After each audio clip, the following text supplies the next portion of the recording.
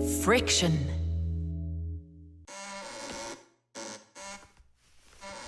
Oh, Thomas, that door of yours squeaks terribly.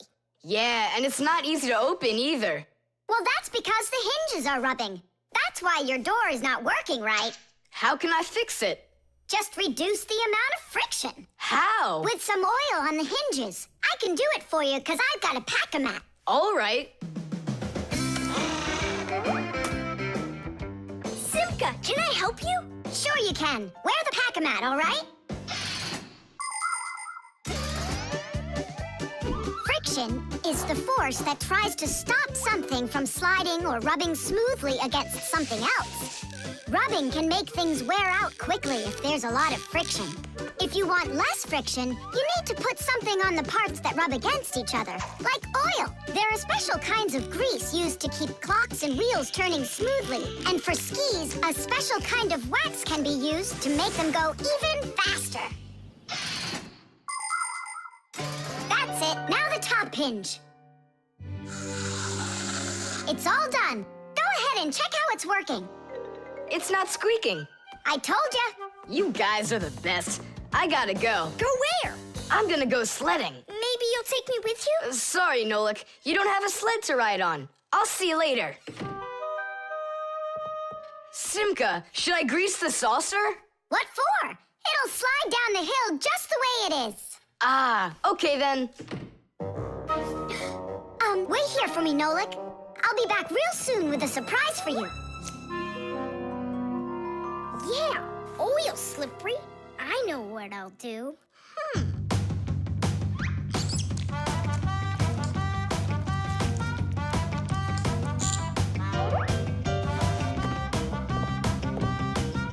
Wow! Talk about no friction!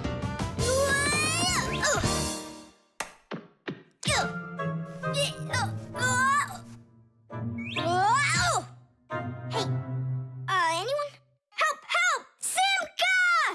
Nolik, are you all right? Just stay where you are. I'll be right there.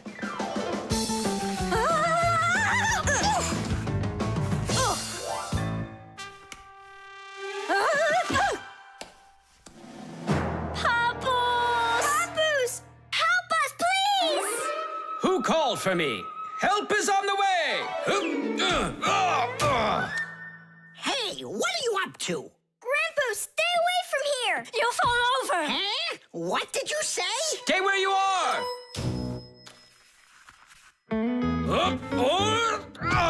What happened here?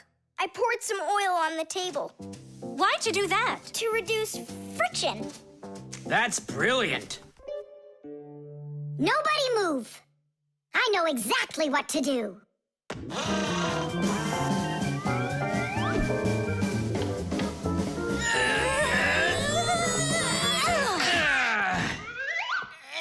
And what was the problem you had with the friction? I want to see all of this oil gone in 5 minutes. Engineers are in a constant battle with the force of friction. They want less friction so that cars will run faster and their parts will wear out less quickly. But just imagine what the world would be like if all of a sudden there was simply no friction at all. Everything would start slipping out of our hands and falling off the table. Knots would untie themselves, and that's not the half of it. Cars wouldn't be able to run without friction either. Wheels would spin around and around in one place, unable to grab onto the road. We wouldn't even be able to walk. Because when we walk, we move forward by pushing off the ground with our feet. And how can we do that without friction? We can't. So now I think you can see why it's not so bad to have a little bit of friction in our lives. Whew! We cleaned it. But it's still so stinky. Nolik, I completely forgot. I promised you a surprise. Look! What is it? I made you your very own saucer for sledding. Oh, that's great! Only, what good is this thing without snow? Nolik, hey! Look what I've got for you. Snow? Yeah. Is it real snow? Really? Yep. Now you've got your very own hill to sled on. This is great! What an awesome awesome surprise! And you don't need oil to make it go quickly. Yeehaw! The crowbar. Everything's fine here, too. I wish something would break for a change. It's already been a week and nothing's broken in here. Stop worrying. Everything breaks at some point. Well, nothing seems to ever break inside of this house. That's because we take such good care of it. No, Masya, it's boring with no real work to do. We should move somewhere else. When Fixies graduate from school, they must choose the place where they want to work. Some will work at factories, and some on ships, and some in theaters, and some in hospitals, too. Fixies are needed everywhere. Now, Fixie families with children like to choose places that are a bit quieter. Usually, they'll settle inside of people's houses. It's not too noisy there, like in a factory, but there's still plenty of work to do. They need to check on appliances like computers, vacuum cleaners, telephones, irons, and washing machines. And Fixies always try their best. They just love being busy with work. And so if there's nothing broken in the house, Fixie families will move to a new place where there's much more work to be done. Nolik, did you hear that? I don't want to move anywhere. But think about the kids, dear. They've got their school and friends here. Do you like this friend of theirs? A human kid playing with Fixie kids. You know as well as I that it's just not right. All right, then. If nothing's broken down before the end of the day, that's all. We gotta move. Oh, no, I can't. Tom Thomas comes home the day after tomorrow, and we'd be gone by then. Pull yourself together. And I won't see him anymore at all? Nolik, I have an idea. What idea? If something happens to break down before the end of the day, then we're not moving. But what if nothing breaks? Calm down. We're gonna make sure of it. Simka, you're a genius. But how can we make sure of it? We're going to use a crowbar. A crowbar is powerful and simple. It's nothing more than a heavy metal bar with either sharp or flat ends. It can be very helpful for breaking through concrete or ice. It can also be used as a lever to root out a tree stump or move a boulder. If one end of the bar has a claw cut into it, then it's good for pulling out nails. Yes, sometimes the simplest tools are the most powerful ones. Do we have that tool? We've got our Packam, and it's got everything. Yay! In gadgets and devices, our work will never end. Appliances are fickle, they need a loyal friend. At morning, noon, and midnight of every single day. When there is an emergency, you know we're on our way. 1, 2, 3. Inside will be to fix what's wrong. Till it runs strong. 1, 2, 3. Inside will be all day and night. We fix things right. How about you let me try? Go on. Nolik! What are you thinking? I'm doing like you were doing. No, you're not. Now I'm confused. First off, whatever you break's gotta look like it broke all by itself. Oh, I gotcha. And second, you gotta break it in some way that can be fixed later. Did someone say something needs fixing? Or am I hearing things? Papus, we just found out that the television's broken down. Are you sure? Yeah, and one of the keys on the keyboard is stuck. For real? For real, and the clock's not running either. Oh ho! Masya, our life is getting back on the right track. Should we fix them? Yeah, what else? We are the Fixies. We live to keep on working, and work for us is fun. So we'll just keep on working, 'cause our work's never done. And deep inside of gadgets, if you look when it's dark, you might just see us race around like multicolored sparks. 1, 2, 3. Inside will be to fix what's wrong. Till it runs strong. 1, 2, 3. Inside will be all day and night. Tiddy! Oh, that was a lot to do. You'd almost think that somebody broke it on purpose. Well, we didn't do it. It broke by itself. Yeah, this apartment still needs a lot of work. We shouldn't move anywhere. I like it here. So do I. It's the best. See, we don't need to go anywhere. The camera.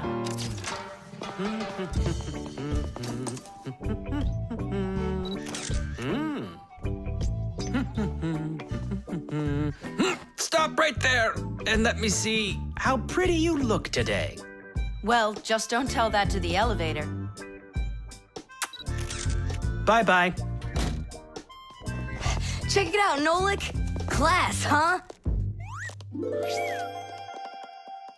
not gonna get in trouble for doing that? No. My dad gave me permission to take a few pictures with this camera. No, I mean the picture.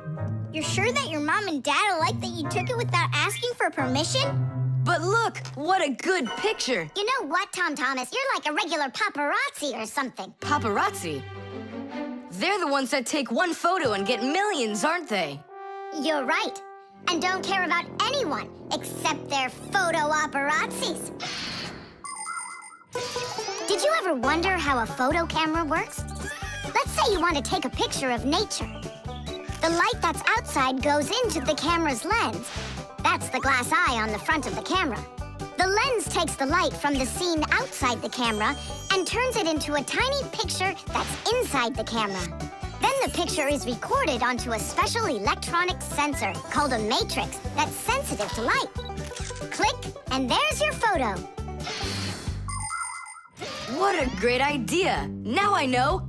I'm going to be a paparazzi. Hey, what about your promise? What promise? To never take a picture of us. We're a secret. Stop. Hey, relax. I'll delete them all later. Tom Thomas, stop this right now. I won't until I get a photo of you. Nolik, let's run. You can't run from me.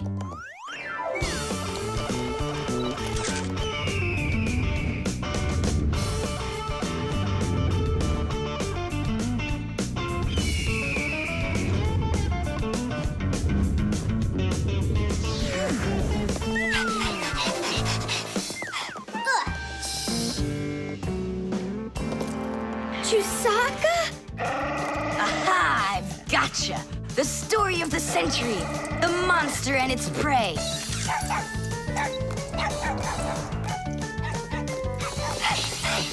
Tom Thomas! Help! No, he won't help, because he's a paparazzi.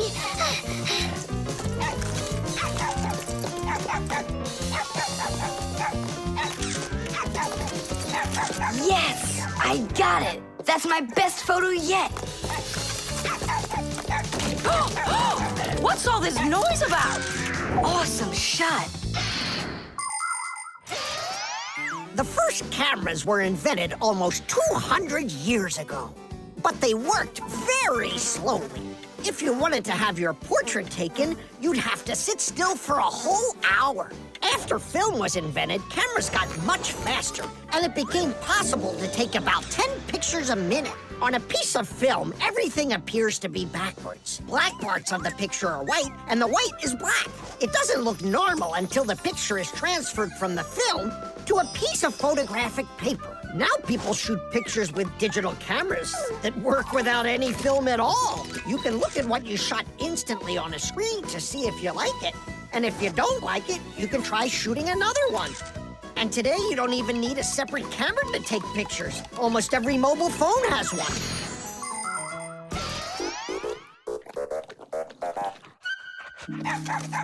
Simka and Nolik, are you in there? Hey, come out. I'll stop shooting photos of you. Aren't we friends? I'm sorry, guys. Well, your friends were almost eaten alive by a dog. Please forgive me. Want to look at the photos I took? Sure, go on, show us what you got. We're not in that shot. We're not there either. Ha! Well done there, paparazzi. Hang on a sec. I still got another one, and you're in it. I know for sure. Look! I'm zooming in. It's impossible. I don't believe it. It's possible. But when did you have time to turn into screws? The same time you were pushing the button. When we're scared, we can change faster than the blink of an eye. You lost. Paparazzi. And what are you gonna do with your millions, Mr. Paparazzi? Would you please stop calling me that? You got it, after every one of those photos is thrown away. All right, I'll delete them. And do I have to delete this one too? No, keep it. It's a great shot. I never even saw you take it. The baby monitor.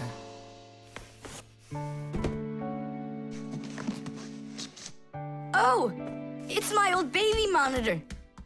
On. Check, check. Checking. 1, 2, 3. Checking. It's working.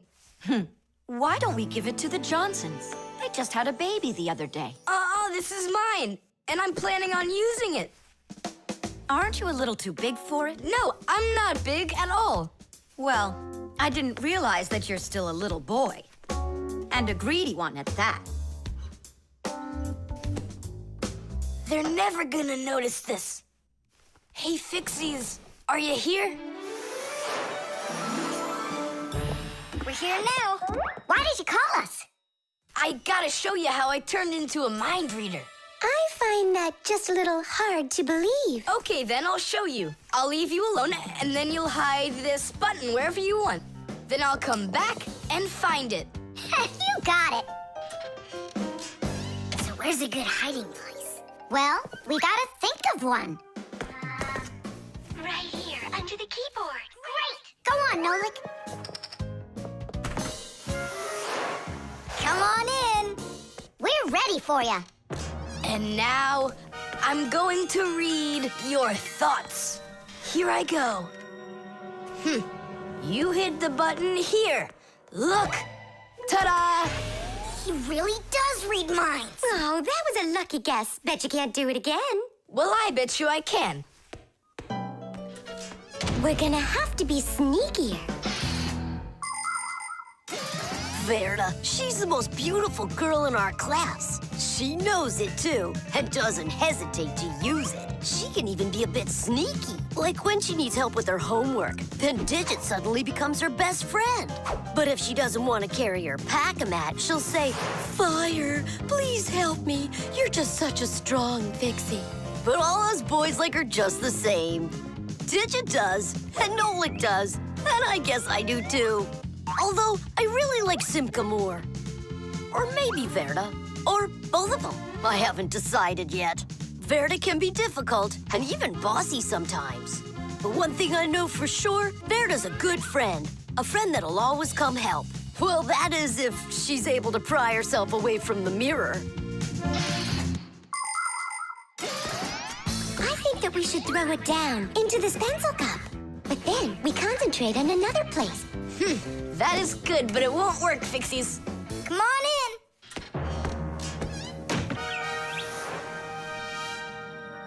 Uh-huh. Aha! It's in here. Tadish? Simka, were you thinking about the cup? No, I swear. And my mind was blank. Then who did, huh? Uh-huh. Tom Thomas, what do you say we go again? As many times as you want. I know how he's been doing all of this. It's a baby monitor. That's how we can hear what we're saying. I don't get it. A baby monitor helps parents watch over their babies.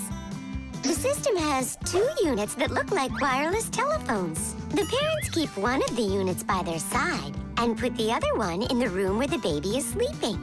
If the baby suddenly wakes up and starts crying, the unit in the baby's room will pick up the sound and send it by radio waves to the parents' unit. Mom or Dad will hear the crying and go and comfort their child. And so he's listening to us now. This time I know what we should do. We'll hide it under the globe. Ooh. Go on. Uh-huh. Huh? Where is it? If you read our minds, you'd find your button under the baby monitor. You tricked me. That's really not nice. And spying on us is nice, you think? I'm sorry, I just thought it'd be fun. Well, anyhow, Tom Thomas, you're too old for this thing. Unless, of course, you still need it. I'm not a baby. I was just, checking it. I'll go and give it to Mom. Mom, I'm not greedy. About what? Let's give this monitor to the Johnsons, and this car is for their baby boy. I don't think that baby's big enough yet for your car. So what? Soon he's gonna get bigger and become a big boy, right? Like me. The airbag. We're gonna be late. We'll make it.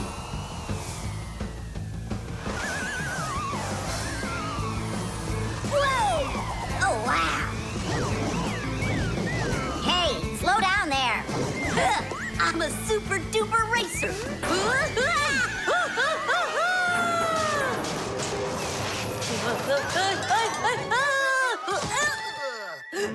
Well, Fire. Again risking your life. And super racers like me can always count on luck. You know, Fire, counting on good luck is stupid. It would be better if you would keep your mind on safety. Actually, today, Professor Eugenius has something really special to show us. He's going to be testing an airbag. What's that? Digit, explain it. Everybody riding in a car has to wear their seatbelt, because if the car has to stop quickly, the belt will hold the person back. But there are times when even seatbelts don't give enough protection, like when a fast-moving car crashes into something. When that happens, the driver and passengers can be protected by an airbag. You can't see them when they're folded up because they're hidden, but if the car is in a crash, the airbags blow up very quickly, and the person bumps into the bag instead of banging into the steering wheel or flying through the windshield.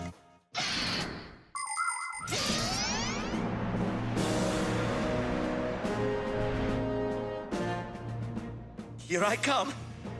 And once again, when something dangerous must be tested, Professor Eugenius tests it on himself. But Grampus, aren't you scared that it won't blow up with air? Don't worry about the air. A 3 and a 2 and a 1.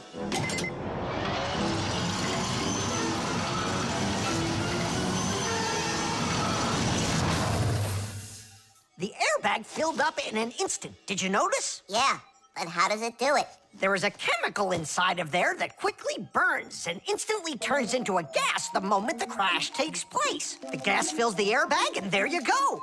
Did I explain that right, Professor?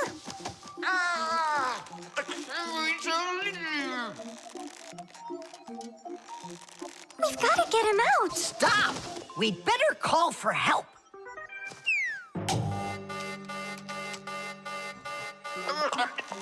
Professor, do you need some help?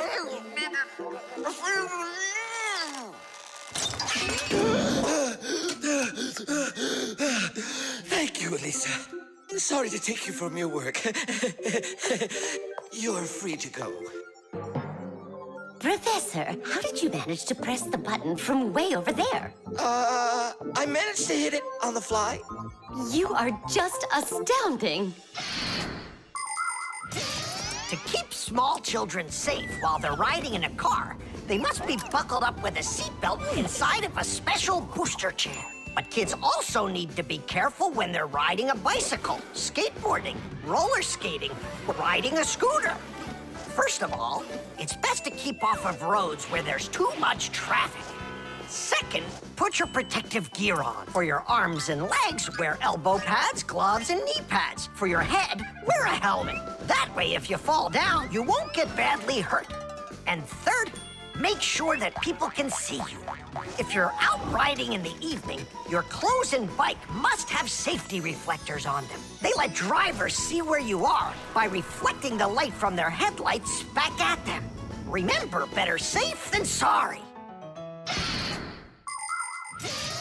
Here we go. Well, I hope this time I've got it. Should we call his assistant right now, just in case? Let's just wait and see. Ready, set, go!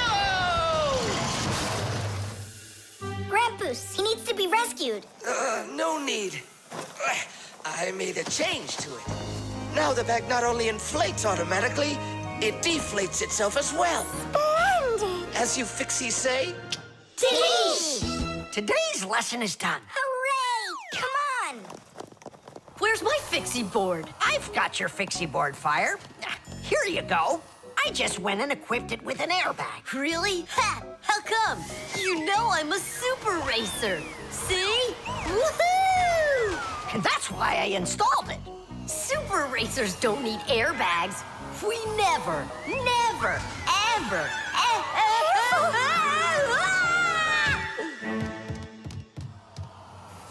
Oh, wow! Is that airbag cool or what? It's a very original design you used there.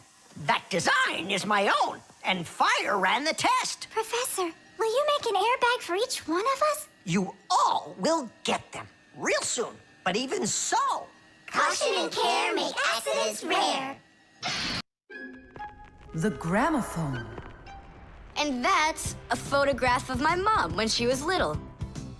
She sure looked happy, didn't she? Because parents were all happy when they were children. But then they grow up and start getting all gloomy and as boring as can be. Oh, what's this, do you know? A song about a screw? It's total nonsense. Nonsense! It's about a screw, which means it's practically about Fixies. Why don't we listen to it and find out? If it's good, we can all dance together. How do you listen to this thing? Like this? Why don't we try to use the player? We won't fit in there. Look, right here it says gramophone record. See? So we need to find a gramophone player. Find what? Let's go to Grampus. Grampus, we found a song about a screw we want to hear. We're looking for a player for a gramophone record. Ah, I understand. What you need is a gramophone. A gramophone is an old appliance that was made for playing back sound that was recorded onto records. If you want to turn on a gramophone, you need to turn the handle to wind up its spring. The spring makes the record spin. Then a needle is placed on top of the record, and as it moves through the groove on the record, it shakes a little, which makes a diaphragm, a sort of mini drum skin, start to vibrate. The big horn of the gramophone then makes the sound louder, and we hear a voice or music. The most amazing thing is that a gramophone doesn't have an electric motor or any electronics. That's right. You don't need electricity for a gramophone to play back the sound that's recorded on a record. That's because a gramophone is an entirely mechanical wonder.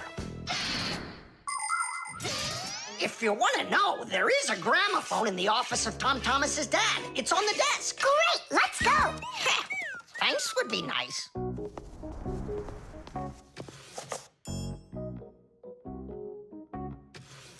I can't find the on button.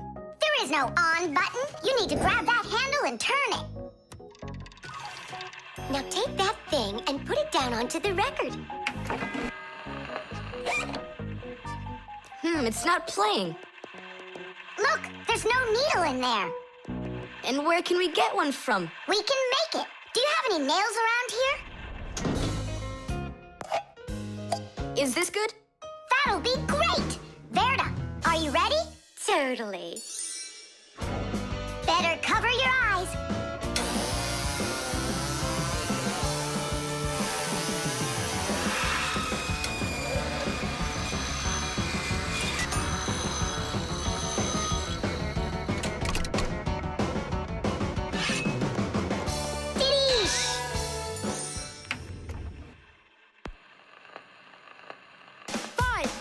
It's working, listen. A little screw went for a run, and now without this little part, everything just falls apart. If you think a screw is nothing, take it out, but just beware. Everything will break without them, with no little screws in there.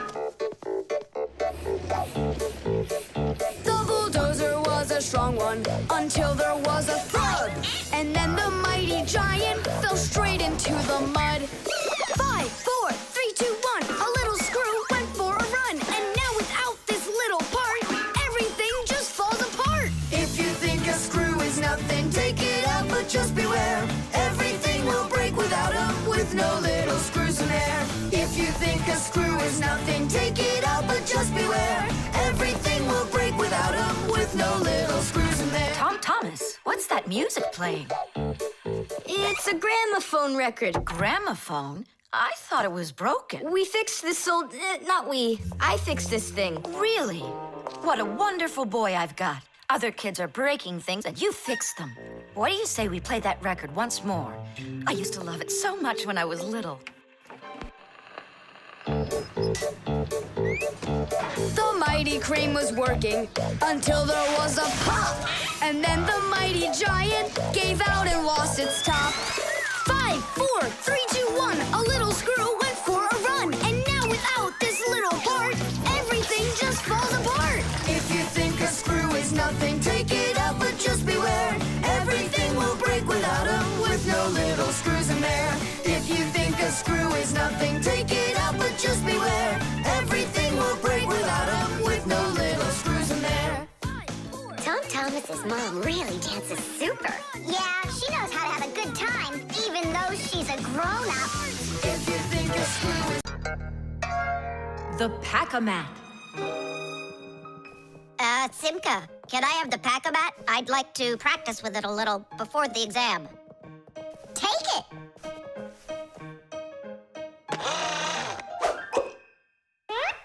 You're really good with that thing. Good. I couldn't be any worse with it. I wanted a vacuum cleaner. Actually, you were pretty close there. You did manage to get the hose at least. This is not at all funny. In order to get a tool out of a Packam, a Fixie must not only press the button on his chest, but he must also clearly picture exactly the tool he needs. By the time they are adults, this is easy for Fixies to do. But while they're children, they must study hard to master this important skill. As Fixies learn about new tools, they take exams to prove they know how they work. And if they pass an exam, the new tool is added to their Packam. And there's no end to what you can find inside. Screwdrivers, hammers, ladders, vacuums, and even soldering irons. But many of the tools that Fixies use look quite different from the ones that humans have. And the reason for this is very simple. It's because Fixies have to fix appliances that are much bigger than they are. I just wish I knew which tool was gonna be on that exam. I got it! You just stay right here. Grandpus! What? On the exam, which tool are you gonna ask about? It's a secret. It's too bad. But I'm sure you can keep a secret, right? Of course. Then I'll tell you. Today's exam is on pliers, you see? You won't tell anyone, will you? Not a chance. I'll never pass it. You will. He's gonna ask about pliers. Huh? How could you know that? It's a secret. Okay, Digit. See if you can get the pliers out of there. A pair of pliers is a great tool indeed. To grab and turn things, it's the tool that you need. Just be careful how you use them, or your fingers, you could bruise them. Pliers are a great tool indeed. Just be careful how you use them, or your fingers, you could bruise them. Pliers are a great tool indeed. Good going. You got it. Thanks a lot, Nolik. It's not really me you should be thanking. Grandpus, thanks a lot. For what? The secret. What secret? About the pliers. Oh, that. You know, I picked a new topic. I decided that a hammer will be the tool. A hammer? Only it's a secret. I remember. The topic got changed. It's a hammer. You sure about that? Totally. All right. I'll try to do it. A hammer is a great tool indeed. To pound in nails, it is the tool that you need. Just be careful how you use it, or your finger, you could bruise it. A hammer is a great tool indeed. Super. I'm sure you're gonna pass. That's only if he asks me about a hammer. I'll be right back. Krampus, it's a hammer for sure? Nah. A hammer would be way too easy for those kids. So now it is a drill. A drill? But only... It's a secret! Now I know. There's no doubt about it at all. It's a drill! A drill is such a great tool indeed. To drill a hole, it is the tool that you need. Just be careful how you use it, or your finger you could lose it. A drill is such a great tool indeed. And if it's not a drill, right! Hammers, wrenches, drills, screwdrivers, vices, mallets, saws, and pliers. All of these are super duper great tools, yes indeed. That's all. That's enough of this. I'll just go and take the exam. Yeah.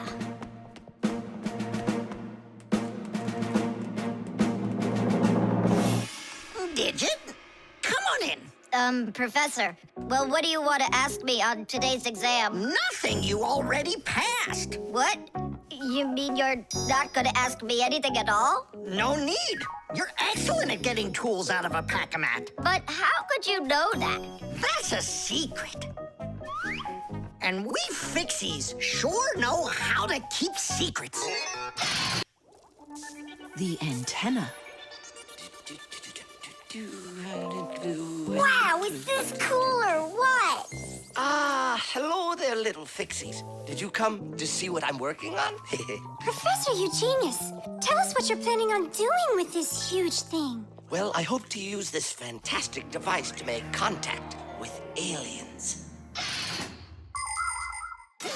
Since ancient times, people have wondered, is there life on other planets? What might aliens from outer space look like? And what kind of spaceships do they travel in? There are some people who say that they've seen alien spaceships and that they look like flying saucers. There are even some people who say they've actually made contact with aliens. But personally, I'm sure it's just their fantasy. And science hasn't been able to prove any of these stories either. The one story that makes me laugh harder than all of the rest comes from a guy who claims that he saw aliens with his own eyes. Can you believe it? He said that there was a group of tiny aliens that looked like humans with glowing hair. It seems to me that this guy just happened to spot a few Fixies who weren't able to hide from him in time.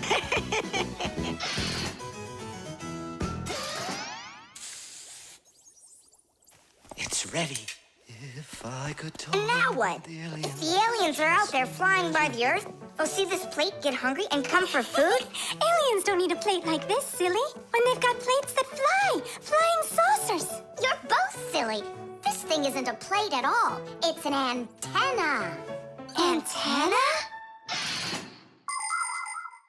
Antennas help people receive radio signals. They come in all sorts of shapes and sizes, like this, or this, to pick up a signal that's very weak. Powerful antennas that are shaped like large dishes work the best of all. When radio waves hit the dish, the waves all bounce off of it and gather together into one point. This makes the signal stronger and clearer. The most powerful dish antennas can even pick up signals from outer space.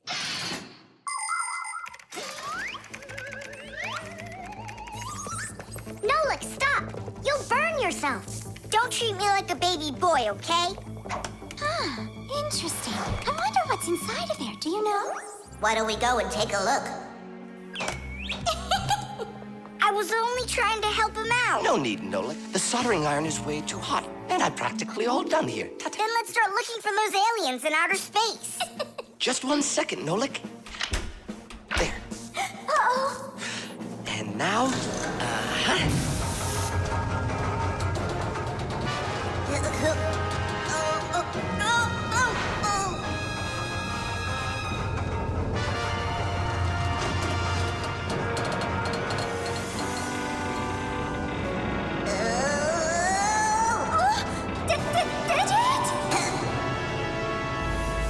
Here we go.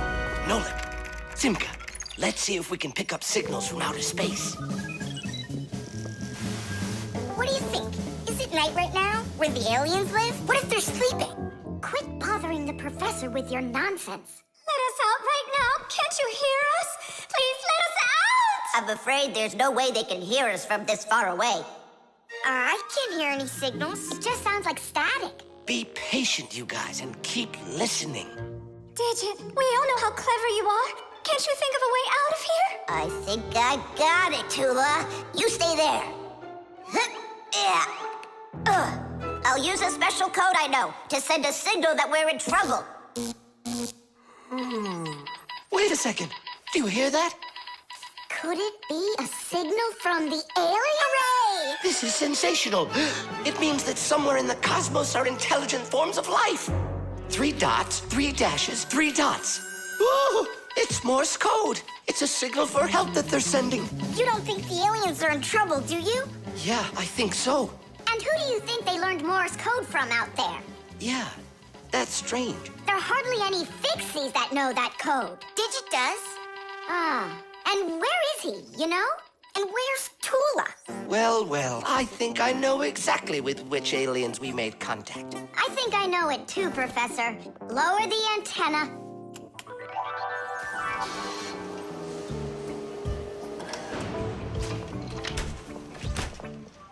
Greetings to you, oh extraterrestrial visitors. Hi there.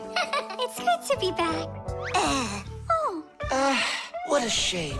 I was really hoping that we'd find intelligent life forms out there. It's all right. At least we found 2 unintelligent ones. The vent. Tom Thomas. Tom Thomas. Okay.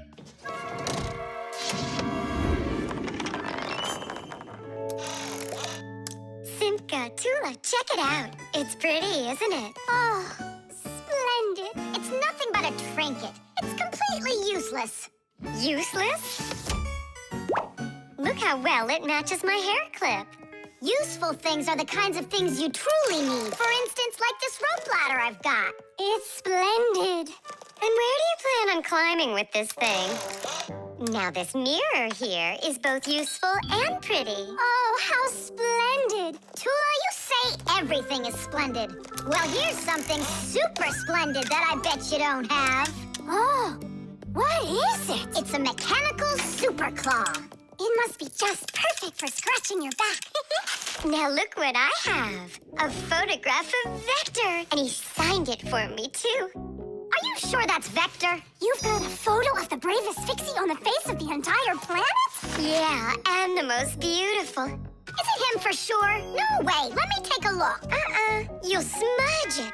You've been fooled. No. Yes. Jealous? You are. My photo! Oh, no! What was that? A draft.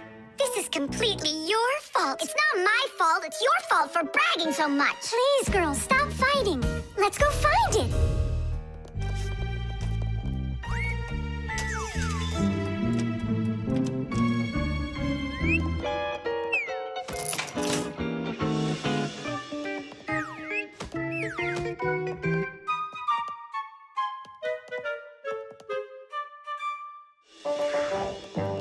It's just horrible to lose a picture signed by the most famous Fixie ever. It will be horrible when that picture of a Fixie is found by humans. So where could it be? I know how we can find it. Exactly. We'll blow a bubble and watch which way it goes as it floats away. We'll follow it and find your picture. Do you know why you can blow bubbles out of soapy water? At the surface of any liquid, there's an invisible film that is very thin but very strong. If you want to see it for yourself, fill up a glass with water all the way to the very top. Now you need to take a coin and carefully drop it into the water sideways. Then drop in another coin, and another, and another. You'll see that the water doesn't pour out, but rises up and forms a hump. That's because the water at the top sticks together. Why? Because of a force called surface tension. Thanks to surface tension, water can form drops. It also helps us blow soap bubbles, because when we add soap into the water, the film gets even stronger, but still not strong enough to stop the bubbles from bursting. Okay, it's ready. Now we need to blow. Do it together. And... I don't think this way's gonna work.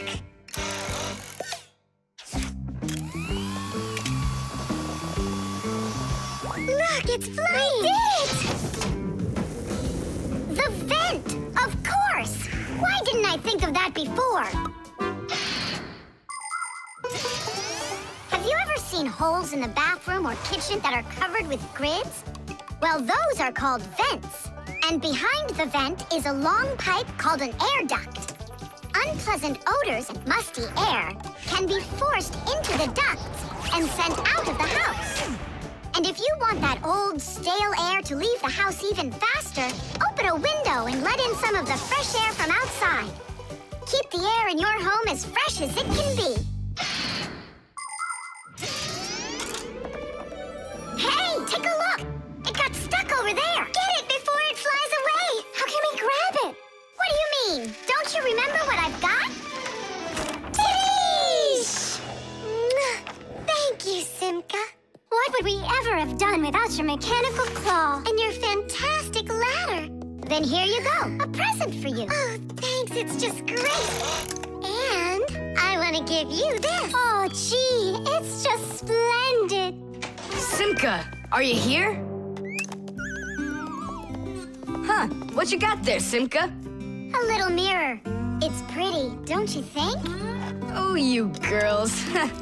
You're all the same. The Draftsman.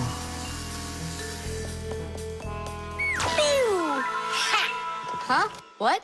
Hi there, Tom Thomas. What are you drawing? I'm not drawing. This is called drafting. What's the difference? Tell me, is that a circle? Sure is. And that? It's a circle, too. Only it's a rounder one. Of course. That's because I drafted it with a compass. And now I've got a real target. So now I'll load my dart gun. Whoa! Why'd you shoot that thing at me? It was the gun. I didn't even pull the trigger. What? Did it break? Let's open it up and see. There! This little part broke. Let me go find Papus. He can help you. He can make another one. A brand new one. Wait, I can draft a technical drawing. Will Papus understand how to read one of those? Are you kidding? Papus is an expert at everything.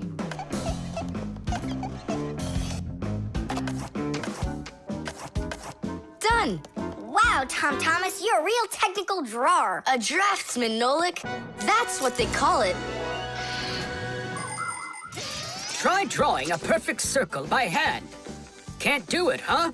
Well, with the help of a drafting compass, your circle will turn out great. Just put the needle point in the center and turn the compass, and it's done. A compass is only one of the many different tools for drafting. For example, if you need to draw a straight line, use a ruler. And if you need to draft a frame for your picture, you can use a triangle. First draft one side, and then the other. And then to finish your frame, just turn the triangle upside down and draft the two remaining sides. You'll get a perfectly squared frame. There are also drafting instruments for making curved lines. They are called irregular curves, or French curves. But actually, now people use computers more and more for drafting technical drawings. Papus! Huh? What happened? We really need your help. One of the parts broke in Tom Thomas's dart gun. Could you make it? What kind of part exactly? Look, here's a technical drawing. So, you even got a technical drawing. Very good then, let's take a look at it.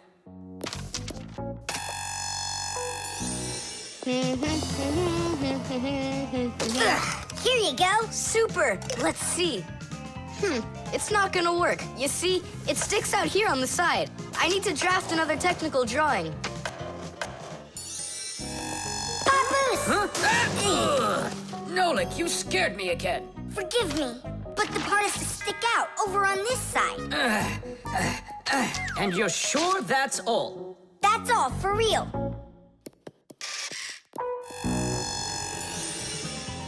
Thomas, it's done. Listen, while you were gone, I realized that the part needs to have a hole right here.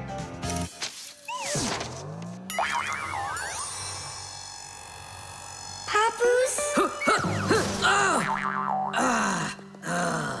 Again? Sorry about this, but there's a hole in this thing, too. A technical drawing is a special kind of drawing. It has to precisely describe the thing that needs to be made. To do that, the drawing must be very accurately drafted and include all of the measurements. And that's not all. If the object is complex, it must be drafted from at least 3 sides, including the front, the side, and the top. You see? The object looks different from every side. So if you don't want to work over and over again, learn to draft correctly.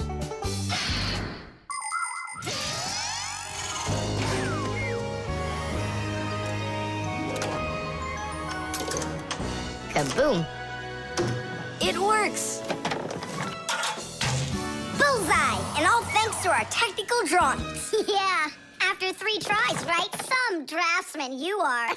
Now I can draft all sorts of technical drawings. Even one of you if you'd like. No, don't bother. Hey! Great. That tickles. Now do me a favor and turn. Hey, what are you doing there? Just stop. What's going on? Now I think I got it. It's done! And what's that circle for, huh? That's the top view. You know what, Simka? That's what you really look like from up here. Nolik, take this over to Papus. He can use it to make another Simka. No thanks, Thomas. For me, 1 Simka's enough. Invisible ink.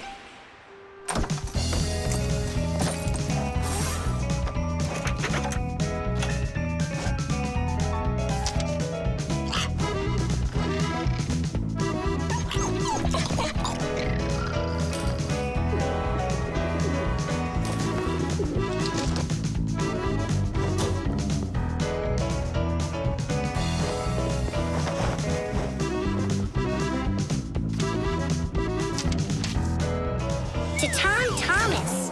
What is it? A note? Who's it from? It's from no one. Ah, is this no one a girl? Hey, tell us, what did she write to you? I don't know. Well, then let's take a look at it. No way! It's a secret! Even from your friends? Come on, we're not just your friends. We're secret friends. And you won't tell anyone? Nobody. We promise.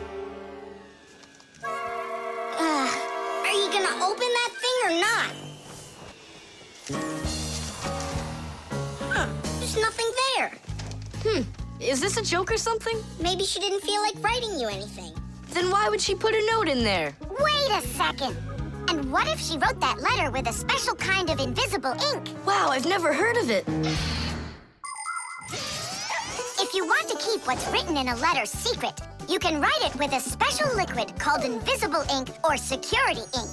You can make invisible ink yourself by mixing lemon juice, milk, or baking soda with water. Then just dip a stick or a brush in it and write on a plain piece of paper, like this. You can't see anything, right? To make the invisible ink visible again, the paper needs to be warmed up with something like an iron. But that's a secret. Well, Simka, you might be right.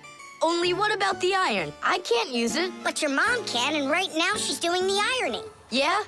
Well, that changes everything. Hold on! If that really is a secret letter, then no one should be allowed to see it. Even your mother. What can I do then? Ah, I know what.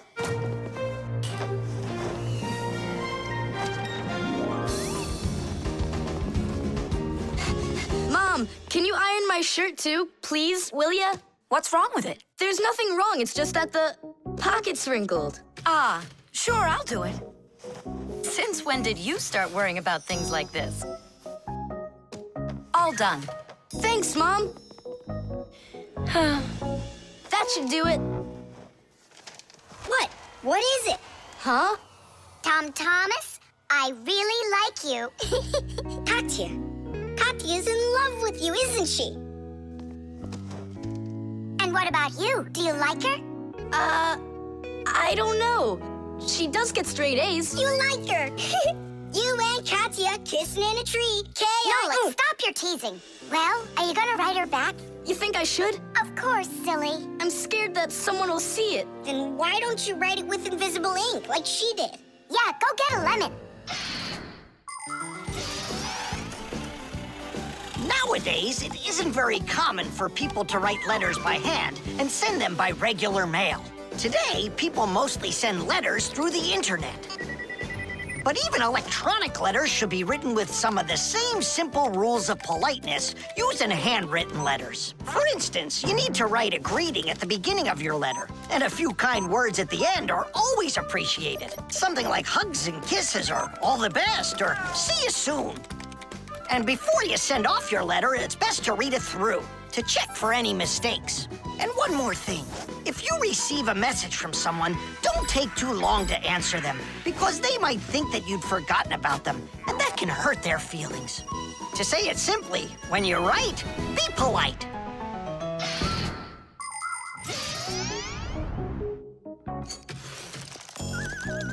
Go on, write. And what should I write? Come on, tell the truth. Just write this. Forgive me, Katya. Only there's another girl I really like. My one and only Simka. Nolik! If you don't like it, then why don't you think it up? Tom Thomas, just go ahead and write how you feel deep down in your heart for Katya. Katya, I like you too. Like that? Is that all I have to write? Would that be okay? It's lovely. Kissi. Just zip it, will ya? Tom Thomas, is that everything? And did you make sure to check that you didn't make any mistakes? No, but I'll check right now. Huh, all the words disappeared. Well, if there's something wrong, only Katya will find it. The manipulator.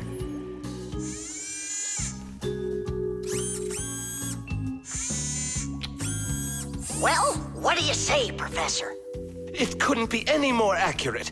Our manipulator works just perfectly. Good! So that means that we're free to go. Great. See you later. All right, finally. Now it's our turn to experiment with that manipulator. And do you know how to operate this manipulator? Why do you think we were spying? A manipulator is a kind of mechanical arm that people use for difficult or dangerous work. To control a manipulator, humans use a remote control or a joystick. The operator gives the command, and the mechanical arm grabs and moves the load. Some robotic manipulators don't even need to be steered by an operator. They're controlled by computers and can work without people being there at all, even on the moon.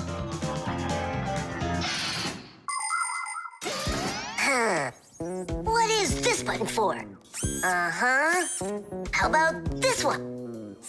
Uh-huh. Would you like to take a ride? Right now? You're scared. Scared? Not one bit. Then off we go. Yeah, cool. Ha, this is totally awesome. Well, hang on. This is gonna get even awesomer. Professor?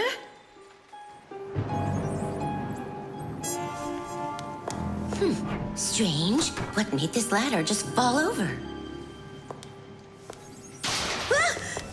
Am I crazy? Or someone here? Oh, calm down. Calm down now. Poor Elisa. Yeah, you're completely overworked. Whoa! Who's here? Achoo! Hang in there, Nolik. I'll get you out of there.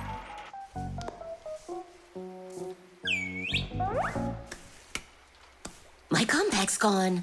Oh dear, what's going on? Ah! Stop this nonsense right now, or I'll call the police on you. I don't believe in ghosts. I don't believe in ghosts. I don't believe in... Ah! Where are you pulling me? I'm going to faint. I'm warning you. That's all. Goodbye. Ah. Throughout the world, humans use manipulators for all sorts of work. In factories, manipulators are used to lift and move heavy loads. They can also hand out the parts needed for assembly or even attach these parts themselves. In hospitals, more precise manipulators are used by doctors to help perform operations. Manipulators are also used in places where the work is simply too dangerous for people. For instance, where there are deadly chemicals, or places where humans can't get to easily, like somewhere underground where there isn't enough space to move, or deep under the water. Or in outer space where there's absolutely no air to breathe. So you see, mechanical arms are helpful in all sorts of places where humans are unable to reach things with their own arms. Hang on, Nolik. How can I get that thing open? Ugh, I got it!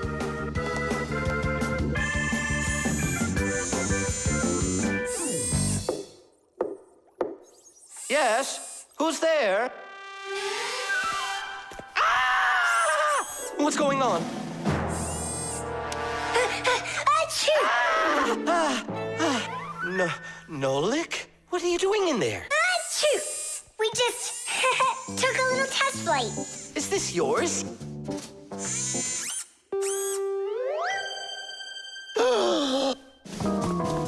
Elisa! Elisa!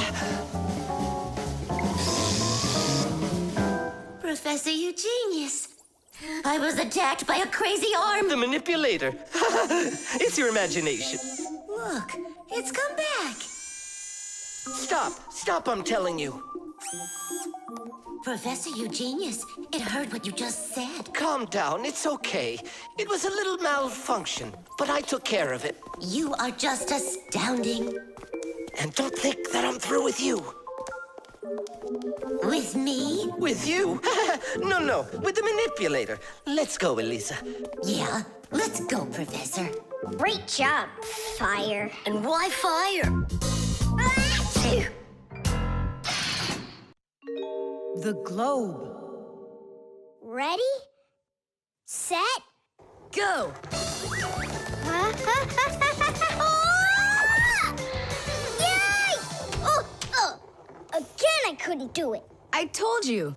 There's just no way to hold on when the globe is turning that fast. But I know I can do it.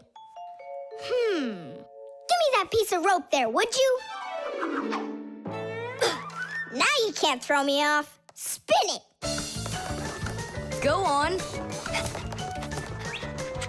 Whoa!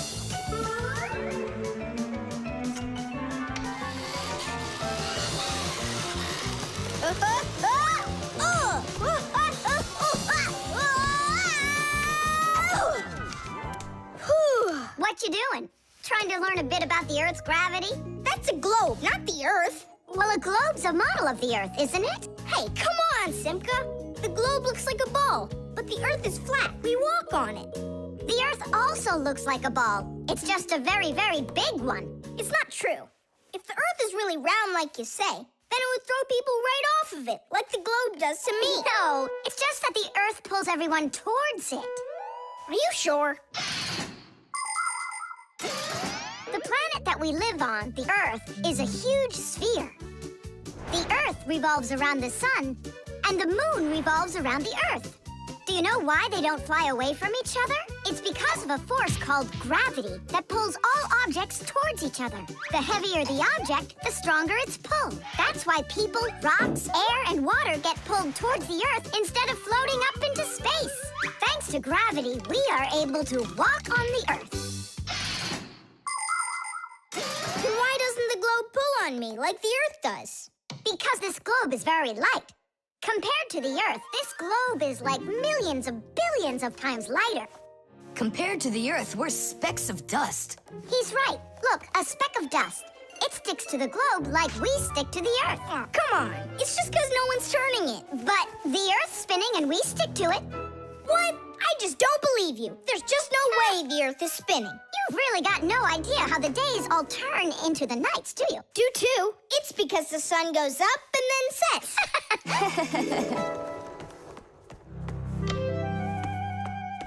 Watch this. Our sun's here, and you're over there. On Earth. Is it dark, Nolik? It's dark. Then it's nighttime on your side. And here, it's day. All right, now we'll turn the Earth. Hooray! Now it's daytime for me, and night for me over here. Ah, my side got dark again. And for me, it's a new day. All right, fine. You guys were right. I believe you. The Earth is spinning. The Earth goes round and round like a tilted spinning top. And as it spins, the sun shines its light on whichever half of the Earth is facing it. And as the Earth makes one full turn, we watch how the night becomes day and the day becomes night again. It takes 24 hours for the Earth to make one full turn. But that's not all. The Earth is also traveling in space around the sun. It takes the Earth 1 year to make a full circle. As it goes along its way, the top and bottom of the Earth take turns being closer to the sun. That's because the Earth is tilted. When the top half is closer to the sun, it's summer there, while at the very same time on the bottom half, it is winter. And when it is winter on the top half, it is summer on the bottom.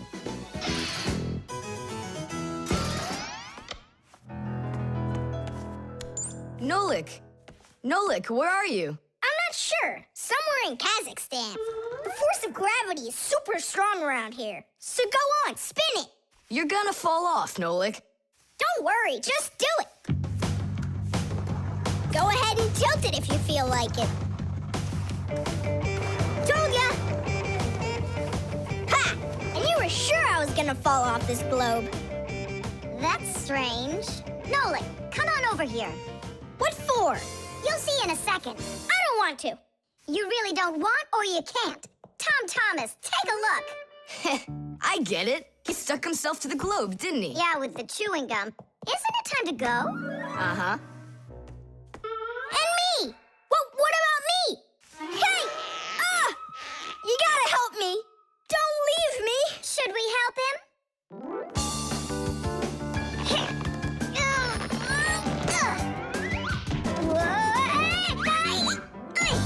I never would have thunk it, but the pull of chewing gum is even stronger than the Earth's gravity. Reflexes. Add this to that. Now what do you get? 3. Don't you remember? Bark, bark, bark. All you have to do is bark 3 times. That's too hard a trick for Chusaka. Maybe you could teach her to jump through a hoop. I already tried. She just sits there. Come on, Chusaka. Give it a try. Try showing her this sugar. Chusaka. Alley-oop. Come on, jump. See you, Tom Thomas. It's time for us to go to school. See you later, animal tamer. Great job, Chusaka. Our lesson for today is on the subject of reflexes. I'll write it here for you. What's the lesson? Someone's late again.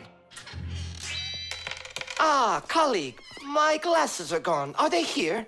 They're right there on your forehead. Ooh, how about that? Forgive me for interrupting. Let's continue our class. And so... Thanks so much. So you turned into screws again. Does anyone know why that is? Because we have to hide ourselves from humans. But you don't have to hide yourself from Professor Eugenius. But we didn't know it was him at the door. Right you are. You had already transformed before you had time to think. And that's what we call a reflex. To explain it in simple words, a reflex is when our body reacts to something automatically without needing any time at all to think about it. When we touch something very hot, we instantly jerk our hand back. When we're about to fall, we swing our arms and legs to try to keep our balance. Just imagine what would happen if we started thinking how and in which direction to move them. So it's fair to say that our reflexes help to protect us.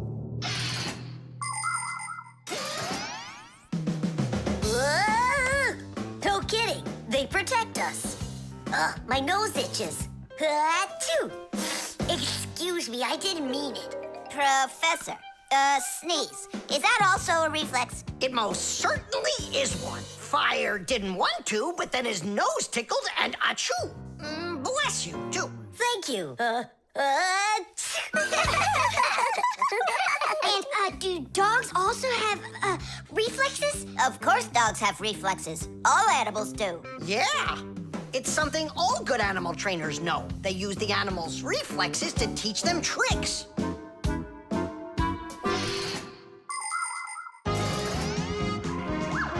Many humans teach their pets lots of commands, like to bring a ball, to count, or even to dance. But to train a pet, you gotta know what to do.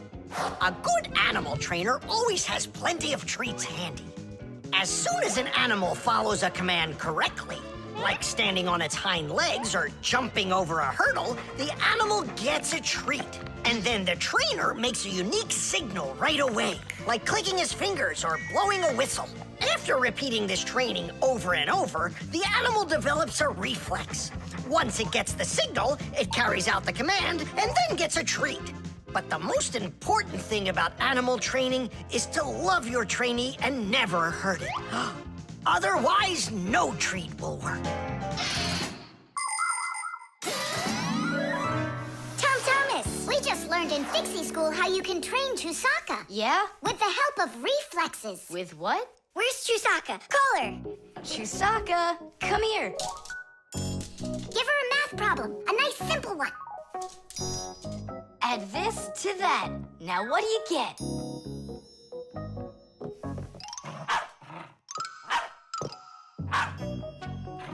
It's a miracle! 3! You got it! No, it's not a miracle. Science is what it is. You know how Chusaka barks whenever she sees a Fixie around. That's what we call a reflex, you know. I understand. And do you know how I can teach her jumping? Well, we didn't figure that out yet. Wait a sec, I know how. Chasing Fixies. Isn't that one of Chusaka's reflexes? Probably, although... That's great, so let's go and train the dog. Nothing's ever too much for a good friend. Chusaka.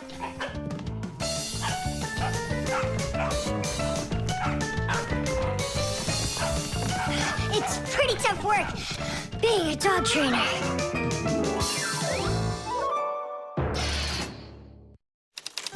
The instructions.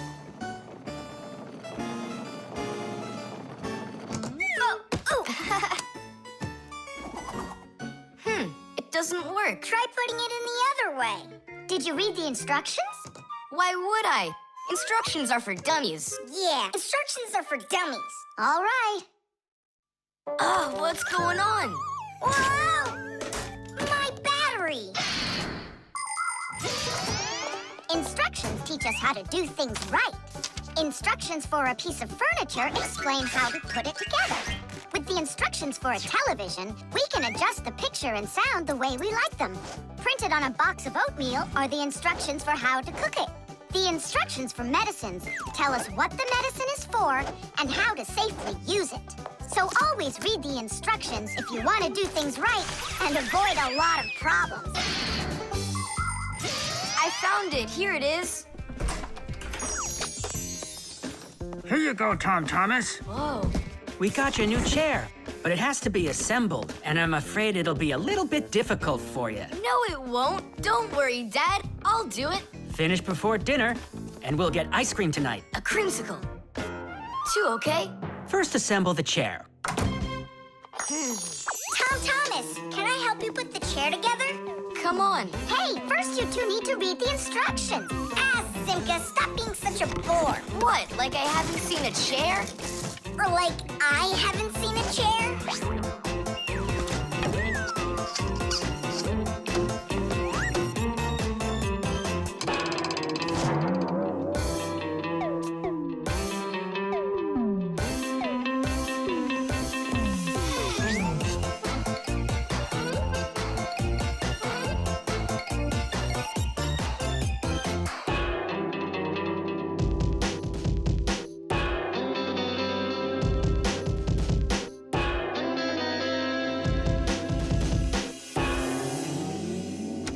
Well, Tom Thomas, you done? Dinner's ready. Let's go. Oh, Dad, no! I need another 2 minutes. Simka, help me. How? What does it say I have to do in the instructions? Ah, I thought you could do it without him. All right, I'll help you. Let's see. Take this part over here and that one over there. Nolik, get a screw. No, the longer one. It's over there. The very first stools and benches appear as far back as ancient Egypt. The pharaoh's stool was special because it had a back.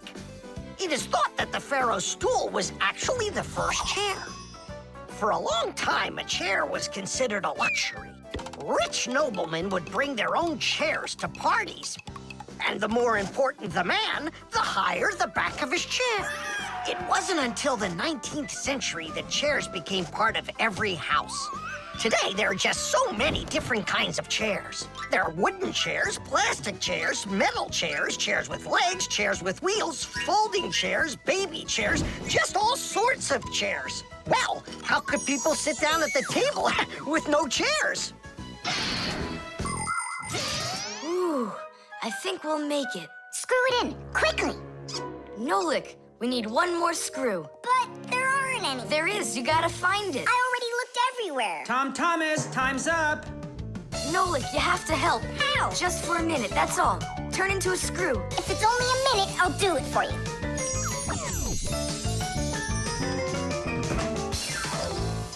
I'm done. You built it. Huh. Great job, son. Mom, see how I won the bet. Can you believe it? He put the chair together. You're so brilliant. Go on, have a seat. Oh! Whew. Now I see. You missed a screw. But I screwed it in. It must have. What? Must have what? Look. Here it is. Now this screw's not going anywhere. And that ice cream you won? Well, you just lost it. Well then, Mr. Chair Builder, time for dinner? Yeah, in a sec. Where is that Nolik? He ran away. What a traitor. No, he's not. He promised you he'd become a screw for just a minute. And the minute was up. Well, where is he then? Over there. He's studying the instructions for the clock. Hey, Tom Thomas, it says that we put the wrong kind of battery into the clock. We should have used that kind. You see, Tom Thomas? If you don't want to be a dummy, instructions are for you. GPS.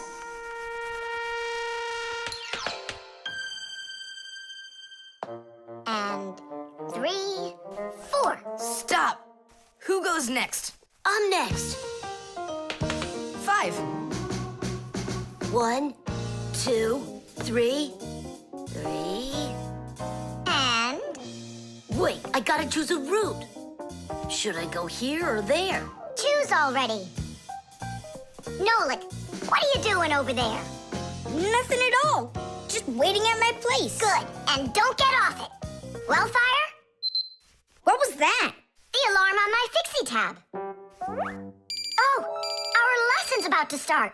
Hurry! What about the game? Later!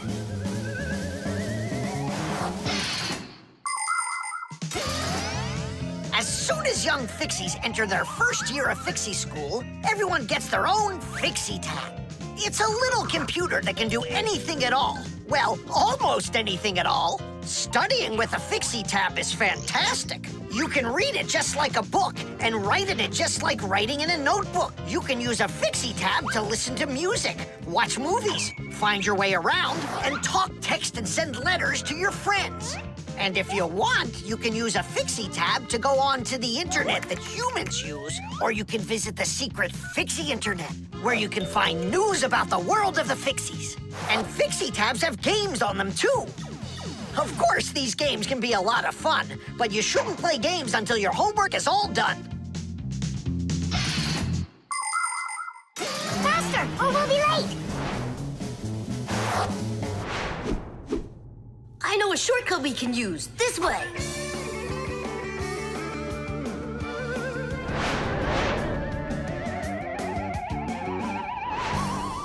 way do we go? I need to remember the route. I think it's this way, or it could be that way. Well, which is it, this or that? I have no clue. Uh-huh. So what's our plan? We'll go back and start again. We flew in from there, right? No, I think it was there. That's not how we flew in. It was there. I think we're lost in here. Uh-oh. Nolik, stop the panicking. I only went uh-oh. I'm not panicking yet. It's your fault, Fire. I know a shortcut. Go this way. How are we gonna get out of here? How do I know? All I know is that we're late for our lesson. Thanks to someone. It wasn't on purpose, I swear. Now Grampus will punish us. What's going on? Well, I think I found a way to get out. Which way? Right here. I forgot that inside of my Fixie tab is a GPS navigator. Class. What's a navigator? A GPS navigator is an interactive electronic map that can help you find your way around. The navigator can figure out where you are by using signals that are sent to it from satellites. All you have to do is type the address of the place you want to go into it, and the GPS can figure out a route to get you there. And then it helps you as you go by telling you where and when you need to turn, so you can easily get to your destination. Let's see. Right now, we're here. And where do we need to go? You know where, to school. But where is that? Are you joking? In the laboratory of Professor Eugenius. Can you be quiet? Where do you want to go? The laboratory of Professor Eugenius. Please wait while I chart out the route. Ha! It did it! The navigator says to go there. Hey, what are you doing over there? Come on!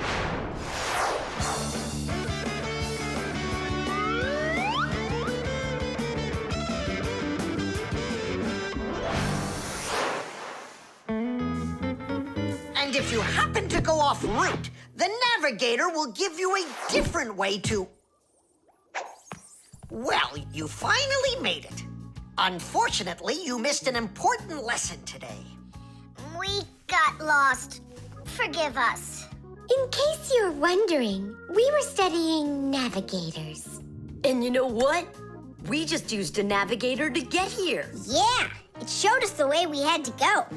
Well, that's certainly quite lucky for you, because now you don't get an F. But from now on, kids, you have to get here on time. I promise you that. Because now we know where to get our shortcuts from. The team.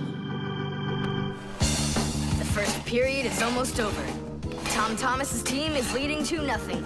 There's no getting around the difference in class. Simka, pass it to me!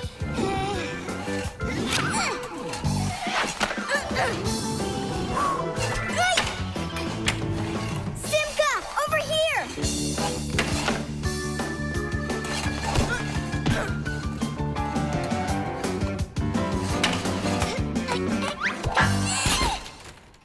Goal! 3-0. And that's the end of the period. Time for the teams to take a break. This isn't a fair game. There's 6 of these guys and only 2 of us.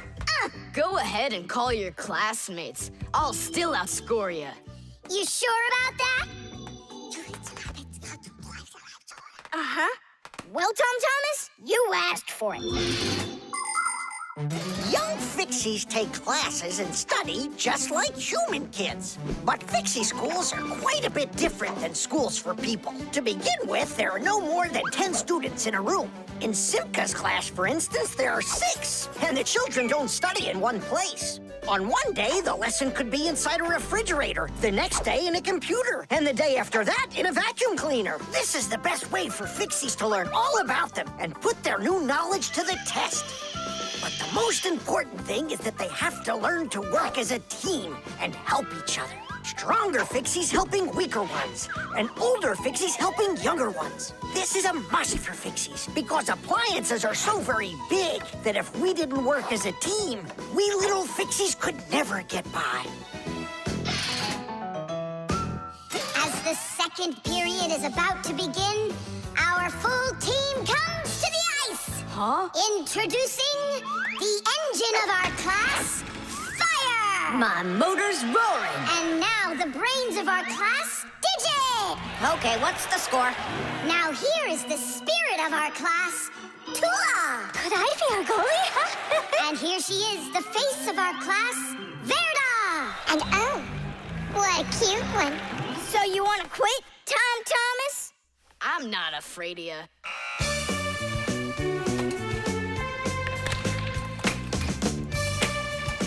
Nolik, pass! Shoot! I'm calculating the angle to use. Whoa! Oops! Pass it quick! Quit sleeping! If you're gonna scream at me, I'm not going to play at all. Wow, that's some team you got there.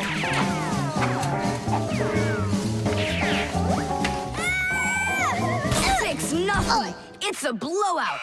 Now the intermission before the final period. We're missing something here. I can tell you what. You mean confidence? Calculations? Elegance? I know speed. What's missing here's teamwork. Simka, you're right. It's one for all and all for one. Then here's what we're gonna do. We got it.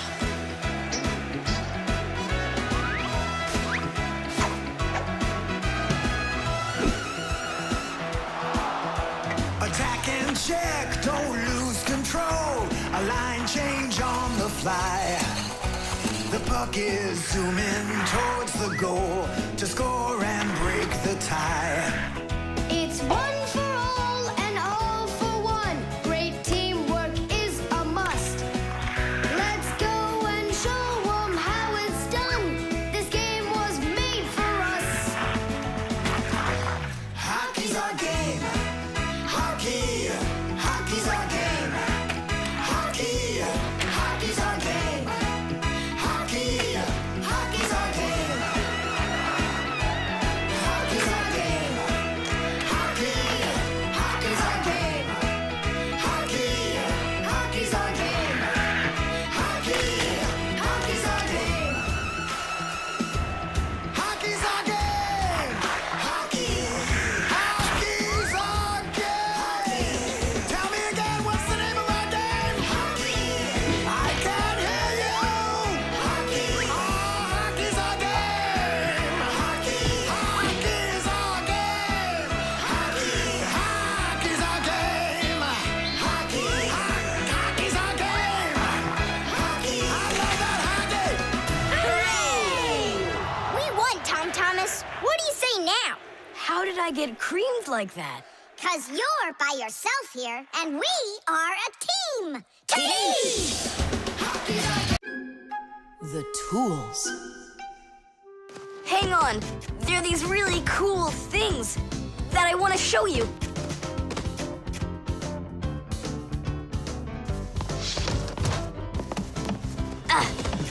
Whoa! Whoa, look how many things you got all at once. Your dad's gonna be so angry when he sees what you did with all of his tools. I'm gonna put them all right back where they were. And where were they? Open the box and you'll see. It's neat. There's a special place in there for each one of the tools. Try hammering in a nail or drilling a hole with your bare hands. Uh-huh, there's no way. But with the help of the proper tools, it's a piece of cake. But of course, that's only if you know how to use them. Tools need proper care. If the head of a hammer is loose or a drill is dull, then you shouldn't work with them. It's dangerous. And when you're done working, put the tools back in their places, or you'll be tearing your house apart trying to find them the next time you need them. Huh. The pincers go here, and the wrench goes over there. This drill bit's too long for this spot. Let's see if it fits in this one. Huh, any idea what this tool is for? For splitting wood or carving stone, that chisel's what you want to own. Wow, Simka, you're a real poet. Now try to answer this little poem. When you have a thing to measure, this round tool is quite a treasure. This tool, right? I know what it's called. It's a measuring tape. Let me measure you, Nolik. Wow, you've grown. You've almost reached 1 centimeter. Class! I also have a rhyming riddle for you. What bangs a nail into the wall to make sure pictures never fall? A hammer! I was first, and the hammer goes right here. And now I have one for you to guess. If you need to screw in screws, here's the tool that you should use. A screwdriver! I was first, again. You got it right. All right, Tom Thomas, we'd better hurry. We still have a lot of tools here to get sorted out. Humans, just like Fixies, use hundreds of different tools to do their work. Picking the right one depends on the task at hand. For instance, if you need to hammer in a nail, use a hammer. But you don't use a hammer for a screw. For that, there's a special tool called a screwdriver. A wrench is the tool for tightening nuts and bolts. A vise is used to hold a part in place, and a drill to drill a hole. If you need to cut a piece of wood, you should choose a saw. You could use a handsaw, for example, or a hacksaw. Different kinds of pliers can be used for snipping, gripping, or bending. If you need to smooth something down, you use a file. If you learn how to work with tools properly, you can build just about anything. Looks like we did it, just in time. Oh, and how about this? Do you know what kind of tool that is? I don't know. There's no place for it in here. Just throw it out. Come on, and what if my parents use it? Looks like we did something wrong here. My dad came home. Tom Thomas! I'm in here. Hi there. Reading. Way to go, son. Huh? Oh. I don't get it. Where is it? What? I put a piece of metal under the table leg so it wouldn't shake, but it disappeared. So that's where the tool's place is. Did you take it? What? I didn't. It must be somewhere under the table. And you look under the sofa. All right.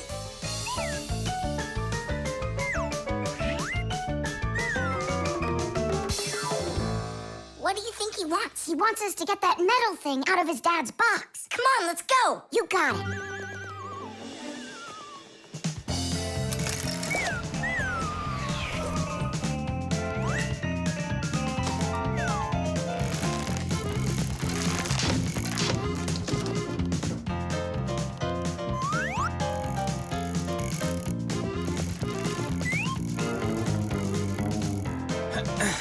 Any luck? Uh-uh.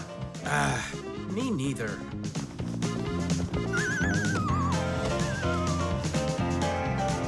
I found it, Dad. It was under the table, just like I told you. Huh. You were right. It's strange. How could I have missed it? Maybe you're just, tired from working too much. Maybe.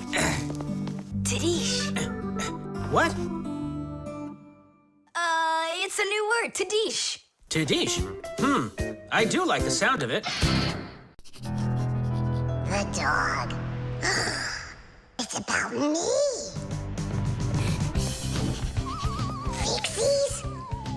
It's Chusaka. It sounds like she's angry with us. I wish I knew what that mad dog was thinking about. I'm thinking about you. You better hide or people will see you. I'm leaving. See you later. It's going to rain. Chusaka, I have no time to play right now. I'm not playing. His feet are gonna get soaked. Tom Thomas, I'm off. Don't be late. Chusaka, that's enough. No, I need to go to school. He's got his math class today and he's leaving his math book. I'm trying to serve like a good dog, but no one understands me. Dogs have been serving people since ancient times, along with cows, horses, chickens, and other domestic animals. But of all of these animals, the dog was the very first. In the beginning, domesticated dogs looked like wolves. Over time, they started changing and were developed into dogs of many different breeds, from big shepherds to tiny chihuahuas. So a dog is not only a human's best friend, but his very first friend as well. What is that smell?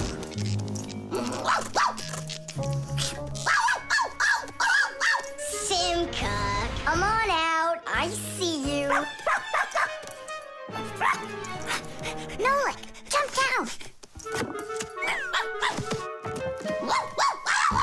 Oh no, we're trapped in here. Alert, something's burning over there. Why won't they listen? I think she's going to eat us. Together with the box.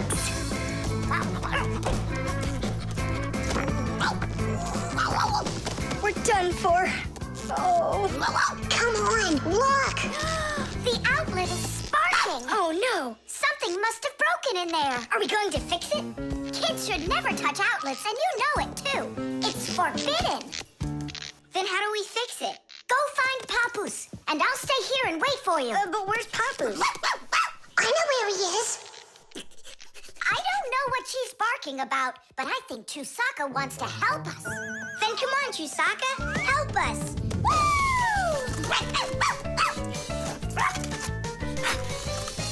He's in there.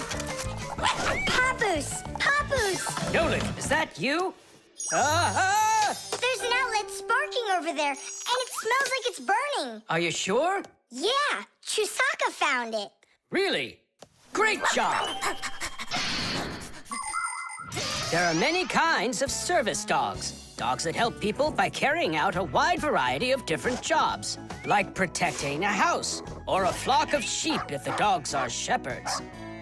Some working dogs help guards protect their borders, while others work for the police. There are sled dogs that transport people and loads in the north, where there's only snow and no roads. Some service dogs help blind people by helping them get to the places they need to go. And there are dogs that save people trapped on mountains. And that's not all. Dogs went up into space before humans. But don't think that dogs are just given these jobs. Oh no, like humans, dogs study for a long time before they're allowed to take on serious work.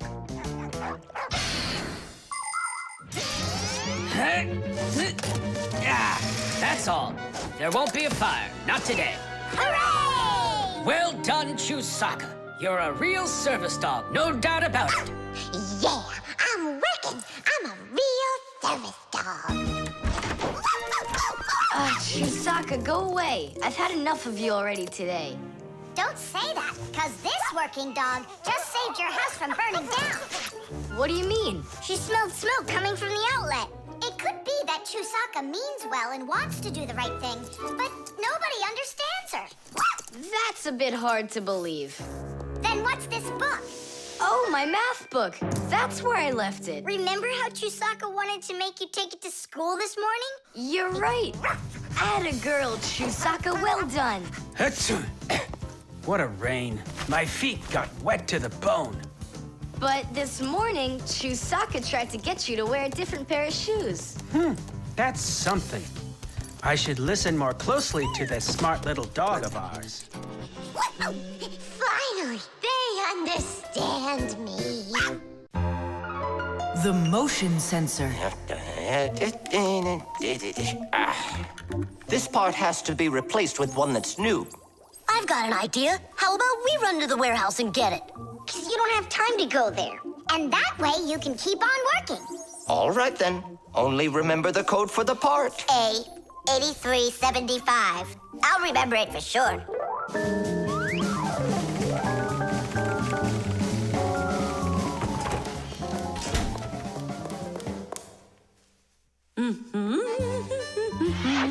Why is Elisa always there at the wrong time? Do we have to wait till she goes away? What for? We'll sneak out behind her. Did you find the part? It's here. Are we ready? Yeah, we're ready. Let's do it.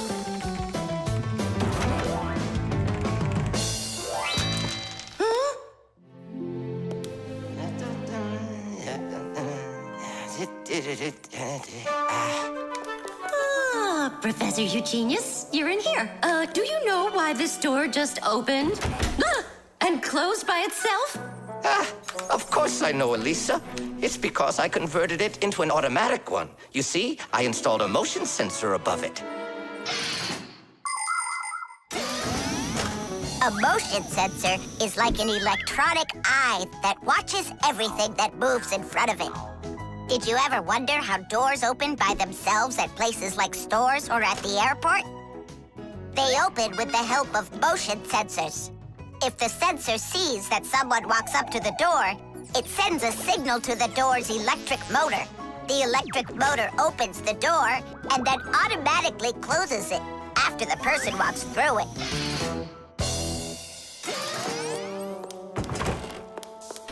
That man is just astounding. Only a bit untidy. The door is automatic now? Then why didn't it open for us on the way here? Because we're too little for that motion sensor. But the part's bigger than we are. Big enough for the sensor to see it. Then how do we get in there? We can fool that thing if we stay close by the wall. Now let's keep this as close to the wall as we can.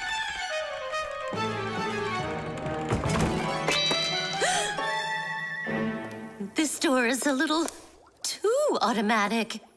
And these parts are here again. Didn't I put them away?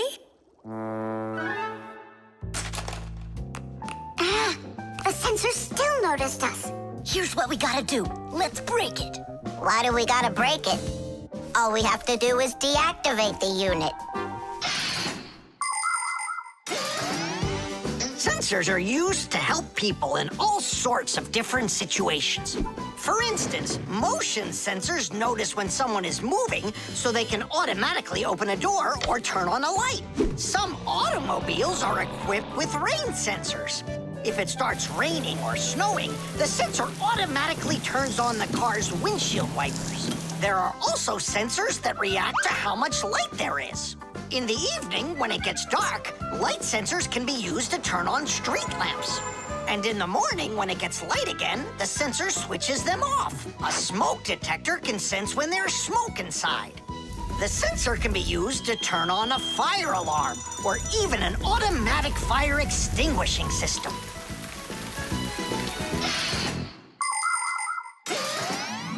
I turned it off. That should do the trick. Great job. Let's go.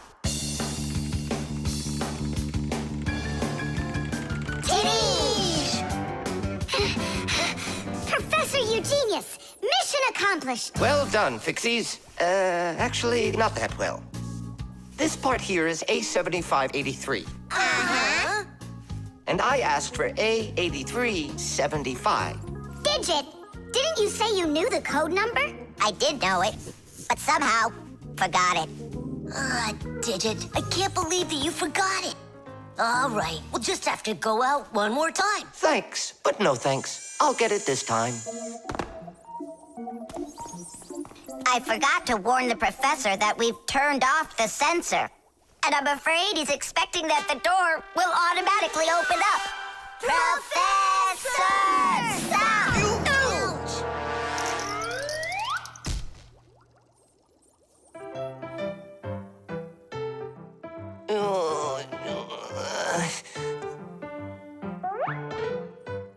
Forgive us, we didn't mean it. The wires. Quiet down. Get ready for your lesson. Be quiet. Quiet down, please. Oh, it's so hot here. In today's class, we'll learn about... Whoa! What was that, huh? It must have been an earthquake. Yeah, it was an earthquake. Hooray! Sorry there, Professor. Ooh, I have to find an outlet so I can plug in this fan. Ooh, it feels terribly hot. It sure does. Well, keep looking. You'll find one. Now then, where was I? Oh, right. Today... Oh. No, it's impossible. In this whole laboratory, there isn't one free outlet. Look at this. Just pull out one of these wires and then you'll have a free outlet. I can't. I fear I could pull out a plug for something important. Volt himself would get all tangled up in these wires. Whew. Don't worry about it, Professor Eugenius. We'll find a free outlet for you. That's right, my colleague. A cup of tea will do you good, so just go relax. Thank you, my colleague. And as always, I'm eternally grateful. Fixies have opened schools for their children in all sorts of different places, like factories, stores, and warehouses. Anywhere where there's lots of machines and appliances and places to hide from humans. And this is where we hold our school, right here inside the laboratory of Professor Eugenius. It's a fantastic place for me to hold class. Every day, new devices, materials, toys, and even food are brought here for examination. And there are lots of scientific devices and tools to study here as well. But most importantly, we never need to hide from the head of the laboratory. Because my colleague, Professor Eugenius, is someone I'm proud to call a friend. He loves Fixies, helps us anytime we need, and will never let our secret out. What should we do first? We have to start out with pulling apart these wires. That'll take a second. Over here! No, here. Nolik, come help! Let's do this. Come on, come on, come on, come on, come on. Just one more time. Stop it! I can't get out! Loosen the wires! We need to pull out this one! Stop this nonsense, will ya?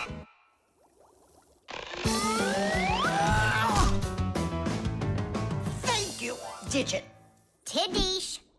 Well, the way I see it, in order to get the knot out that's over here, we need to expand the loop that's over there. And then push that wire through it. And then do it again from the other end. That's it. Very good, girls. Hey! Now pull it hard. Perfect.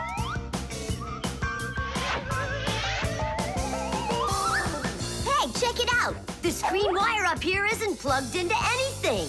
Then no one's using it. So that means we should go and pull it out from the outlet. Got it. Tidish! Verda, here's another wire that isn't plugged in. I found another wire no one's using. Simka and I found it together. Nolik, why are you so upset? Because you guys are doing all the work. How about this wire? Nobody's checked it yet. Really? Oh, wow! What? Did you find some treasure, Nolik? Uh-huh. There are 6 free outlets under here. Great! Now Professor Eugenius can plug in his fan, and his kettle, and even his soldering iron. To get electricity to a device that doesn't use batteries, you need to plug a pair of wires into an outlet. But it's important not to let the wires touch one another, or the electricity can burn them out. That's why wires are covered in plastic or rubber, so the electricity won't pass from one wire to the other, or to us when we touch them. So always be very careful with wires. And never, ever touch a bare wire. You could get killed by the electric shock. Oh, what would I do without my wonderful friends? Thank you. Sorry. I wanted to... I should go. Go ahead. That's a great idea. And we'll start our class. What were we talking about? All about wires. Well, it looks like our class is over. Time to go play. Knots.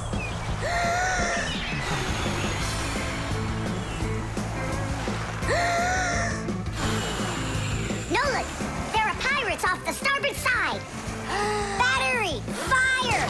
Hey, I'm not a pirate. Why'd you hit me? That's it. I'm tired of playing the wind. Where are my pirates? This looks great. Can I board your ship? And what are your skills? Tons, like protecting the ship and yelling hooray when we win. And how about good sea knots? Can you tie them? Of course I can tie them. Then tie up our treasure. And make sure it's good and tight. Pirates, prepare to attack!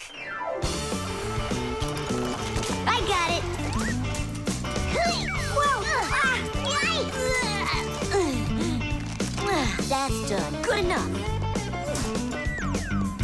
Hooray! It's good and tight.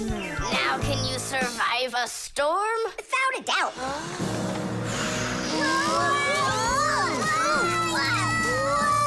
Our treasure! It's sunk into the sea. That was my mom's necklace we sunk. I'll pick it all up, don't worry. No, thank you. We'll manage ourselves. He calls himself a sailor. Go and learn to tie some knots. Try tying 2 ropes into a knot. You think it's easy? A badly tied knot will untie itself before you know it. Here's one way to tie it right. First, cross over the 2 ends like this. Now, to finish the knot, you've got to cross them over again. But not this way. It's got to be in the opposite direction. When it's done, it looks like one loop inside another. This kind of knot is called a square knot. And it won't untie as long as you tie it right. And that's just one of the many kinds of knots a sailor has to learn.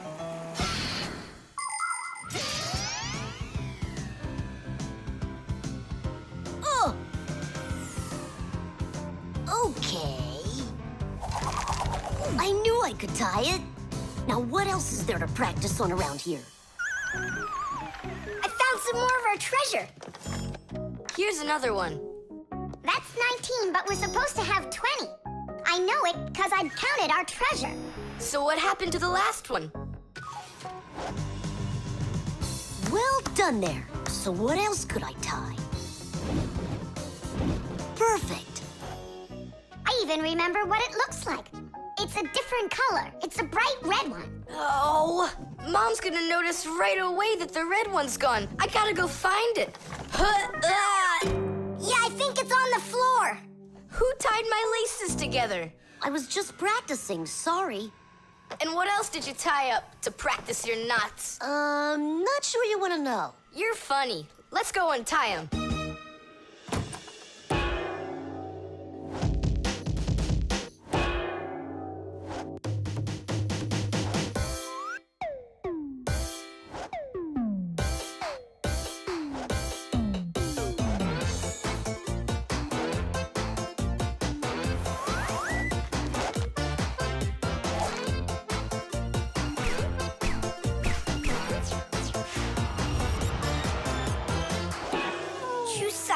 Don't look at me that way. I'm scared. She's just staring at her own whiskers, Nolik. And what have you done to her whiskers? Well, I tied them with the square knot. Fire, you're just a blockhead. And why don't you tell us what else you've done?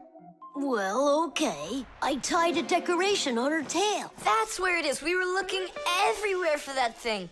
Fire, go and fix everything you've done. Chusaka, don't run away.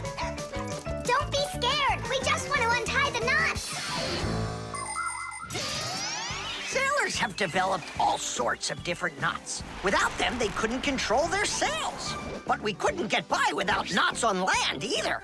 Mountain climbers use tightly knotted ropes to help them climb and keep them safe. Fishermen tie hooks to their fishing line using special knots. You can't even pitch a camping tent properly without making a knot. When people sew, they tie knots in the thread to hold it in place.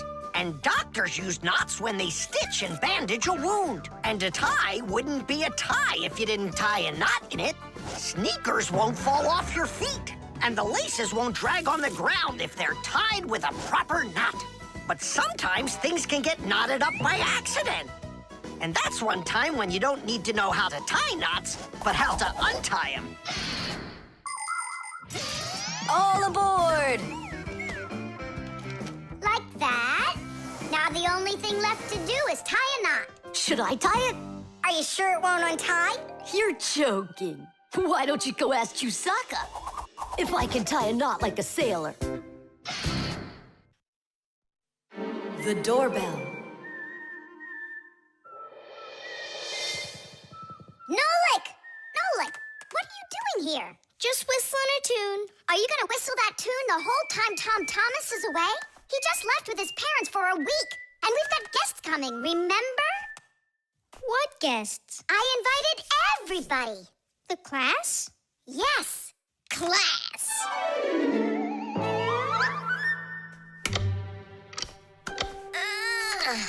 Are they sleeping in there what, huh? First they invite us, and now they don't want to let us in? I'll share the present with you then. Fire. Maybe you'll get it to work now. When they get here, they'll ring the bell. How come? Why don't they just do what they always do and climb through the keyhole? No way. It's not that simple, Nolik. Today, they're our guests. Ah. The guests ring the bell, and the hosts let them in the house. It doesn't ring. You think the doorbell's broken? I say we go fix it. Before we fix anything, we need to know what went wrong with it. First we'll fix it, and then we'll know what it was. Back in the olden days, people would hang a bell over their doors with a string, and guests would tug on it to make it ring. Today, doorbells are electric, and they make all sorts of different sounds. Some buzz, some ring, and some even chirp like birds. The sound comes from a box inside the house called a chime. To make the chime ring, you push a button that's located outside. The button works just like a light switch, but instead of turning on light, it turns on sound. Verda, will you join me? Whoop! I gotta think about this. Yeah. Simka! You think your guests are gonna come at all? Simka! Tula? Hey! The doorbell doesn't work! It must be broken! That's odd. We heard it ring this morning. Nolik, let's go. First, we'll examine the contacts. Yep, good and tight. Okay, let's check the speaker.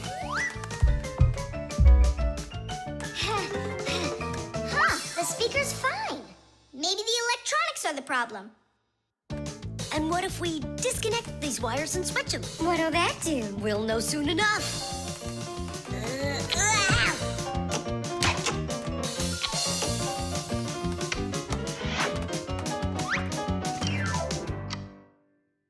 You know what? Why don't we connect the wires straight together? Isn't that dangerous? We'll find out. Don't worry, nothing happened yet. Fire. He's the engine of our class. He's the fastest, the nimblest, and the bravest. Fire never sits still for a second, and he's always looking for adventure. New ideas just burn in his head. And that's why his name is Fire. But not all of his ideas are very good, so he's constantly getting bumps and bruises. He just can't help getting carried away. If he's burning with an idea, he can even forget about his classes at school. Grampus punishes him for that. But it doesn't seem to bother Fire, because some new plan will pop into his head the very next second. To be honest, Fire's my favorite out of all the boys in our class. It's sure never boring when he's around. Hey, you down there. I figured out why it's not working. So what's the reason? There's no electricity in the whole house, so that's why the bell isn't working. And what? We can't visit like real guests do until the electricity comes back? And when will it work again? Don't know. It could possibly take hours, guys. Oh, it's working again. Enough ringing! Hey, Fire, quit fooling around! He's not fooling around. It's not me, see? Then who's ringing it? I don't know. Well, I know. The doorbell's ringing because Fire connected the wires together. True, but I'll fix that right now. Your guests sure are noisy. Yeah, thank goodness the humans aren't home right now. Hello? Hello there, dear guests. Let yourself into our home through the keyhole. So, should we go in? Go where? Go inside. Nah, that's not how guests act. So what do we do? Real guests always ring the bell. Okay, hold me tight. The armor. 23, 24, 25. Ready or not, here we come. I heard him. He ran into the hallway.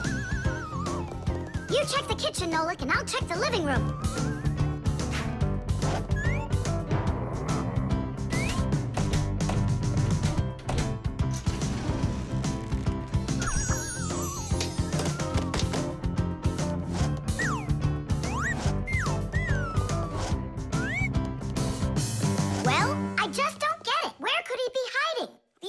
we forgot to check in there.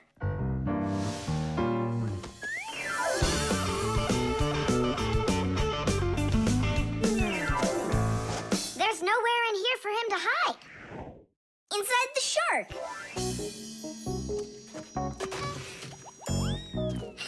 Nolik, Tom Thomas couldn't even fit half of himself inside of that shark. Yeah? Then in that huge vase. Uh-huh. He's all scrunched up in there and laughing at us. Oh! Simka! There, did you hear that? He is in there! There's no one, but I know that I heard a hee-hee. You imagined it. Let's go take a look in the bathroom. I imagined it. It's so stuffy inside this armor.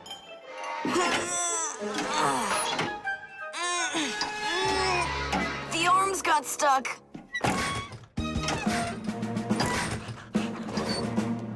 Where else could he be? Oh, who is that? Ah! Simka the Knight, he came to life! Well, how much longer are you gonna look for me? Armor is very hard clothing worn by warriors to protect them against swords and arrows. People started making armor in ancient times, but the full body armor that knights wore didn't start until the Middle Ages. The armor worn by knights on horses was heavy. It could weigh 100 pounds, and if a knight got knocked off of his horse, he'd need help to get back up again. By the way, the knights' horses, they wore their own heavy set of armor for protection. Hey, did you turn into statues? Tom Thomas? Is that you in there? Who else? Lift up this visor, I can barely breathe. And how come we should do it? 'Cause I can't. Don't you see? My arms got stuck. We see? You look funny. Funny to you, but now I'm stuck and I can't get out of here. Come on, help me out, please. Great! Chusaka's just what we need right now. Chusaka, what's wrong with you? It's me. Hey, stop it.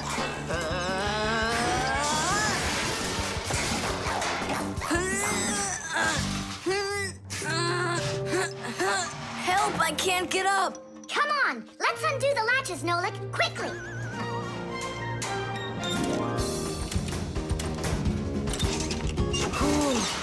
Thanks for helping me. It was nothing. I couldn't have done it without you. Let's put the night back together. Uh-huh. Before Dad gets back. Protective clothing isn't just for people who are fighting in battles. Travelers put on special nets to protect themselves against mosquitoes and gnats. And beekeepers wear protective clothes too. If they had nothing to protect them from bee stings, their job would be quite painful. Without their protective clothing, it would be impossible for firefighters to go into burning buildings and save people. And how could astronauts go into outer space without special clothing? It's freezing up there and there's no air to breathe at all. And that's why they wear a special costume called a spacesuit when they travel. The spacesuit not only protects astronauts from the cold, but supplies them with air so they can breathe. By the way, the Fixies also wear protective clothing so they can stay safe while they work. Well, there. Did we get it right? It looks like we got it right. Only, where's the helmet? Nolik went to get it. Tom Thomas! Helmet delivery! Thanks there, Chusaka. Whoa there, Warhorse. Calm yourself down. There we go. It's all back in place again. Too bad that your knight looks like a ballerina twirling around. You see, his arm. I can't move it. It's stuck. Here's what we'll do. Give him something to hold.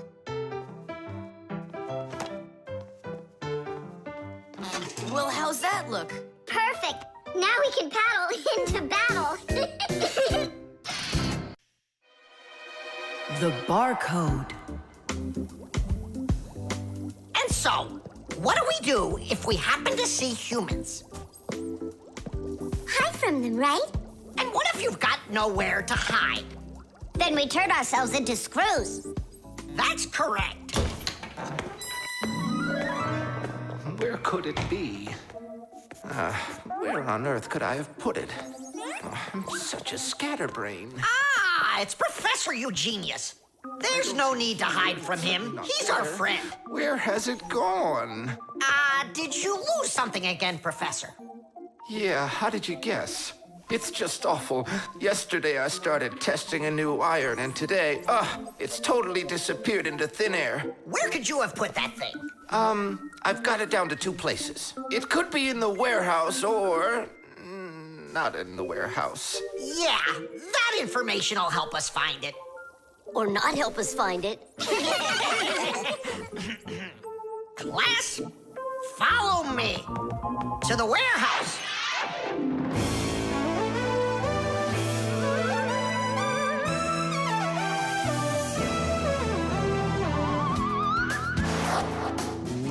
Wow, look at all these boxes. If we have to look inside each one of them, it'll take us 2 days. Maybe we'll get lucky. Let's look in this one. No, inside there is a fan. A fan? Wow, it's a fan. And what's inside this one? A mixer.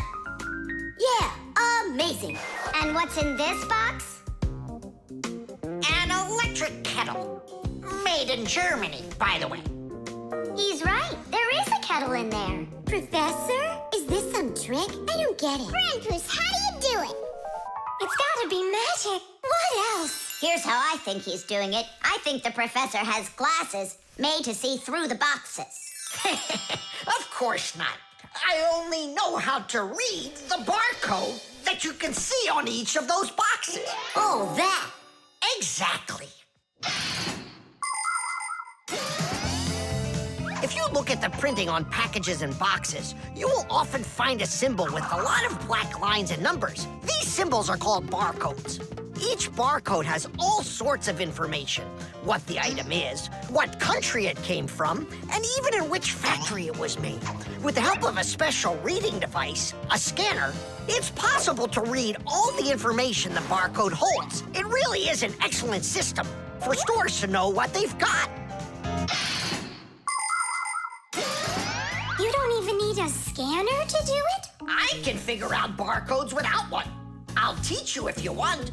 Class. Let's see. We're looking for a box with an iron. There. Well, bring in the professor.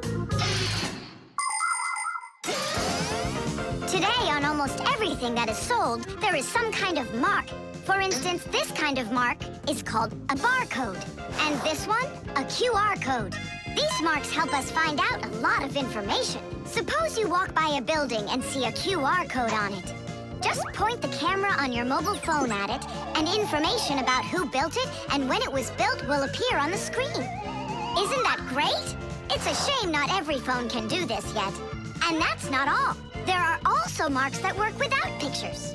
There are electronic chips that can hold information. These chips can be put inside of ID cards or travel passes, and all you need to do is press the card near a reader so it can check if you're allowed to go on through. You just made my day. You found it so quickly. What would I do without you? Huh? Is something wrong? This is not an iron. Whose sandwich is that? Mine. Yesterday I wanted to put it into the fridge, only I guess I put it into my... I just get distracted so easily. Look, we need to think this through logically. If you went and placed your sandwich into the box where the iron should have gone, then you must have put your iron in the refrigerator. Oh, here you are. Here you are, my new iron. Oh, I looked everywhere for you. Thank you, my friends, once again. There's no need to thank us at all. You're always there when we need help. You've even let us open our own school here in your laboratory. And we don't have to hide ourselves. Yeah, that's because you're so kind and you love Fixies. The Fixie phone. Tom Thomas, Huh? try to guess what we have with us. You guess what I have. A banana. A race car. No, not that. Chocolate. A pair of socks. Ha! Do you give up? My dad bought a new phone for himself and gave me his old one. He said I can keep it. Oh, wow! And what have you got? Look! Ah, you got a telephone too. It's better than that. This is a Fixie phone. Papus got himself a new Fixie phone, and he gave this old one to Simka. And can you make calls on it? Take a guess. Come on, let me show him.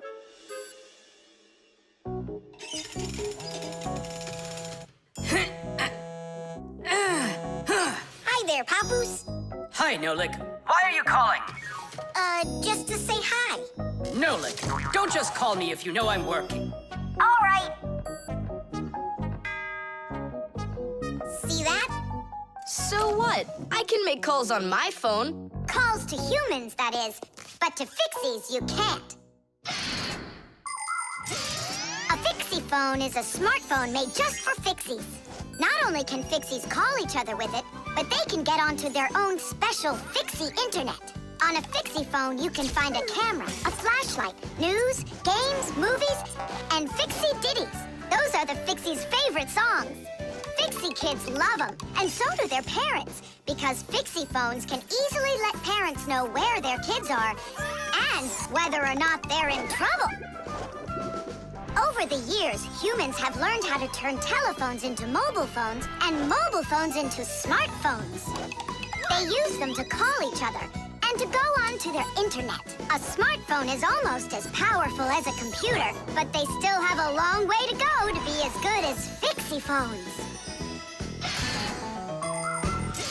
Yeah, that's really cool, guys. Only this phone does the same. But can your phone do this? Take a look over here.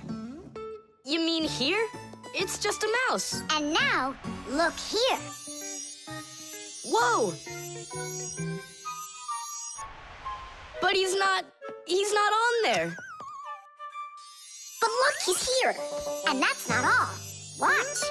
A mouse helps the user navigate around the computer. And when we move it... You get it? No one else can see the Fixie except for you. And he can help you. Super! Oh, it'd be great to have my own Fixie phone. What are you talking about? You're not a Fixie. What a shame. I'm off to school, guys. He gets so upset. He even forgot to take his phone. I have an idea.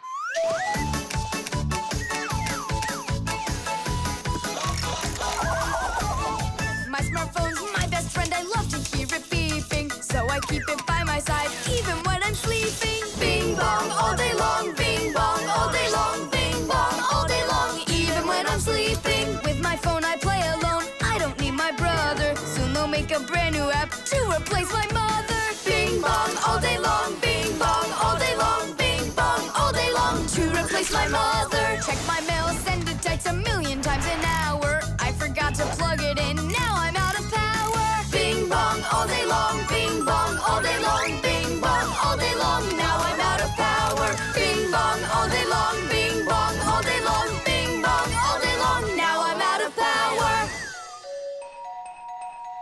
We finished. Titties!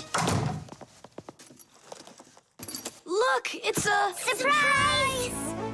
Wow, this is great! Now I've got my own Fixie phone. It's just like you've got. Well, pretty close. Tom Thomas! Tom Thomas, let me use your phone to call myself. I need to find my phone. Oh, wow. You've changed everything in here. Where am I? I guess I'm Papus.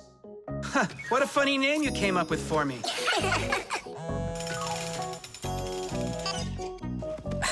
Nolik, just stop. I don't have time for you fooling around. What? Who is that? That's, not Nolik. Who is this? Do you know who I just called? Does anyone know who this phone belongs to out here? Oh, your mother found it. I'm coming. We'll fix those numbers later. Ugh, Papus is gonna really give it to us. Give me your phone, Tom Thomas, and I'll delete all the Fixie's numbers from it. But how can I call you up then? Why would you have to call us? We're always close by. Batteries. Oh Someday you'll be a strong and splendid tree. She's talking with a flower pot. Oh, you scared me. Do you like it? Like what? My seedling, don't you see? It will grow into a huge tree. And there, amongst the green leaves, will be beautiful yellow lemons. Class! From that thing? Lemons? Oh, yeah. It'll grow into a tree. All it needs for that is to gather energy. Get energy from where? From our sun. The sun? It'll be so slow. Oh, batteries would be faster than the sun. Batteries? I really don't think so. Tula, do you know how much energy they have? Let's just bury a bunch of those batteries in here, and you'll be watching your lemon plant shoot up into a tree. Are you positive? Absolutely. And where can we get the batteries? Over there. Professor Eugenius has a whole box full of them.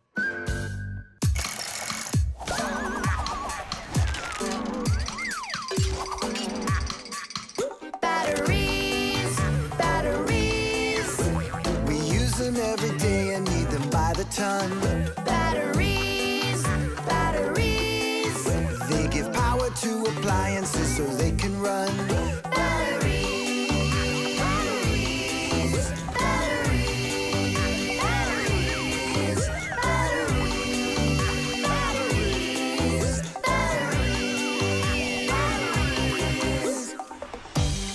That does it.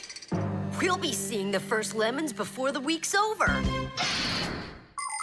The first battery in the world was made in Italy more than 200 years ago. When two different kinds of metal were placed in salty water, electricity started flowing through a wire from one piece of metal to the other. Many years have passed since then, but batteries still work in pretty much the same way. Today, you can find batteries being used for electricity just about everywhere. Tiny batteries are used inside of wristwatches, while big batteries can power cars and even ships. With new batteries being produced by the millions, we have to think, how should we get rid of the old ones? You can't just throw away batteries because they'll poison our soil and water. The best way to dispose of batteries is to take them to a special collection station that sends them to factories for recycling. Yes, it's a terrible idea to bury batteries. You can kill any plants that are growing there. And this is the very reason why Professor Eugenius puts all of his used batteries in that box over there, so he can dispose of them properly. Hey, where are they? Oh, my seedling! We harmed you! What? Where are the batteries? They're in the flower pot. How come? So the lemons would grow faster. From the batteries? Who came up with that idea? It will die! Hurry! We gotta go save it! The soil's contaminated. We've got to find a new home for this seedling. But where? Over there. There's a pot with healthy soil. Let's do it! Batteries, batteries. They come in different sizes, shapes, and colors too. Batteries, batteries. Could be yellow, might be green, or maybe red and blue. Batteries, batteries, batteries, batteries, batteries,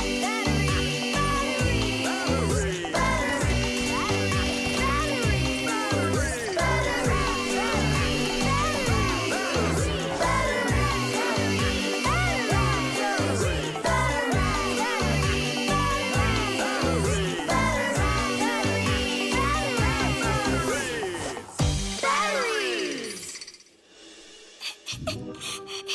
Don't cry, Tula. The seedling will be perfectly fine.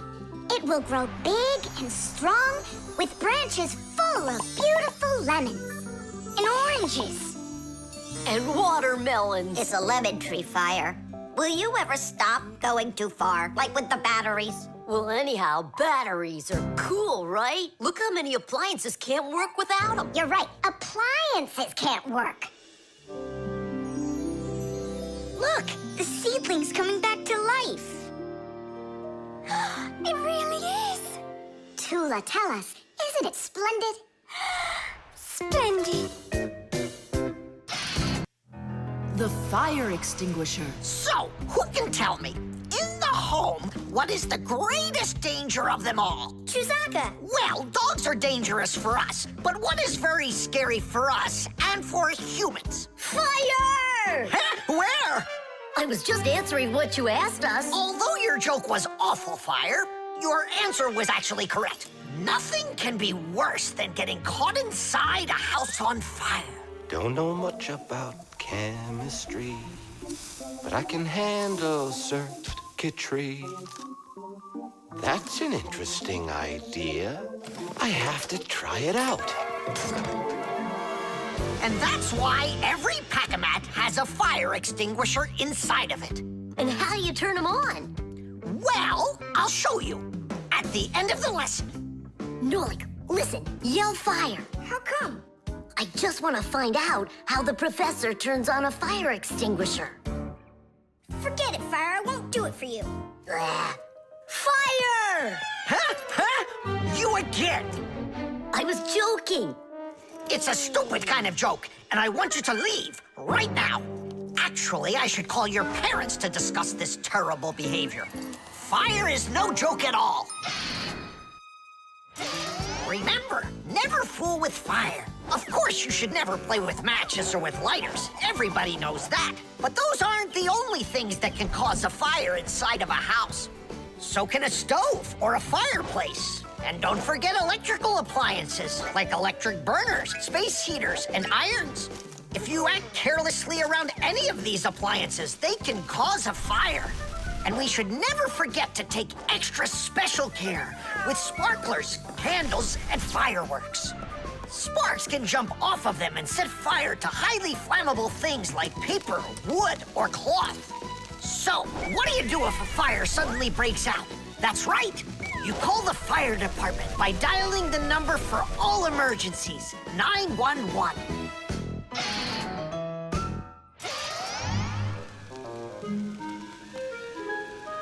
Huh? What's going on? No way. No way! Fire? It's burning for real! Fire! What do I do? Oh, yeah! I need a fire extinguisher!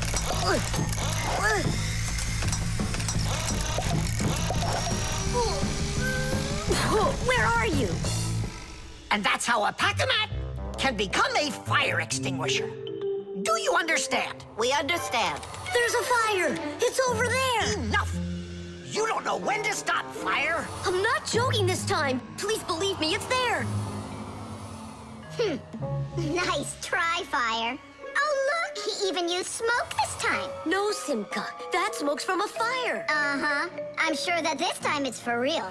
It's the truth. I swear I'm not lying. This time I think it's true. He's not joking. We've got ourselves a real fire here. Tula, Simka, turn off the soldering iron. Uh-huh. Got it. Be careful, kids. You have to stay back here away from the fire. And what can I do to help? Take out your fire extinguisher.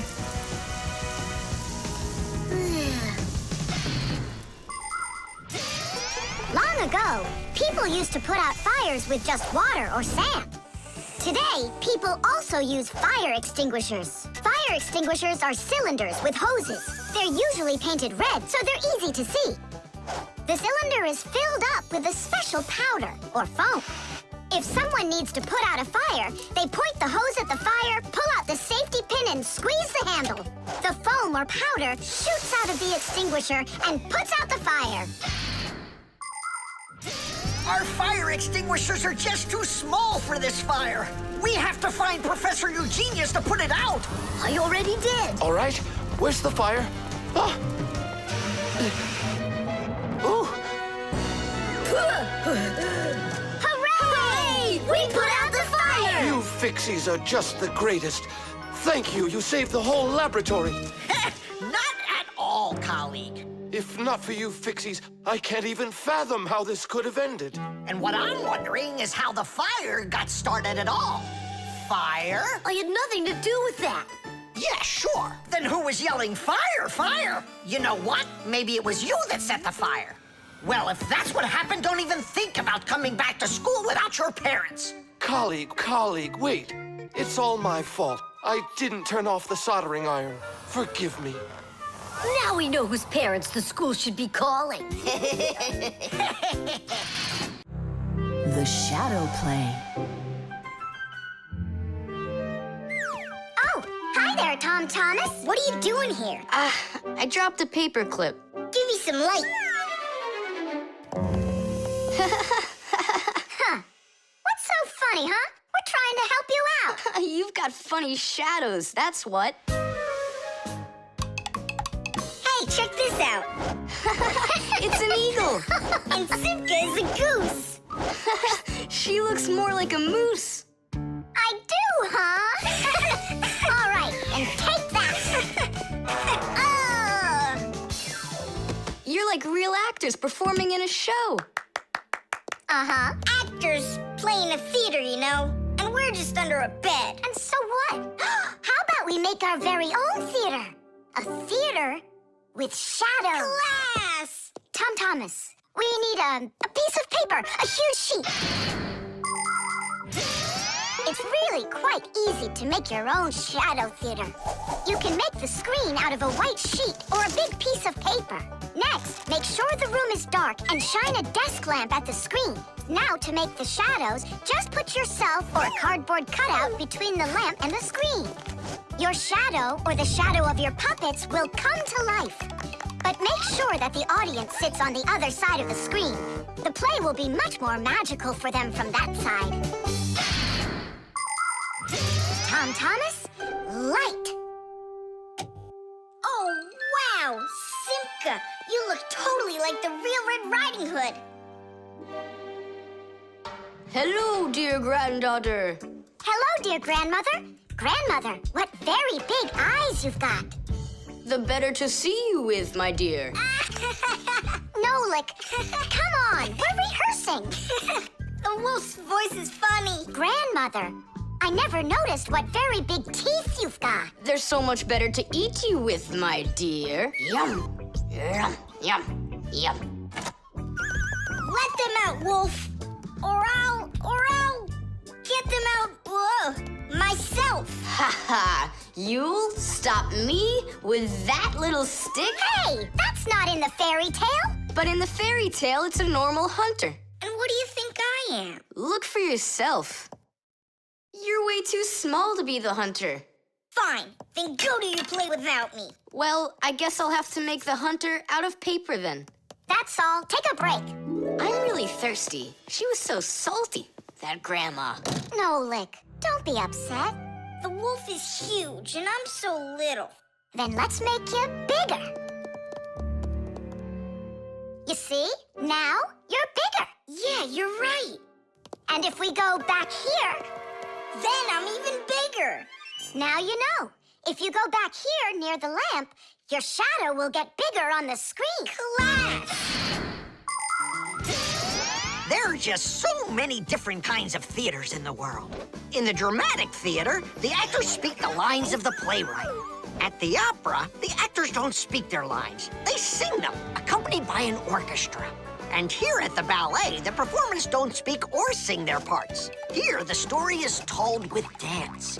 There are also theaters where the performers are animals. In an animal theater, you can watch performances by cats and dogs, or goats and pigeons, or even bears and seals.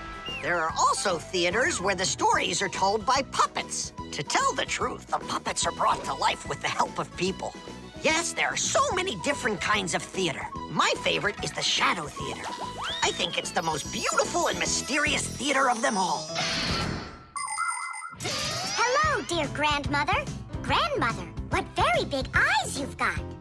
The better to see you with, my dear. And grandmother, what great big sharp teeth you've got. Oh, the better to eat you up with, my dear.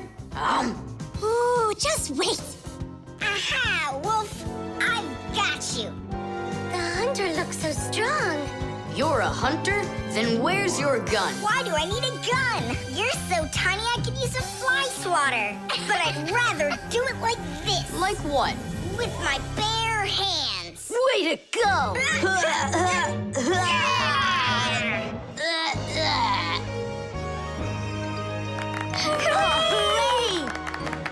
Splendid!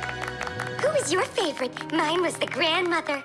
Well, I think Red Riding Hood was the best. For me, the hunter. He was so mighty and so fearless. And for me, the special effects. The elevator.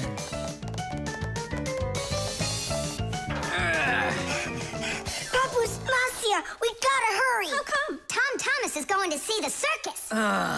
And what? We want to go with them, can we? The answer's no. Just you kids without supervision. Who said no supervision? His parents are taking him there. We'll be careful, don't worry. They won't even notice us. Well, if Tom Thomas's parents will be there. Hooray! We can go! Wait a second. I didn't even say yes yet. Yeah. Simka, Nolik, where are you? We gotta hurry up. Tom Thomas, it's time to go. I'll be right there. We're ready. Climb into my hood. Ha! I know who's going to the circus today. Whoa! Huh? What just happened?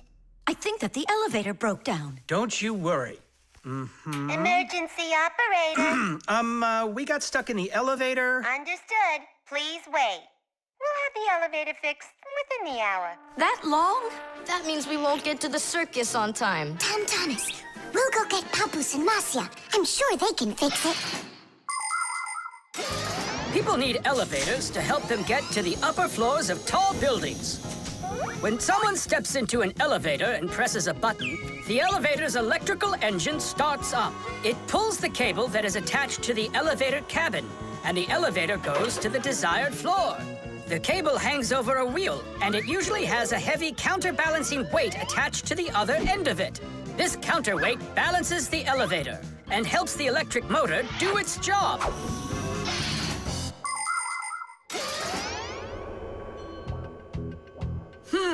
I wonder what the reason is. I think I see something over there that got stuck. Looks like you found the reason. We gotta go and fix it now, or we'll never get to the circus on time. You know, we can just have it right here. Ladies and gentlemen, presenting the Fixie Spectacular. And now your attention, please, on the high wire.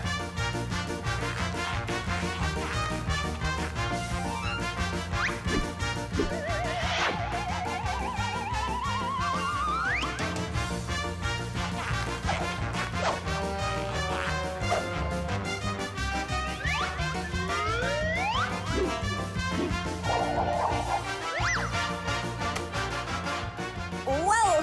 Just don't look down! Then I'll close my eyes and I won't look anywhere at all. Ow! And now we bring you our very own aerial gymnasts.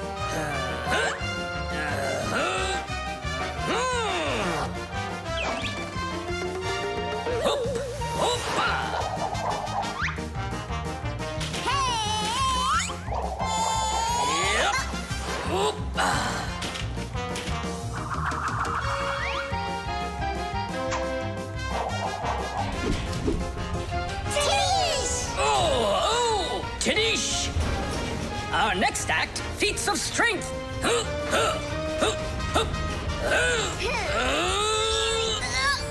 won't come out! I know how to fix it. With a death-defying circus act. Point your eyes up! Marcia, where are you going? Up to the electric motor! Do you know the right way to behave yourself inside of an elevator? First of all, small children should never get into an elevator by themselves. They should only go in with their parents or other adults they know well. When getting onto an elevator, the adult should always enter first and then the child.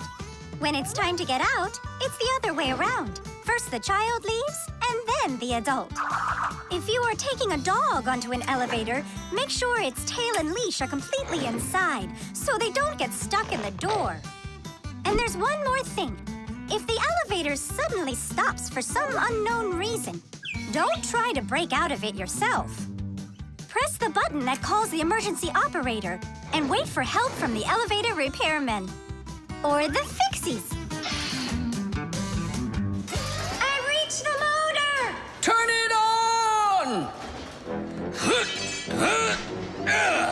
Oh, they fixed it.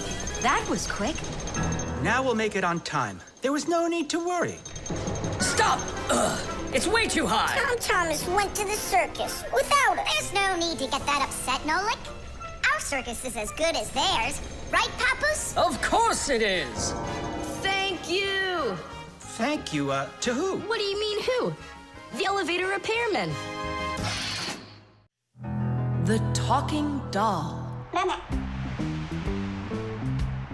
Well then, now you know what you need to do to fix it.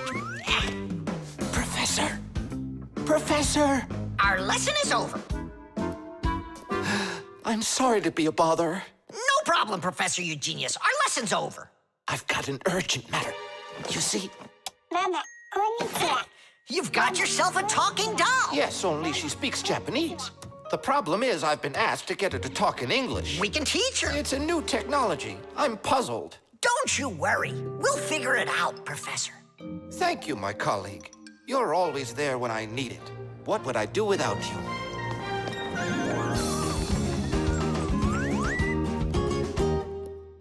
Professor, can you tell us how toys talk? Not now, children. We'll learn about the doll tomorrow. Now it's time to go home.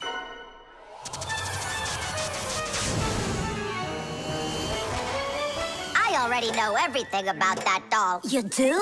Changing her voice is so easy that anyone can do it. How? Here, come, I'll show you.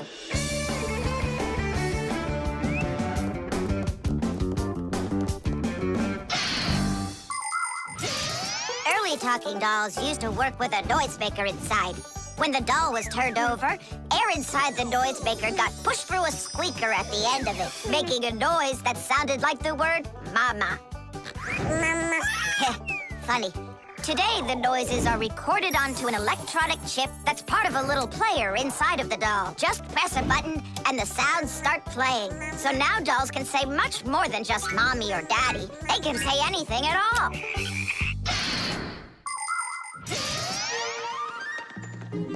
Well, here's the chip. This is where the recording of the doll's voice is. That's awesome. Can you re-record the voice on there? Well, yeah. Okay, I gotta go. See ya. Wait, Nolik, I thought of a really funny joke to pull. What if we slept them and then we do something? Well, now, as I promised yesterday, I'm going to tell you all about talking dolls. Some start talking when you rock them, while others react to noise. And for this little lady, you need to press a button to get her to talk. Who wants to? Dula. Me? Well, okay. I can do it. Go ahead. And you'll hear her say, "Hi there, Mama." But in Japanese for now.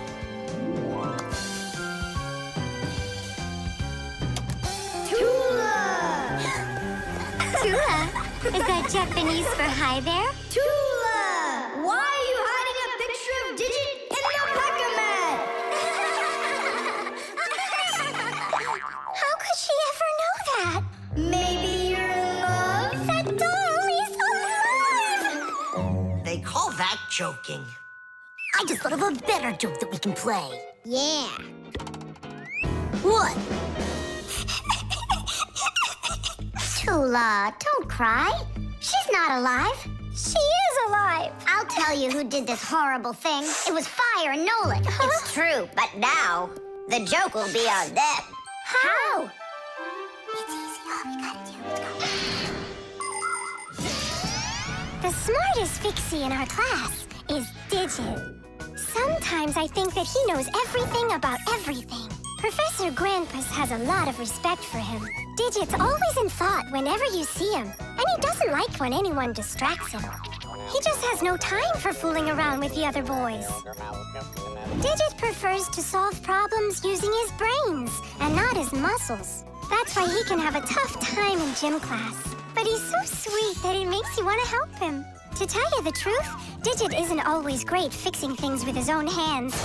But no one understands technology better than he does. If something breaks, Digit can always figure out exactly what's wrong with it and the very best way to fix it.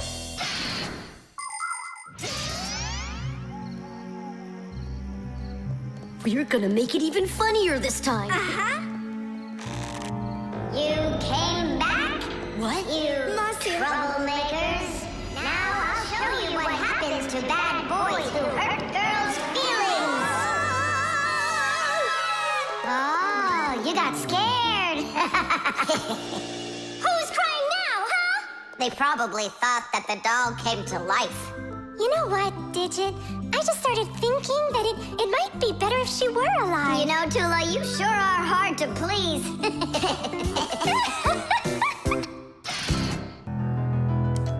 The disguise. Ugh, good. Tom Thomas, why do you need a second aquarium? Especially without any fish. First of all, it's a terrarium. And it's not for fish, it's for lizards and snakes. Ooh. My friend Katya asked me to take care of him while she's away. That's why I brought him here. Take care of who? There's no one in there. Ah! What is that? It's a chameleon, Nolik. I think he's awesome. It's a bad idea to take him out. He might run away. Don't you worry, I got him. What a monster. But how come I couldn't see him before? It's because a chameleon knows how to disguise himself by changing the color of his whole body.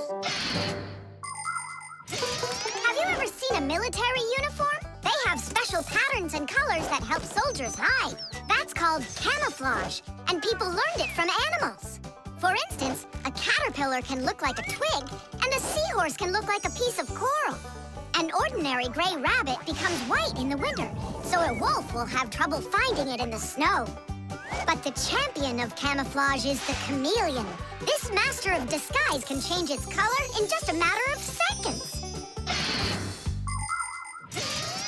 Hey, Tom Thomas, where'd your chameleon go? Oh, it disappeared. It didn't disappear, it camouflaged. He won't hide for long. Let's find him.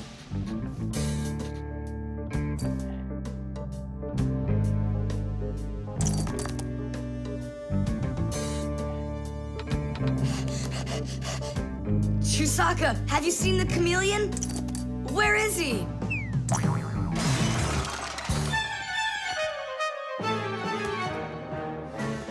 Do you see him?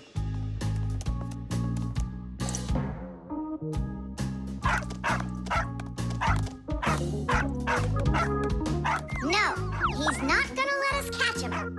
We're gonna have to trick him into coming to us. Uh-huh.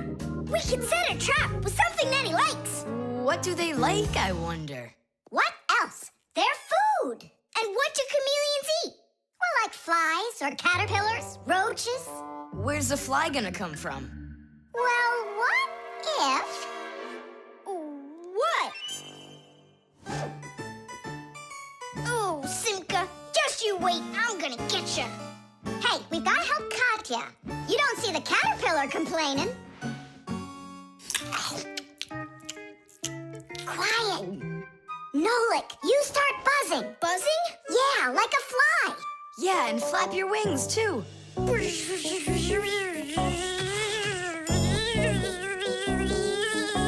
Simka, how long do I gotta keep doing this? Until the chameleon shows himself. Just keep buzzing.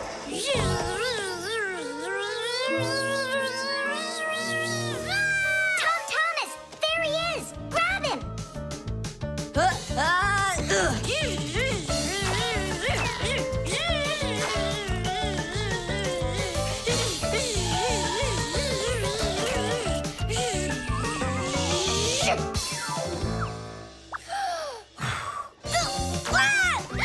Let go of my brother. Tom Thomas, quickly. I've got a hold of him.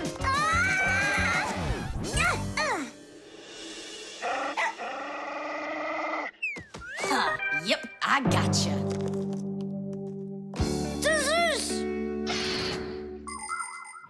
In the army, they use camouflage all the time. They use nets that look like bushes, paint their tanks in colors that make them blend into their surroundings, and even fly in special planes that can't be seen by radar. They do everything they can to disguise their location. But it's not just the army that uses disguises. Photographers camouflage themselves to take pictures of wild animals. People use makeup to camouflage their blemishes. And artists, they disguise old walls with bright, happy pictures. And people just love to put on masquerade parties where they disguise themselves in costumes and masks. And of course, Fixies have their own great disguise. Remember? Well, what is it? Now he won't run away. So, Mr. Master of Disguise, what are you gonna say now? If only I could disguise myself that well. Nolik, what are you talking about? You know how to disguise yourself 100 times better than him. You're right. Hey, Chameleon, look and learn. Here's a real disguise.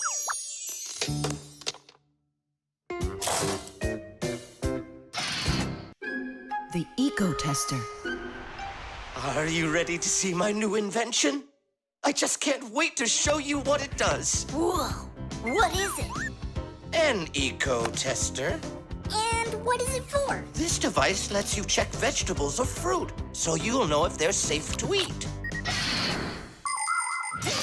To grow apples, tomatoes, or melons faster and bigger, people add chemical fertilizers to the soil. But there's a problem if too much of these chemical fertilizers is used. When there's too much of them, the harmful chemicals get inside the fruits and vegetables, and that makes them very dangerous to eat. An eco-tester is a special device that quickly shows how much of these harmful chemicals have gotten inside of the food. And if the reading is too high, that means you shouldn't eat it. As you can see, the eco-tester shows that this apple is good. Well, let's see. Look, this one is safe too. Ugh, it's not interesting this way. These apples are all safe. Now let me take this delicious apple and, make it bad. We will inject this apple with a harmful amount of nitrates. How come? What do you mean, how come? So we can see how the eco-tester works.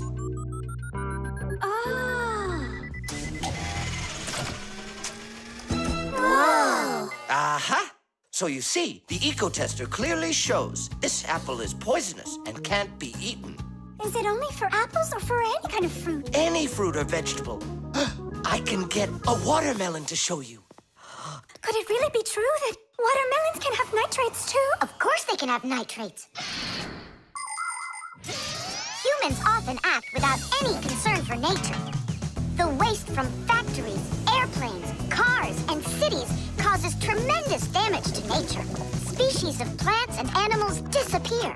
Air, water, and soil become polluted. And many other kinds of ecological problems appear. And humans shouldn't think that ecological problems are just nature's problems. Because when humans harm nature, they are also harming themselves. People breathe in the dirty air, drink polluted water, and eat food grown in soil contaminated with chemicals. If humans don't want to drink milk filled with poisons, and they want to eat ecologically clean fruits and veggies, then they must learn to treat nature as their friend. Hey, why don't we test these apples ourselves? Nolik, help me out.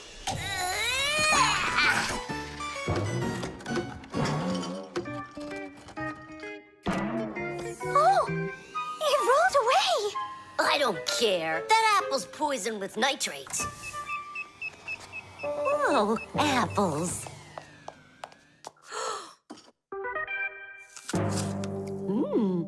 Elisa, don't eat that!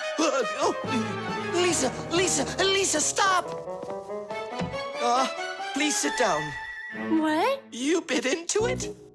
Yes, and what? Oh no, it's poisoned! What? Do you have trouble talking? Oh, yeah. You feel faint? Oh, I'm fainting. Lisa, hang in there. What? There's no poison in that apple she ate. Oh, my assistant. Oh, no. I've poisoned her. Oh, Lisa, please. There was no poison in that apple. Oh, no, he didn't hear us. What should I do? I know how to make him hear. Hello? It's an emergency. It's a case of poisoning. Not me. I poisoned someone. Yes, with an apple. Fire. Poison. Oh. Professor, this apple has no poison in it. The bad one rolled away onto the floor. Did it really? This is just fantastic news. Can you see me, Elisa? I can't see anything. How's that? I see you. I can see you. I can see again. I have great news. There's no poison at all in this apple. Are you sure? It's perfectly fine. Here, take a look. The eco-tester shows that there are no harmful chemicals inside. It's wonderful news. This is one excellent apple. And nutritious. This appliance of yours is simply wonderful. Now she'll say he's a genius. Professor, you are a genius. Thank you for saving my life. Oh, it was nothing. Actually, it was Nolik. He saved her life.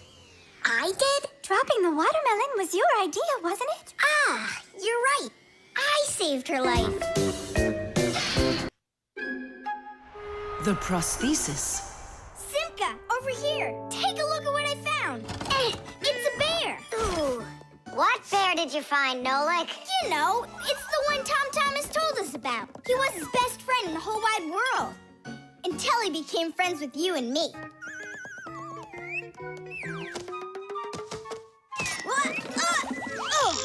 Uh-huh. Let's try to wind him up.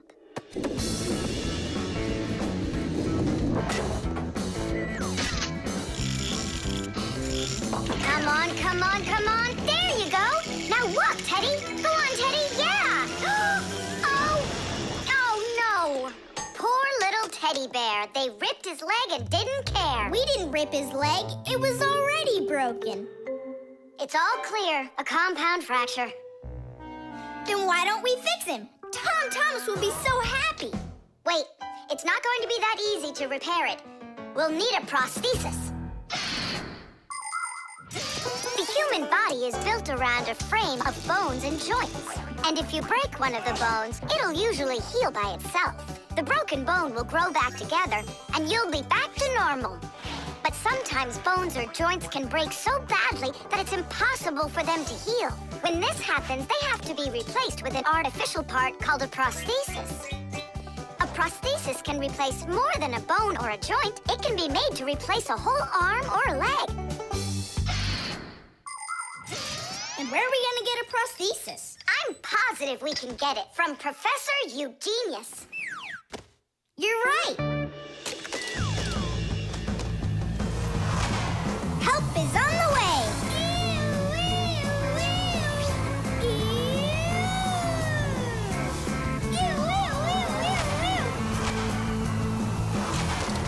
Hello, Professor Eugenius.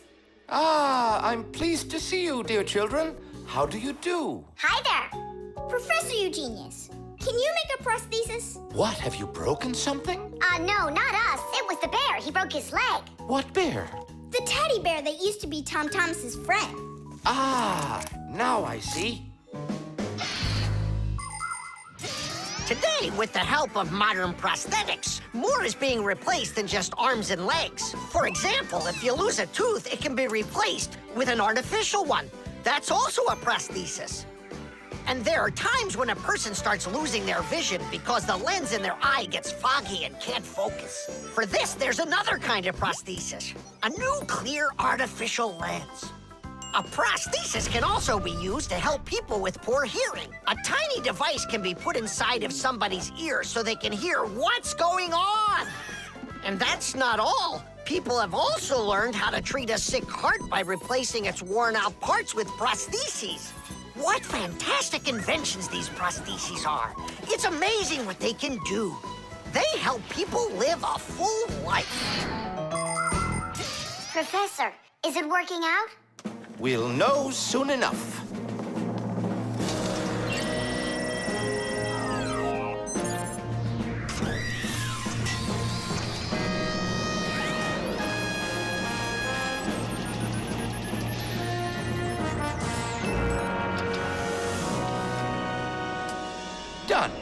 Here you go.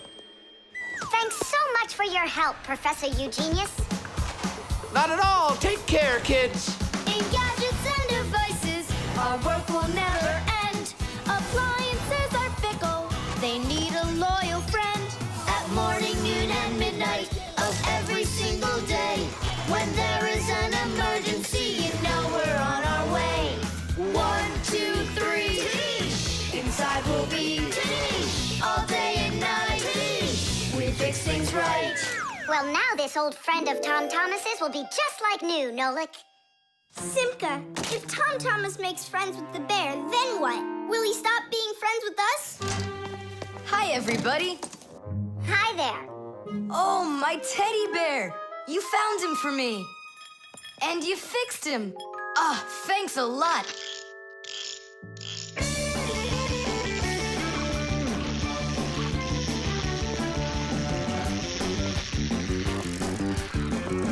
Yeah, it's just like Grampus said.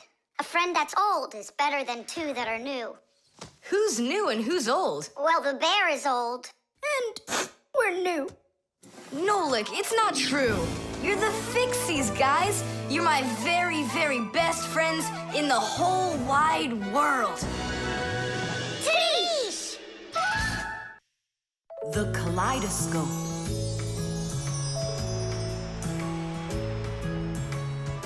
Tom Thomas, when are you gonna give me a peek at your new ball? I just can't wait. I told you, you can see it as soon as I hang it up. You're not peeking, are ya? No, I'm not.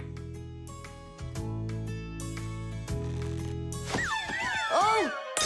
So can I look at it now? Sure, take a look. Which one? This one. You broke it. It's okay. Don't be sad.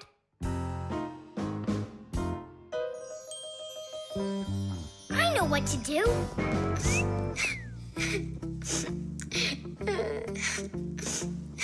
Tom Thomas, look inside the kaleidoscope. What for? I looked already. Come on, there's something in there I'm sure you've never seen.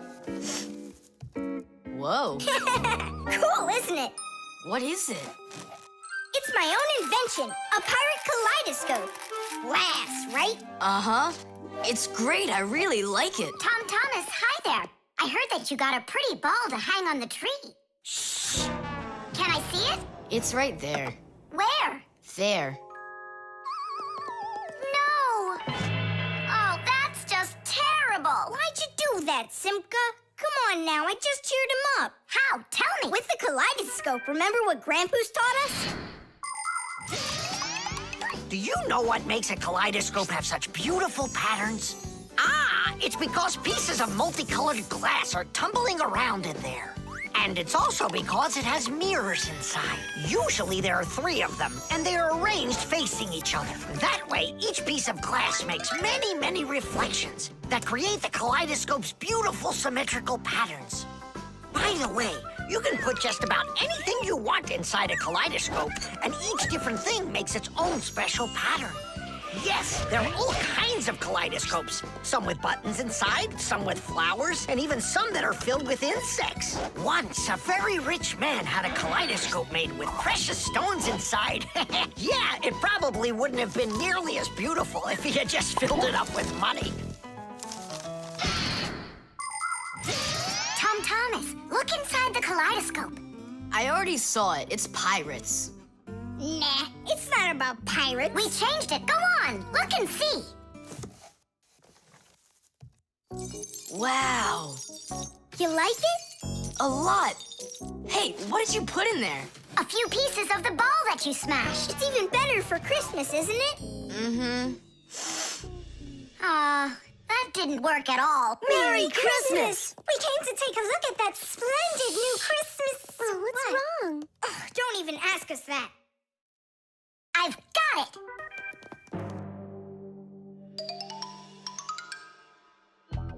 Tom Thomas! What? Look inside the kaleidoscope! Again? I don't want to. And I'm telling you, you've got to. Fine. Cool, yeah. Merry Christmas! thanks so much. Now don't you feel good again? Yeah, it's really something. And you're the first human in the world that's ever seen it. How about that? Turn it! It's great, isn't it? Wondrous designs that tickle the eye in the kaleidoscope. Shimmering scenes, gingerbread trees in the kaleidoscope. Magical flowers just blooming with light, petals that glisten and gleam. Kaleidoscope, kaleidoscope, a crack to the world of dreams. Kaleidoscope, kaleidoscope, a crack to the world of dreams.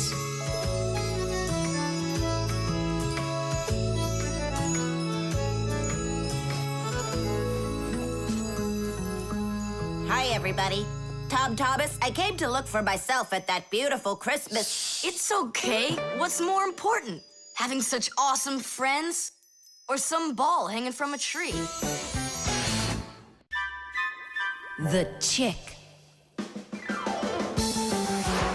Ah, Professor Eugenius is making breakfast. Only the eggs will never get cooked at this temperature. What are you doing? You can't heat up these eggs to temperatures that are this hot. Why can't you? The chicks, you'll kill them. What chicks? Where? This appliance, do you even know what it is? I thought it was an egg cooker. You thought it was an egg cooker? Listen up. I do not want to see you around this thing. Not anywhere close. Got it? I won't get close to it. But Grampus, we don't even know what this is for. It's called an incubator. To help her chicks hatch, a mother hen sits on her eggs for a long time, keeping them warm with the heat of her body. An incubator is a device for hatching chicks that is used in place of the mother hen. It's always nice and warm inside, just like under a chicken's wing, but not too hot. An incubator can even turn the eggs so they get just the right amount of heat all over. Chicks that are hatched in an incubator are no different from the chicks that are hatched without them. Fire! What? This thunderstorm is really scary. Let's be scared together. I'm not scared at all. Me neither, I was joking. Just joking with you. What do you think? Are the chicks scared in there? Holy moly! Wow, that was a big one. Even the electricity got turned off. The incubator turned off too. And the temperature is dropping. And for little chicks, is that bad? I'm sure it is. It's cold in here. These chicks need help, and Grampus isn't around. Then we're gonna have to save these chicks without him. Nolik, get the door open. Help me. I can't. Grampus said I can't get near the incubator, so try opening it yourself. I can't do it. And I can't help you. But the chicks are going to die of cold. Let's just do it. But don't you go and tattle to Grampus. I promise.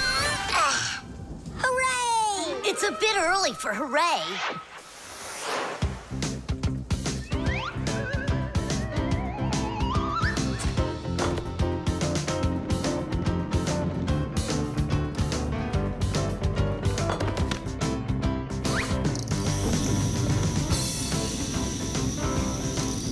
Candle? Yeah, we'll warm up the chicks with the fire. Class.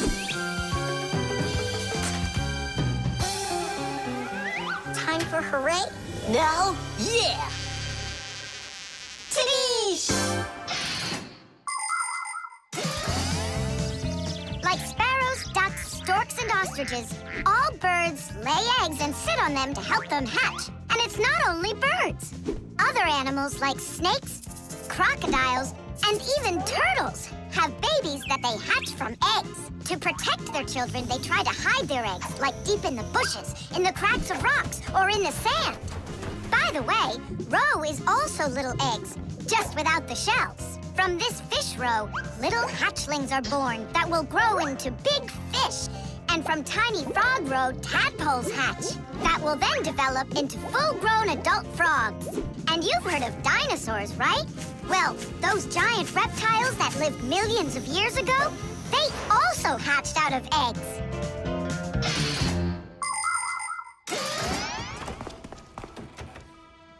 What happened to the electricity in here? It's a blackout from the thunderstorm, I guess. This is just awful. My incubator. Someone lit a candle, and the temperature is normal. So who put the candle in there? Tell us right now. Nolik, don't be a tattletale.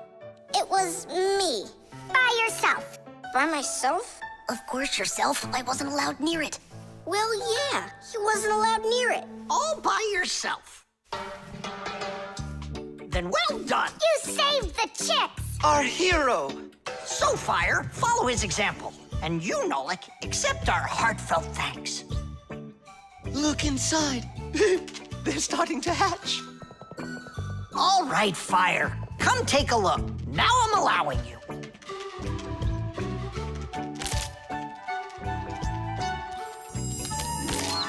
Look, a little chick. It's so cute. And so yellow. Look at him. What a little sweetie. Fire. What? Well, I really know who saved him. Tish. The chain reaction. Tom Thomas, what you doing? Nolik, leave me alone. No, really. What is that? Quit distracting me, will you? Nolik, look at what you've done. I? It's all because you wouldn't quit it. Wouldn't quit what? I was struggling with that thing for half an hour and you ruined it. Ugh.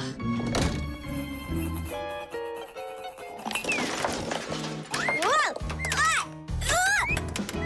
Oh! Hey, Tom Thomas, can you hear me? Tom Thomas, let me out!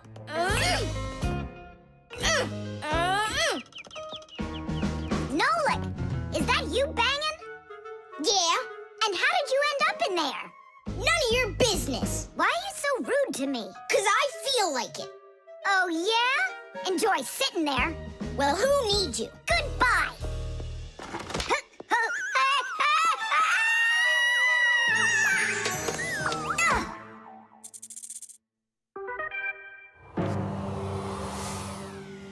Oh, Simka, what happened to you? Did you bang yourself? And so what?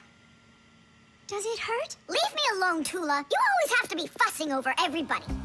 Come on, why are you so angry, huh? Nolik was rude to me. That means you have to be rude to me? Forgive me, Tula. And where's Nolik right now? There. Let's go see him. Nolik, it's Tula. Are you all right? I'm fine. Why were you so rude with your sister? 'Cause Tom Thomas was rude with me. I get it. It's a chain reaction. A what? Setting a log on fire isn't easy. But it's easy to light a match, use the match to light kindling, the kindling to light a twig, and the twig to light the log. Have you ever seen a fire grow? It's an example of a typical chain reaction. So be extra careful with fire, because just one match or little piece of smoldering coal can lead to a huge disaster. Yes, they can make a whole forest burst into flame and burn down to the ground. And all because of a simple chain reaction. I don't get you. What chain reaction? What do you mean, Nolik? Tom Thomas was rude to you, then you were rude to Simka, then Simka was rude with me. So there it is, a chain reaction. Yeah, and the rudeness was like a little spark. It just spread and spread and spread like a forest fire. Will you forgive me, Simka? Yeah, all right. I've got an idea. Why don't we try starting our very own chain reaction the other way around? What do you mean? Well, instead of spreading angry and rude feelings, we could spread happiness. But how? It's simple. All we need to do is smile and say nice things to each other. What a great idea! We could work together and fix Tom Thomas's mood. And I know how. Come help me pick up this domino, will you? Everything in the whole universe is made up of atoms. Particles so extremely small that you can't even see them through a microscope. But when a tiny atom splits, it makes a tiny explosion. And that explosion can start another explosion, and another explosion, and another. And now you've got a chain reaction. And that's how a lot of tiny explosions work together to make the gigantic explosion of an atomic bomb, the deadliest weapon known to man. But atomic energy can also be used for peaceful purposes. For example, nuclear power plants use this energy to produce electricity and hot water. And nuclear-powered icebreakers can break through the thick Arctic ice so ships can sail on their way.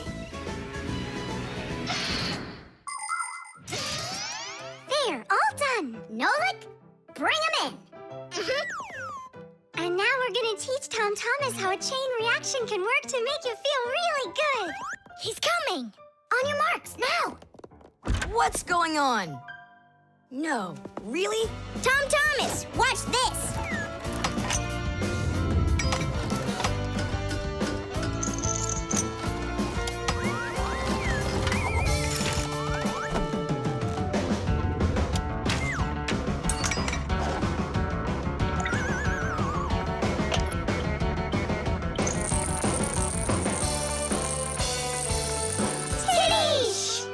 That was so totally awesome! I can't believe what I saw! How did you do that? It was just a chain reaction. What? A chain reaction. The catapult.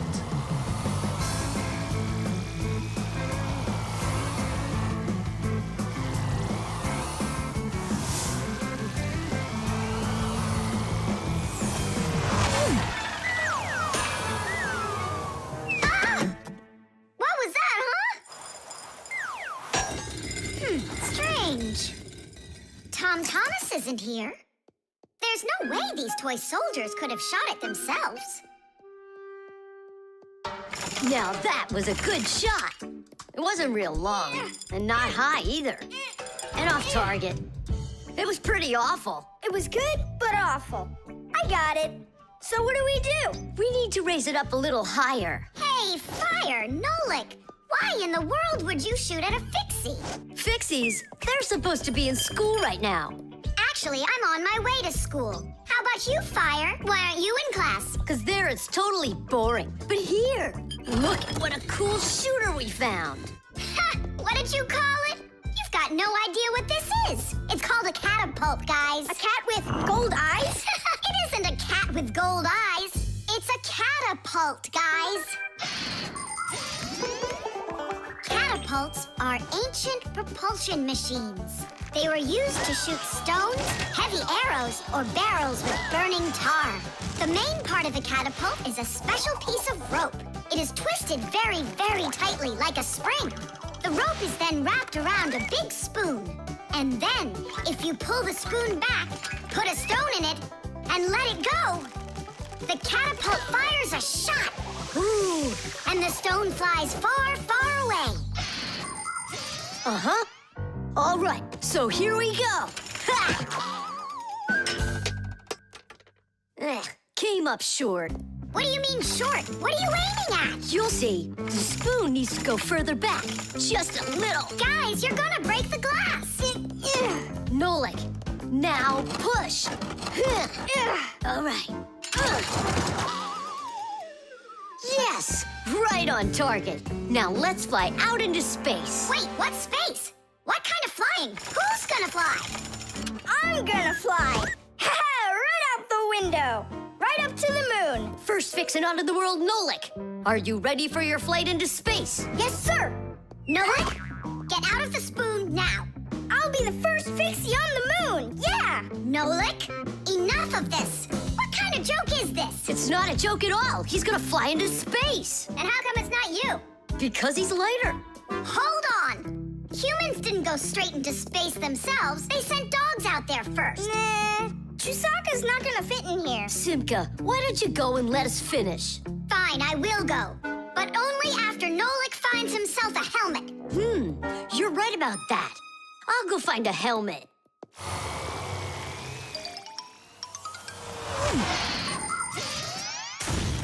The catapult was invented in ancient times, but people still use them today.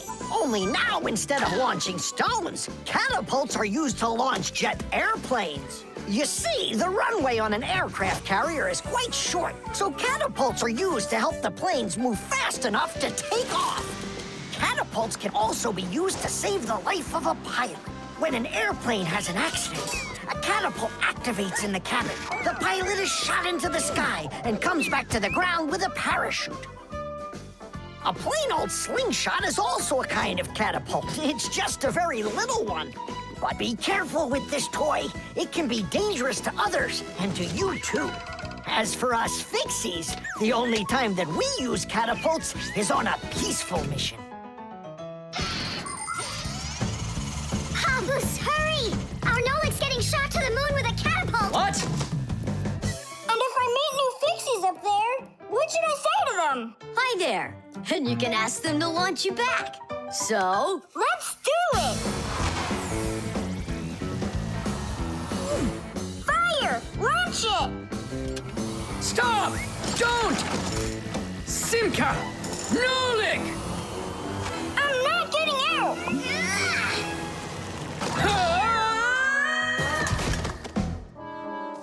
Whew! We're alive. Hooray! He flew all the way. Who flew away? To the moon? Nope, just a bit short. It's not our fault. You're just heavier than Nolik, and that's why you came up short. Papus, maybe we can try one more time. What?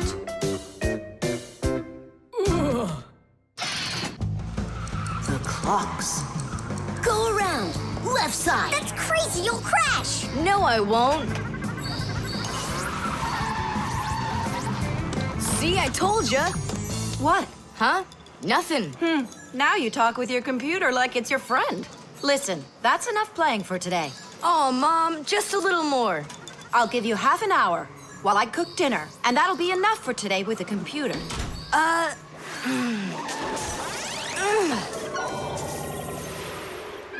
This stinks. I'll never get through all of these levels in half an hour. No way. Hey, but what if we could stretch out the half hour? How? We could take the hands on the clock and move them back a little. Mom will catch us. Fine, then let's slow down the speed of the clocks. Yeah, But how? You gotta know things like that. Since olden times, many clocks run with the help of a pendulum. The pendulum controls how fast the hands of the clock turn. If you make it longer, the pendulum will start to swing slower, and the clock's hands will slow down. If you make the pendulum shorter, the clock will tick faster. Most clocks that are made today don't use pendulums. They run with the help of springs or with an electronic chip instead. But even so, there are ways to change the speed of these clocks, too.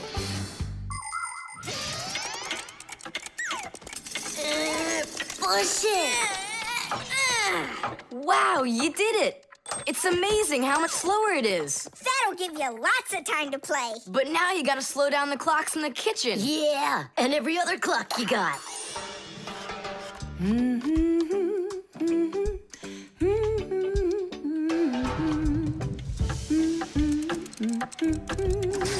I just have to turn this to make the pendulum longer. Uh-huh. And now the clock will go slower. Titties. Fire. Now that clock over there. Let's go do it. That's it. We slowed down every clock, and your mom didn't see a thing. That's great. Yeah. Wow, Tom Thomas, you're cool.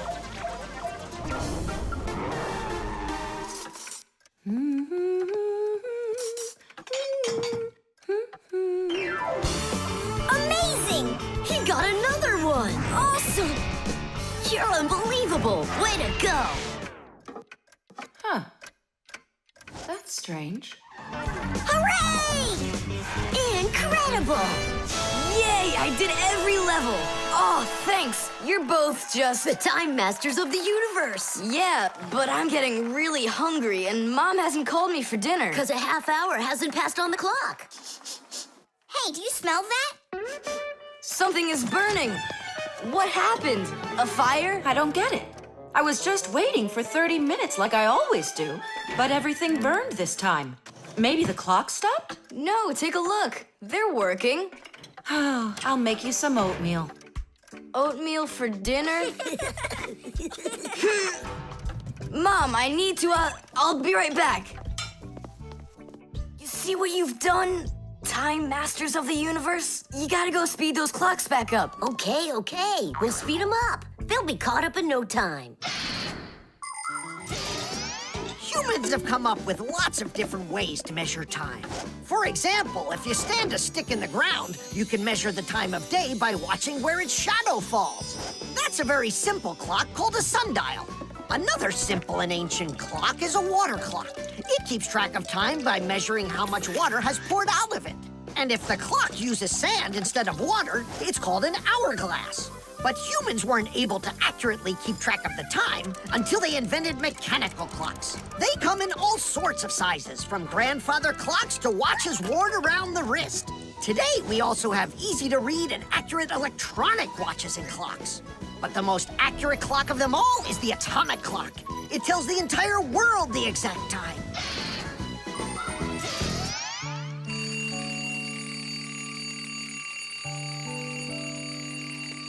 Thomas, why is your alarm clock ringing in the middle of the night, huh? Really? Is it still night out? Look, Thomas. But the clock says that it's morning. Interesting. Yesterday, Fire and I sped up all the clocks, so that's the reason the alarm went off. Sped them up? Are you crazy? Thomas asked us. So what do we have to do now? Don't you know? Get to school, it's time. I'm joking. Go back to sleep.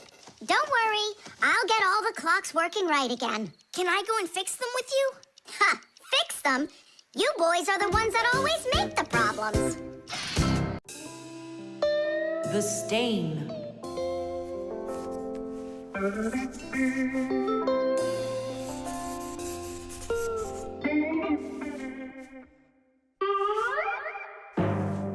Thomas, what's going on? If you really want to watch TV, then you gotta turn it on first. I'm not watching it, I'm looking at my reflection. I'm working on a self-portrait. And which shelf will you be painting in your shelf portrait? It's not a shelf portrait, it's called a self-portrait. It's when an artist draws or paints a picture of himself. Of himself? Ha! You think you've got muscles like this superhero I see here on this paper? How can I see exactly what my muscles look like? And anyway, let the artist do his work. Thomas, your shirt! There's a spot! Oh no! Wipe it off, quickly! It's even worse. So now what? What we really need is Marcia. Ordinary dirt can be cleaned off with a brush or washed off with water. But there are stains that are not that easy to get rid of. Stains from fruit need to be soaked in hot water first. Blood stains, on the other hand, should never be washed in hot water. You can clean stains from paint or rust as well. Only for those, you'll need to use a special stain remover. But stain removers should only be used with the help of a parent or other adult that knows how to use them safely. Hey, I know a great way to do it. What do you use to get rid of pencil marks? An eraser. Only this shirt isn't paper. And so what? Let's try it. What's the harm? Now I've got 3 colors to get off. New idea. We should paint over it with this correction pen. With whiteout? Yeah! That was a bad idea. Now I got it. You have to use some water.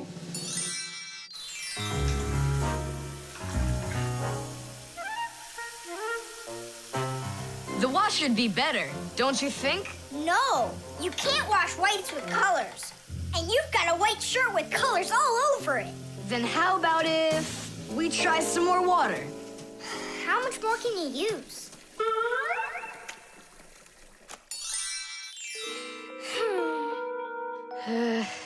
Any more ideas? You know what? It's possible we did something wrong. Everything you did was wrong. You should have used a spot remover to clean off that stain. A spot remover? No way!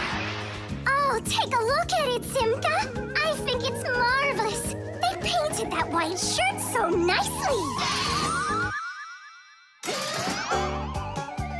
Tula is Simka's best friend. She's very tall, almost as tall as Papus. Yeah, she's the tallest one in her class. And she's strong, too. Tula loves to laugh, and she does it louder than everybody. That's just the way she is. Cheerful and kind. Ready to help anyone who needs it, and making sure her friends are getting along. Of course, I don't like that she treats me like a baby, especially since she's the one that's a scaredy cat. She can even get scared of a cute little spider. And she believes in all sorts of silly superstitions and horoscopes. Tula will believe anything you tell her, which is really great because it makes it so easy to play tricks on her. But she takes it all in good fun. That's because she's Tula. It was on purpose, wasn't it? Well, yeah. Tom Thomas, no! Your mom will punish you for just one of them, and now you're gonna make more stains? Don't worry, Nolik. I forgot that this is an old shirt, and I'm allowed to get it all dirty if I want. And I tried so hard to clean it. Put another spot there. And over here. One in the middle. And a line over there. Splendid. That looks great. And how about down there? Wow, it's like fireworks. Splendid. There's a name for this style of painting, and properly speaking, it's an abstract painting. They have lots of lines and spots, and everyone sees whatever they want in them. Yeah, look! A golden ball by the river! And there's Tom Thomas with an F on his report card. Tom Thomas, what did you do to your room? And your shirt? You know what they call it? It's, abstract art. There's something good in it. I like it. Abstract art. Isn't it great? Ah, my little artist. Tubes. Today's lesson will be on pipes and tubing. Right here inside of this laboratory, you can see them all over. Look, over there, and there. Some more over there, and there's another one. So, who can tell me some different uses for tubes? Digit. They're used in plumbing to carry the water. Nolik, in school we don't give an answer without being called on. Digit. You can. And for carrying waste. I am talking to Digit now. Gas goes through pipes too. Stop interrupting us. And don't forget about smoke in a smokestack. Nolik, that's just rude behavior. Out right now.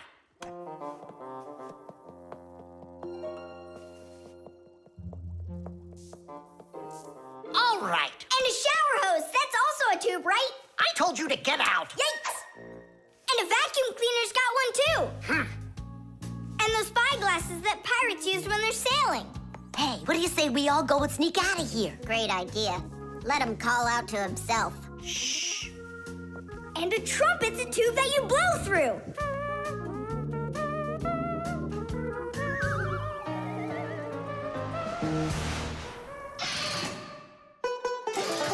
Nolik is my younger brother.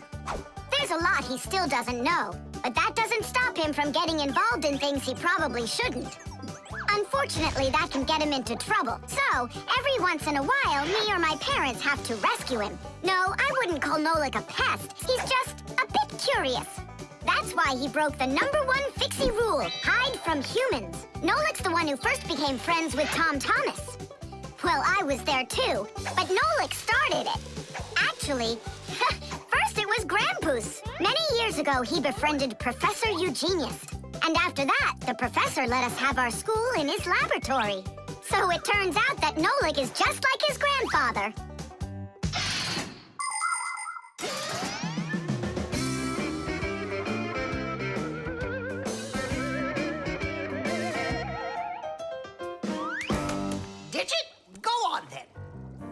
tubes are, Wow! Just look at all the tubes in here.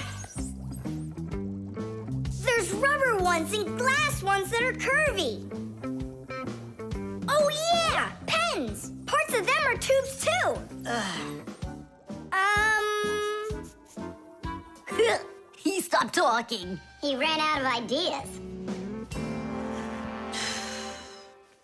And those tube slides at the water park. The barrel of a rifle and the shell of a bullet. Those are tubes. Oh, there's a tube with a serious crack. And it's also dripping and hissing. It's dripping? Where? How can I show you when you kick me out of class? What's going on?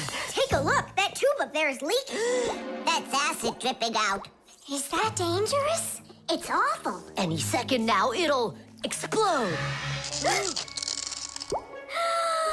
Where did Professor Eugenius go? He went to eat a sandwich. So what do we do? It's a disaster. Don't panic. Fire, Verda. Go to that hose and shut off that valve. Simka, go get a Packam. We'll fix this pipe ourselves. It's very important to be sure that a pipe won't leak. But making pipes that won't leak isn't so easy. Pipes can be made by rolling up a sheet of metal and sealing it up. Unfortunately, the seam can break, and that's why people have figured out how to make pipes without seams. They do it by stretching out hot metal on special machines. And PVC pipes are squeezed out of hot plastic like pasta. When the plastic is cooled down, it hardens into a pipe. We fixed it just in time. Nolik, way to go there. Hey, Simka, where is he? Don't know. He finally left. Here I am. Nolik, I want to thank you for being alert, and I'd like you to join our class. Tadish! Only don't forget, in my class, students cannot answer unless they're called on. Now then, pipes and tubing. Digit, please continue. Well? But Nolik said all of them already. Nolik. Not all. A straw for drinking a shake is a tube, and some noodles are tubes made out of dough. And what's it called? That thing. A hole in a mountain. Wait a second, I'll get it. A volcano. That's not it. They go this way. I mean the kind that go like that. Heh, they're tunnels. You got it. Well done there. Yeah. The suction cup.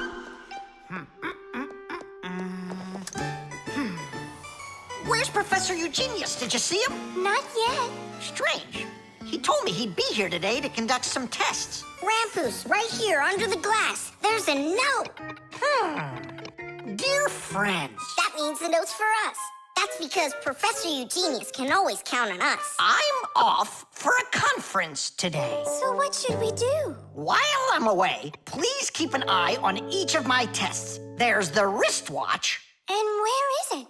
It's right there.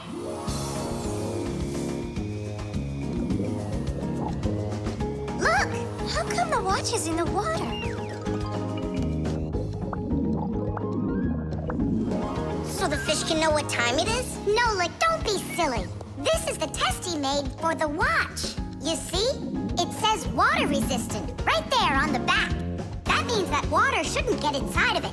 I see. So the professor needs to check if it will work underwater. Understand? Yep, I got it. The watch is working. So now, the doorbell test. We'll go look. It's over there.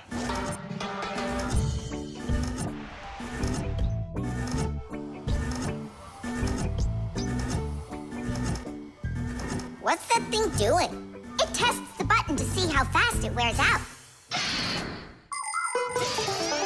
To check the quality of appliances, toys, sporting goods, or just about anything, they need to undergo serious testing. Take, for instance, telephones. They need to be tested with both heat and cold because they have to work in places as hot as Africa and as cold as the Arctic. Computers are tested to make sure they can be shaken and rocked, too. That way you can be sure they'll work on a desk at home, or outside in the park, or while you're taking a ride. Different kinds of products need different kinds of durability tests. For For example, athletic shoes and car tires are rubbed and squeezed over and over to see how long they are going to last. Yes, testing's very important. Without testing, a machine or appliance could let you down at the very worst moment. If guests come to visit once a week, and once every month a hooligan comes, pushes the doorbell, and runs, then I figure this doorbell will last right around 400 years. That's long. The doorbell is still working. That's very good. And also, What? I don't know. We need to turn the note over to read the end. But how? Oh, raise the glass, that's all. Hup, hup, hup.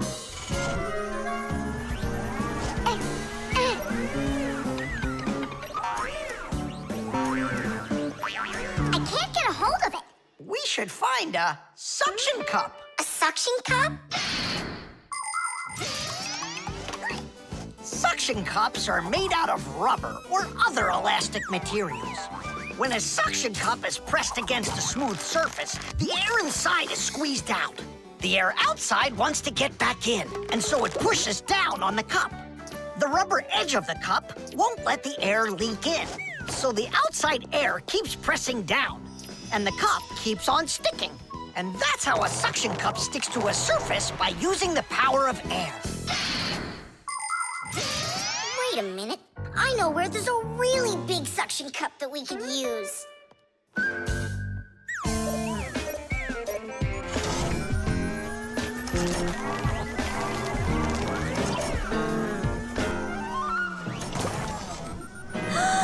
That's a huge suction cup, Nolik. Diddies, diddies, diddies. Well done, Nolik. Only we need to hurry before air gets under this suction cup and it unsticks. My suction cup will never unstick. Well, let's see what it says here. Simka, you'd better hurry. And make sure nothing gets broken here in the laboratory while I'm away. Huh, and what could get broken around here? Ah, the glass, look out!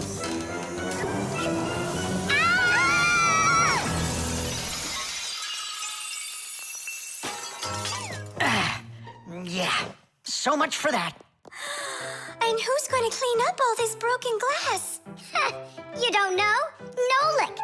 He told us to use that suction cup. Simka, she was reading way too slow. Listen, there's no need to fight. I came up with the idea of the suction cup. I should clean this. Come on now, Grampus. We'll clean up this mess. Professor, I still think the suction cup was a great idea. The drum. Now, let's turn it on. It's buzzing. You hear it? I would love to, but the only thing I can hear is Nolik's banging. Nolik, what are you doing? I'm rehearsing my solo. Nolik's the drummer in our rock band. Didn't you know that? Why don't you go and rehearse somewhere else if you wouldn't mind? Yeah, all right. I just can't work like this. Nolik, stop it, please. Oh, my head is just splitting. Professor Eugenius, will you come to the laboratory? There's something very strange in there. What? I'm hearing some kind of awful sounds. You are? I think it's a ghost. Back from the dead. Don't you worry about ghosts, Lisa. I'll check what it is. So it's you making the racket. What? I'm just rehearsing. Well, what is it? Don't worry, it's just a piece of equipment rattling. You know what you should do? You should go and practice back at home, my young friend. It's not very hard to make a drum. One way to make it is to take an empty barrel and replace its bottom with a skin made of leather or plastic. If the skin is stretched tightly, the sound can get very bright and loud. Really big drums are usually played with percussion mallets or beaters, while smaller drums can be played with sticks or with bare hands. Instruments that make sounds by being shaken, scraped, or beaten are all called percussion instruments. There are lots of different percussion instruments, like the small hand drums that are called bongos, big shakers with handles called maracas, cymbals made out of metal. Now those really make a lot of noise. And there's tambourines, ratchets, and even spoons. That's right! People can make music using spoons as a percussion instrument.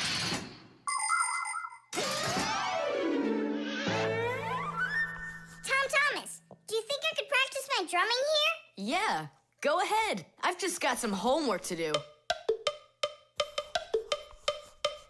I can do that, and better than you can, too. And what if I play like this, huh? Then I'll go like that, or like that. Ever since I had decided that a drummer's what I want to be, there is nothing that I won't bang on, 'cause the world's a drum to me. So I bang on radiators with a spoon, the pot goes boom, bam, bum. Maybe someone will take pity and they'll buy me my own drum. Bang it, bang it, bang it, boom, bang it, boom, bang it, boom, bang it, bang it, bang it, bam, bang it, bam, bang it, bam, bang it, bang it, bang it, bum, bang it, bum, bang it, bum, bang it, bum, bum. Bang the drum. Bang the drum. Both my father and my mother wish I play a violin instead. I don't want to. I'm a drummer, but I can drum that in their heads. So I bang on radiators with the spoon, the pot goes boom, bam, bum. Maybe someday they will get it and they'll buy me my own drum. Bang it, bang it, bang it, boom, bang it, boom, bang it, boom, bang it, bang it, bang it, bam, bang it, bam, bang it, bam, bang it, bang it, bang it, bum, bang it, bum, bang it, bum, bang it, bang it, bum, bum. Bang the drum, bang it, bang it, bang it, boom, bang it, boom, bang it, boom, bang it, bang it, bang it, bam, bang it, bam, bang it, bam, bang it, bang it, bang it, bum, bang it, bum, bang it, bum, bang it, bang it, bum, bum. Bang the drum. Tom Thomas, let's take a break! But I'm not done. Keep going, Nolik. This is fun. Maybe it's fun for you. Bang the drum. Stop, that's enough. Bang the drum. And now, let's turn it off. Can you hear that? It stopped buzzing. It did. Hey, everybody, it's Nolik. Yo, what's up? So, our noisy ghost is back. I thought you were practicing at home now. Tom Thomas is drumming there. I had to run away. Well, our excursion is over. And now I would just be so happy to listen to your rock group. Hooray! Bang the drum! Bang the drum! Come on, not so loud! Bang the drum! Did you say something? Bang the drum! I beg you, not that loud, please! The laboratory.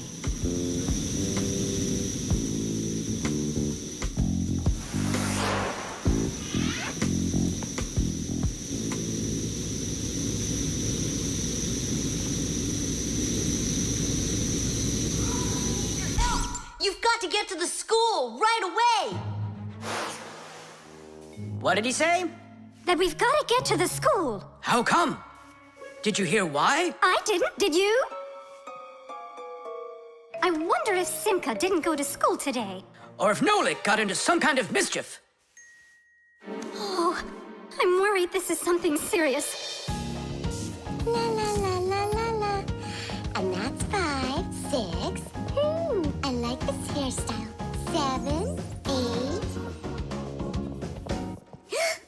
Hi there. Hello, Verda. Where's Grampus? I'm not positive, but go and look in the chemistry area over there. Over in chemistry? Tell us, was Nolik doing anything wrong today? Nolik? He's always fooling around. Right. So we're not here for anything Nolik did. Maybe something awful happened to him. Like what? Well, how about anything? This isn't just a school for Fixies. This is a laboratory. The laboratory where Professor Eugenius works is always humming. In the mechanical zone, Professor Eugenius tests all sorts of different devices to see how well they are made. In the chemistry zone, he conducts experiments on the quality and safety of food. In the electrical zone, he repairs electrical devices and checks their safety. Unfortunately, the professor can be absent-minded, and that can cause things in his laboratory to bubble, spark, or even explode.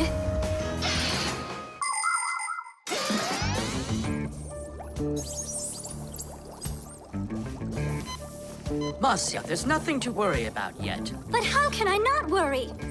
Digit, have you seen Nolik anywhere? Do you know if anything's happened to him? This is a laboratory here. Who knows what could happen to anyone? Like what? What are you saying? Like that. I told you, things happen here. And where? Let's go, quickly! Marcia, no need to panic. Tula, where is so glad you're here. We really need your help. What is going on? There!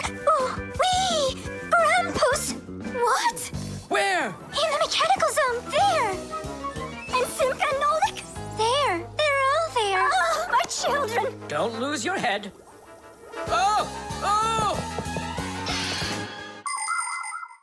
Marcia is my wife, and the mother of our children, Simka and Nolik. Marcia is a real beauty, a kind and gentle soul, and a wonderful homemaker. She is also a very responsible and extremely skilled Fixie. She is our family's expert in kitchen appliances and gadgets. Marcia works from morning till night, fixing and cleaning anything that is in need of her expert care, because she just loves when everything is clean and tidy. But most important for Marcia are her children. She takes loving care of Simka and Nolik and tries to protect them from harm. Marcia worries about them so much that sometimes her imagination gets carried away with what might have happened to them. Although our little Nolik can get himself into situations that even Marcia could never have dreamed of.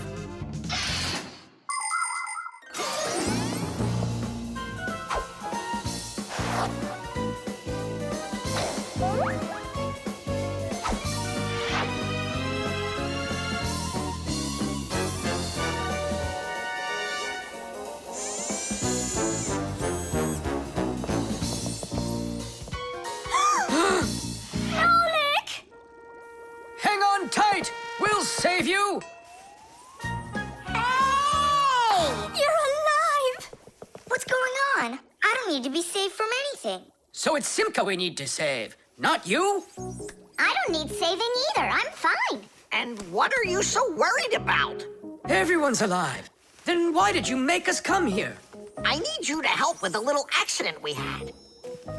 Nolik, was this your fault? Oh, no, it's not Nolik's fault. Quite the opposite. He was trying to help me fix it. Papus, we need you to help us with one of the pieces that we couldn't get back in place. This one?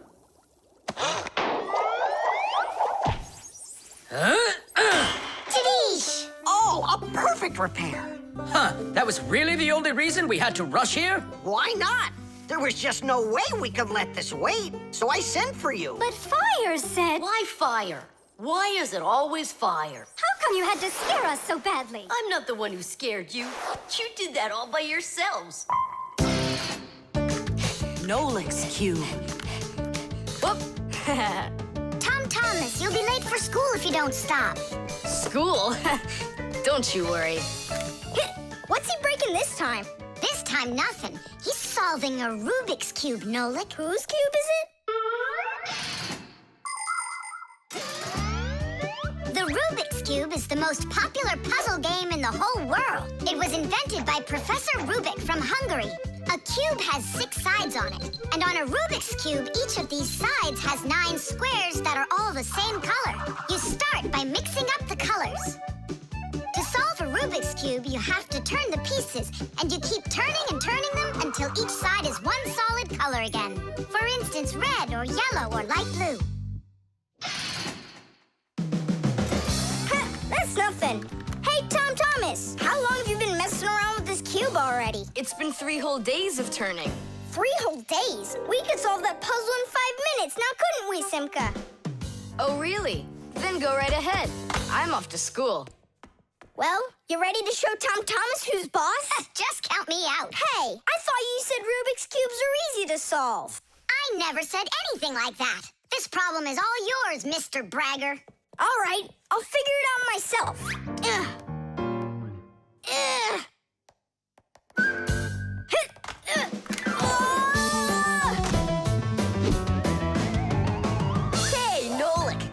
like you've got a problem. Oh, hi, Fire. No, I'm good. Just solving this Rubik's Cube. Yeah? Can I do it with you? What, you can do it? Of course I can. How hard can it be? You'll see for yourself. Try getting all the red squares on one side. Piece of cake. Now hold it tight. Great, I'm with you.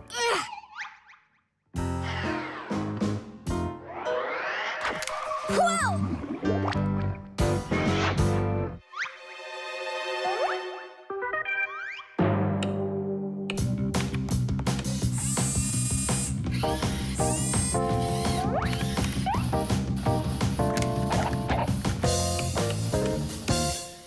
You mean like that?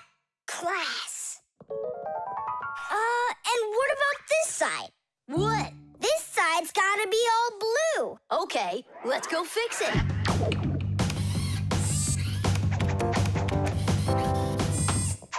There, like you wanted. Now what happened to the red side? Huh? Simka was telling me that on each side there has to be one color. Oh, like Simka'd be able to do this? Simka can do it all. Well, if Simka can, then I can too.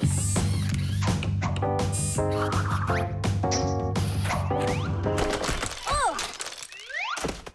Fire! You busted the cube! I didn't bust it. I took it apart.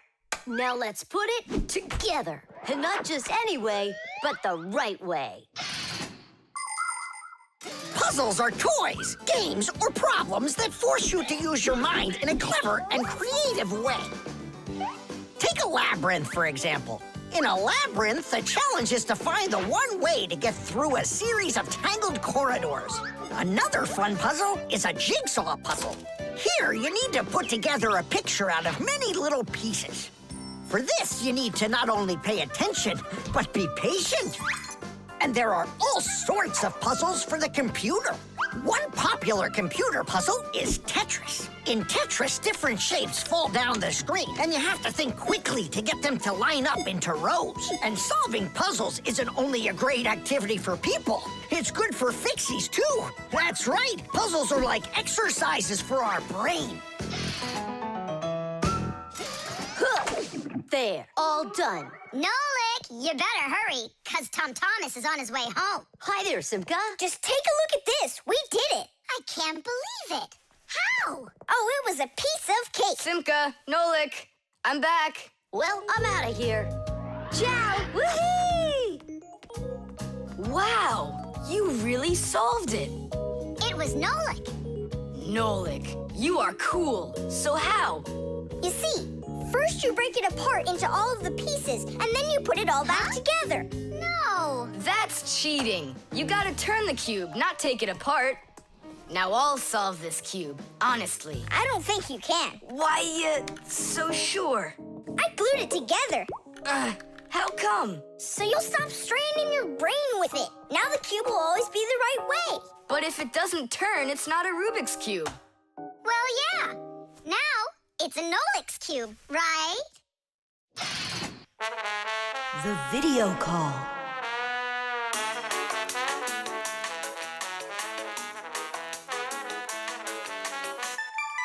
Turn on the camera right away. It's me, Simka.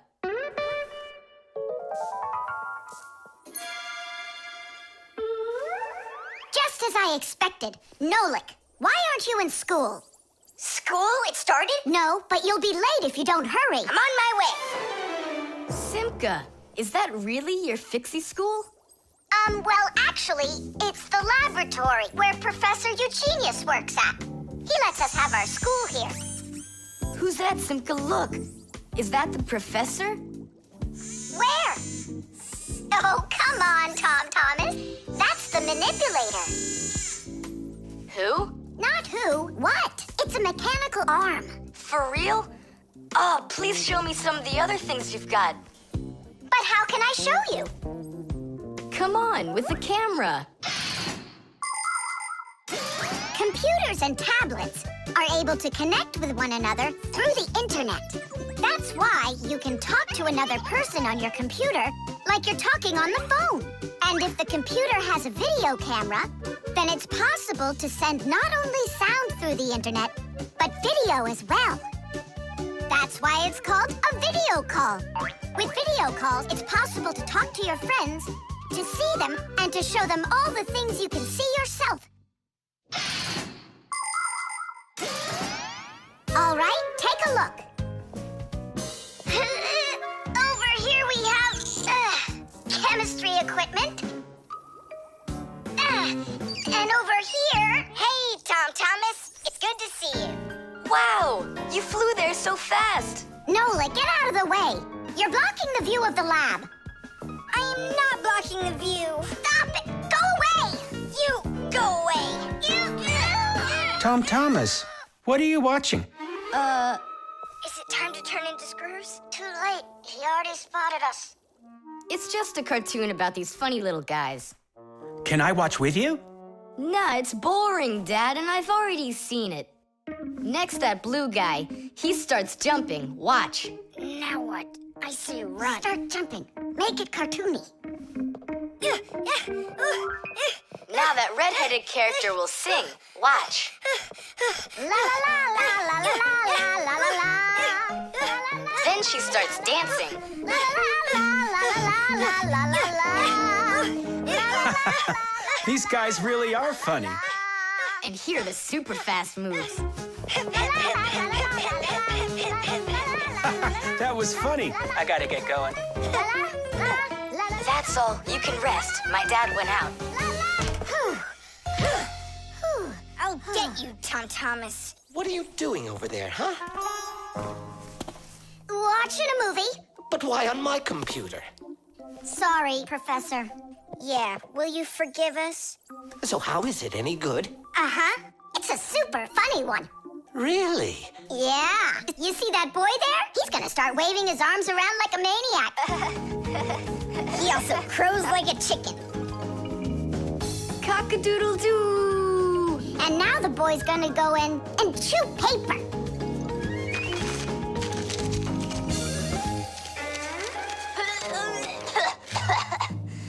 I can't do this all at once. A movie. That's what we're watching here, right?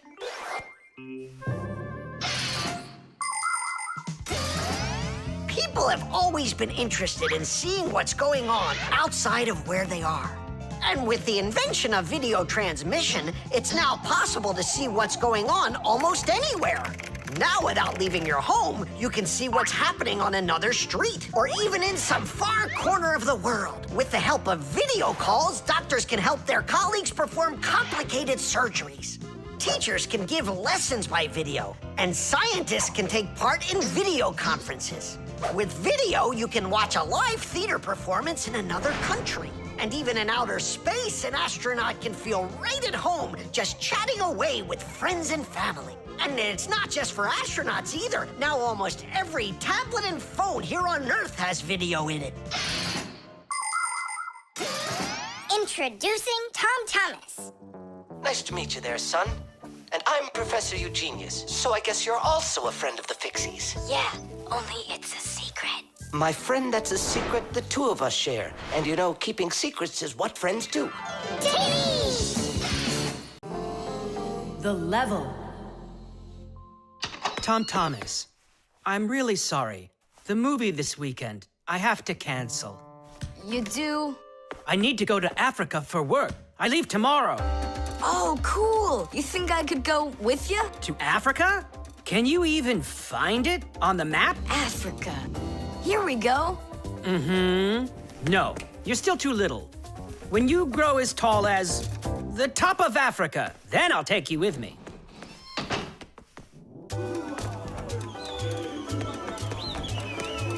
Here, there,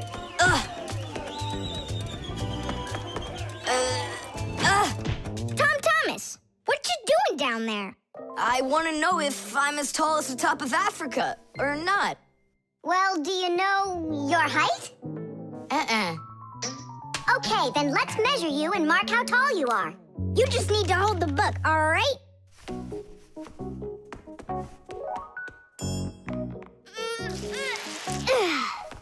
Simka Simka, how do we measure what's higher? The top of Africa or this line over here?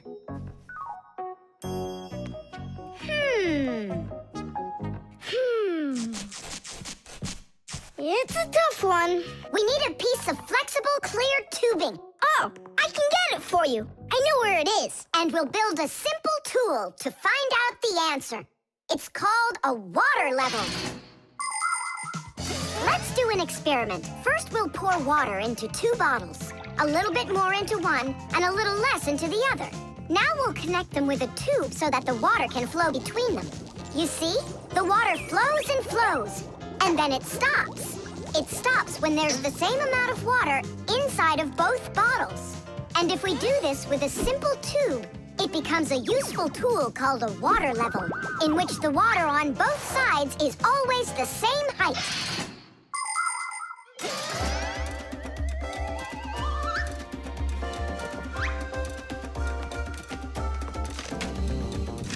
I'm gonna watch the water level on this end, all right? Be careful how you lift it, or the water can get out. Nolik, what's going on? The water inside the tube is even with the line. There you go, Tom Thomas. Where the water is right now is how tall you are. And? Well, it looks like Tom Thomas isn't quite tall enough for Africa. What if we hold the tube a little higher? You can try if you want, but the water's gonna stay where it is. See? The water level on your side always stays the same as on the other side. I'm not getting that tall for a while yet. And what if we just lower the map a little? That wouldn't be honest. But it would be clever. There are a lot of great proverbs, but my favorite one is measure twice, cut once. And to measure things right, you need measuring tools. The simplest one is a ruler. With its help, we can find out the length of an object. A watch can tell us how much time has passed. A speedometer shows us how fast we are moving, like in a car or on a bike. An electric meter keeps track of how much electricity we are using. A decibel meter can tell us who is screaming or stomping louder. And a beam compass is used to accurately measure the size of a coin or a hole. We couldn't get by without wonderful tools like these. If we didn't measure the things we are building carefully, everything around us would just come loose and fall apart. Uh-oh. Dad! Dad! Look, Dad. That's strange. Looks like you are a little taller. Does that mean you'll take me with you? Yeah. Are you ready? Yay! But everyone who goes to Africa has to get vaccinated. You're okay with that, aren't you? I need vaccinations to go? Are you sure? Yeah, there's one against malaria, tsetse fly, crocodile bites. Altogether, there are 10 shots. 10 shots? Yeah, 10. Oh. Dad, you know, I was joking. After you left the room, I moved the map down. Okay, I see. And I was joking about all those shots you need. What? You mean you don't need to get shots? You gotta, just not 10. So how many? 9 of them. There's no vaccination anywhere to stop a crocodile from biting you. Chess. How about that? Then I'll play my pawn. And I'll play my pawn. Grandpus, we need our spool, and it's missing. Oh, congratulations. Professor, have you seen it anywhere? The spool? I haven't seen it. We're playing chess, can't you see? Do you like board games? Like dominoes, for instance. Just about everybody has played it. But do you know where it came from? Dominoes was invented by the ancient Chinese. They made tiles and decorated them with dots like on a pair of dice.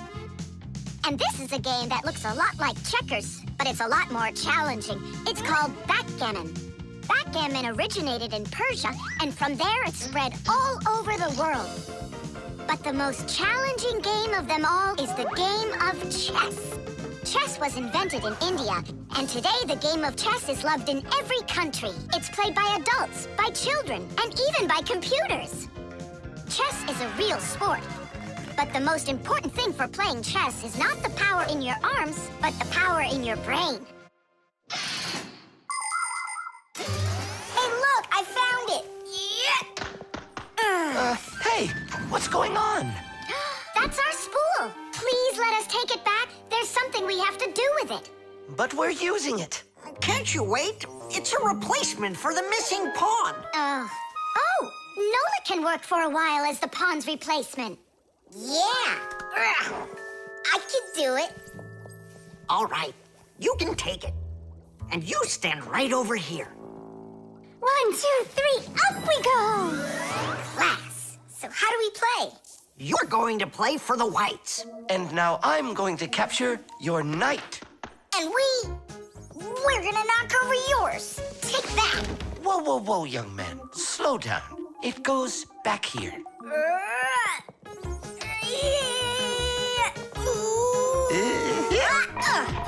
Nolik, get back to your square. What for? Pawns don't move like that. Then how do they move? Only one square per move and only forward. Of all of the pieces, the little pawn is the weakest. What a mess. So which one's strongest, huh? This, it's the queen. She's the most dangerous threat to the other king. Aw, how come I couldn't be queen? Then that black king would have to deal with me. Oh, yes. In chess, each player has a black or white army with 8 pawns, 2 knights, 2 bishops, 2 castles, and a queen. All of them work together for their king, trying to protect him while attacking the enemy's king. If the king finds himself in a position where he can be captured, the attacking player says check. And if the king finds himself with nowhere to run from the attack, it's called checkmate. Whoever checkmates the other player's king first is the winner. I'll move my queen. Yeah. And me, my queen. Then I'll just capture your queen. Really? Then I'll just capture yours. Grandpus, should I go now? Not yet.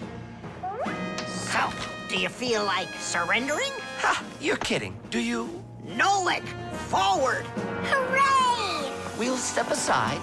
Forward. Aha! Next I'll go and capture the knight. He got away. All right, pawn, and once more, go forward. Grandpus, where do I go now? Don't you see the edge? Don't go anywhere. Now you're the queen. What? The rules of chess say that if a pawn makes it all the way to the other side, he can become anything that was captured earlier. Hooray! Then I'll be the queen, and I'll be the strongest piece in the whole game.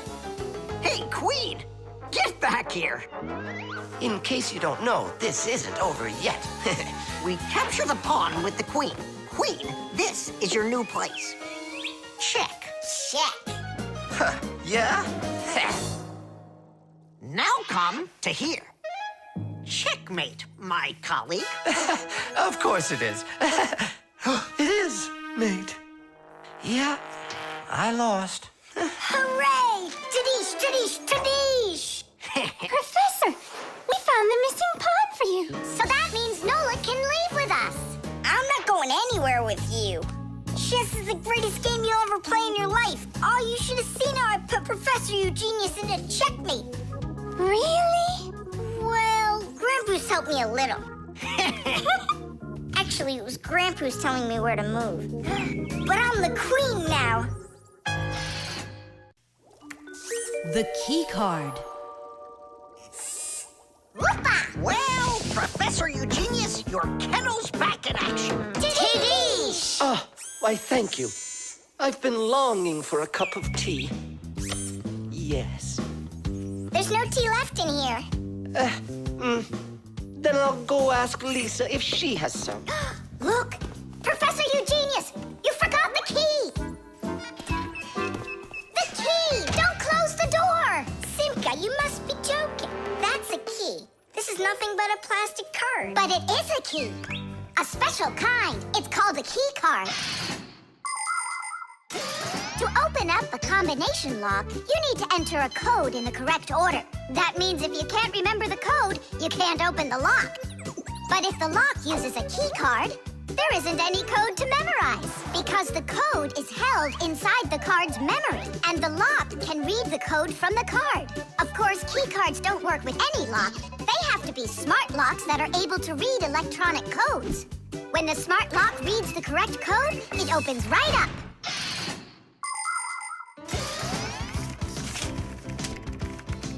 Elisa, do we have any tea here? Of course, Professor Eugenius. Wonderful. I'll take one bag then. Oh, I left my key inside the lab. Can I borrow yours? Just don't forget to give it back. Of course I'll give it back. Come on, Elisa. I got myself a tea bag. Professor Eugenius, the water's boiling. Fantastic. Ta-ra-ta-ta-ta-ta-ta. Ch-ch-chai. Wait a second. Oh no. I was supposed to give something back to Elisa. Why don't you go and ask her? Right. I'll be right back. Professor Eugenius! That's card number 2 now. Elisa, I promised you something, didn't I? Yes, the key. You said you'd return it. Yeah, sure. Let me get it. Just a sec. Oh, I locked it in the lab. It's terrible. How will you ever get back into the laboratory now? You see, there is one way, but it's a secret. Would you mind leaving for a couple of minutes? Colleague, Professor, can you do me a little favor? The key. I think I left it on the table. Yeah, right. It's true. So how do we solve this? I need to think about it. What's there to think about? We just have to go and push it under the door. You think you can do it? Yeah! It's time to get to work. Hey, what's going on? Oh, were you just calling for me? Yeah, no, Lisa, not for you. It's so heavy. Do you know where Digit ran off to? Ow! Digit's off somewhere thinking. He's always doing that when it's time to work. Hard to port. Hard to starboard. Way to go, Nolik. Then who were you talking to? Actually... Oh, what's that? Where? What? What was that? Come on, let's try again. Look, do you see that? It's telekinesis. It's the power to transport things with your mind. You are just astounding. Was that done with your mind, too? The door? Yeah, sure. You are a genius. Professor Eugenius is a very talented scientist and a dear old friend of the Fixies. He always helps the Fixies, and the Fixies are happy to help him too. Professor Eugenius let the Fixies set up their school right here at his laboratory. It's hard to imagine a better place for a Fixie school. People from all over the city bring all sorts of things to the laboratory to be tested, from computers, phones, and furniture to food and toys. Professor Eugenius uses his expertise to check the quality of all these different things. To help him carry out his experiment, his laboratory is filled with a variety of tools and machines. Yes, Professor Eugenius is a very smart man, but he can be absent-minded. Lucky for him, he's got us Fixies around. Thanks for everything. Sliding the keycard under the door? That was Simka's awesome idea. But the door opened wide while the card was still on the floor. That's strange. There's nothing strange about it. I'm the one who opened it. How? I climbed in the lock, that's all. Figured out how it worked, and Tadish. Very clever. That's a real Tadish. I guess that thinking before you go and fix something ought to be what we all study next. The bee. Tom Thomas, Hello. how come you're eating jam straight from out of the jar? Because it tastes so good. Oh, a bee!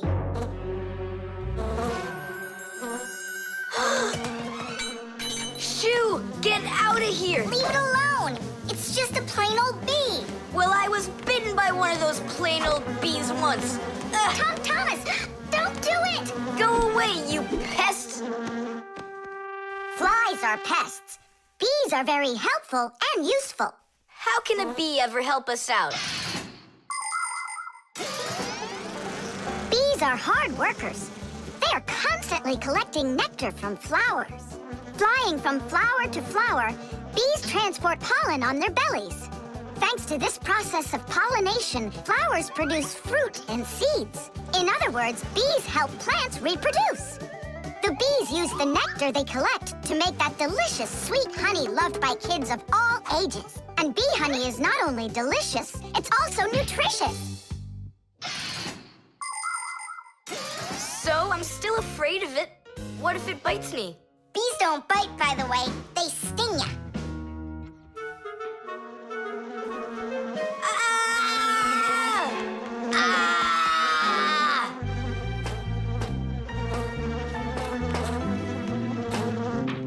Well, now I'm gonna show ya.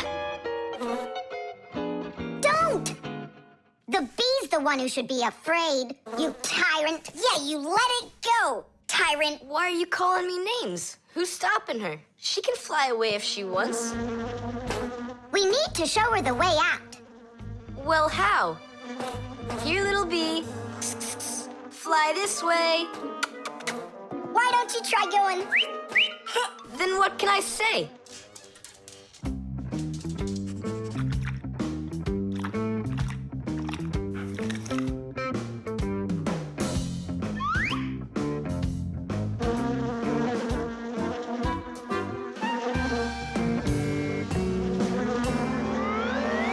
Shisaka, don't move. It'll sting you. It doesn't want to sting. Both of you like to eat sweets. You like eating jam, and so does the bee. Why don't you carry Chisaka to the window? Go on, fly.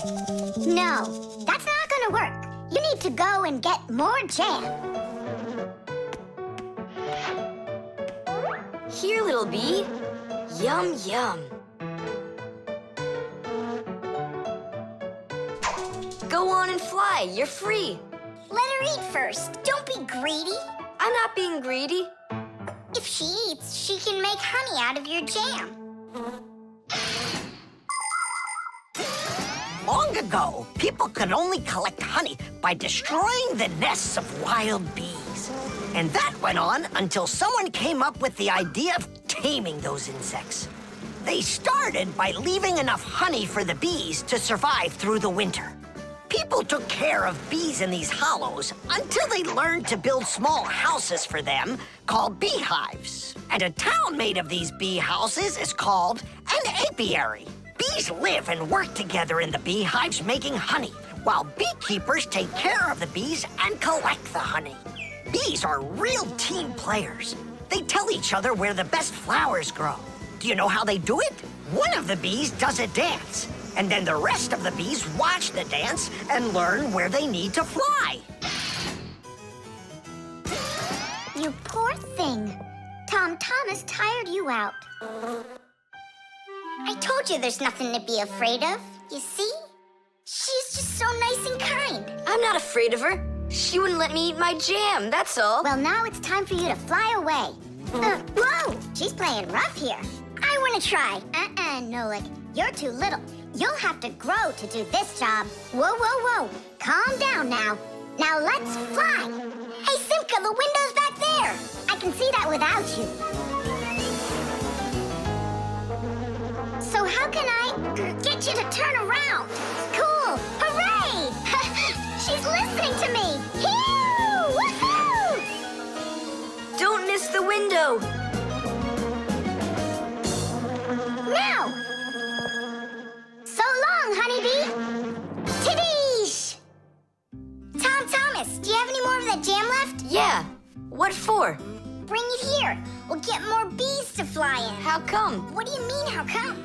Because it's my turn for a bee ride. Modeling clay.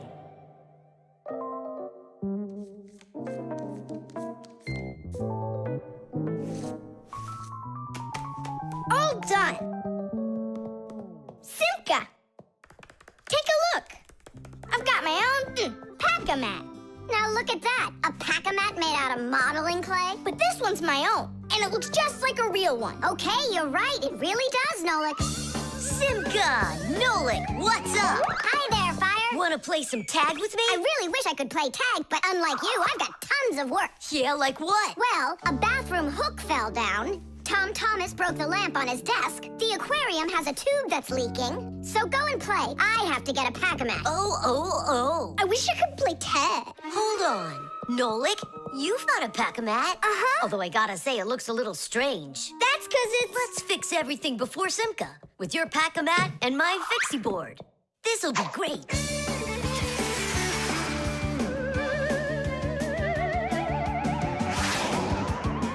So where is that hook that fell down? All right. Nolik, get out some sticky stuff. From where? Obviously, from out of your Pack-A-Mat. But it isn't real. I made it out of modeling clay today. Out of clay? Well, it totally looks real. Long ago, back in the Stone Age, people learned how to use clay to make their dishes and sculptures. But the modeling clay that we use nowadays was only invented about 100 years ago. Actually, modeling clay is just plain old clay with some ingredients added so it won't dry out. And dyes are mixed in to make all the different colors. There is just no end to all of the fun things you can make out of modeling clay. I got an idea. Go on, turn around. What are you doing? Grabbing glue out of your Pack-A-Mat. All right, get up here. Will it stick? Yeah, of course it will. Let's go and fix the lamp.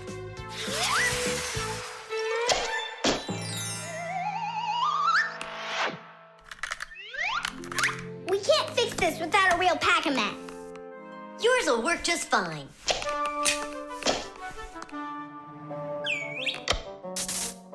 Tadish! So, what else did Simka have to fix? The aquarium. Hop on.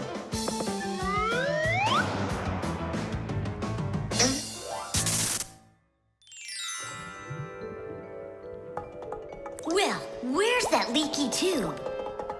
Here, it's leaking at the joint. Yeah, this tube is gonna need a lot of modeling clay. Give me the rest of your Pack-A-Mat. Sure. And here's a souvenir. They're all done. What's all done? We already fixed everything. And what did you fix it with? Modeling clay. Ha! Modeling clay isn't gonna hold anything. Well, I say it will. Wanna bet? All right. It's exploding! What in the world is happening here? Flooding water! You just do as I tell you, without panicking.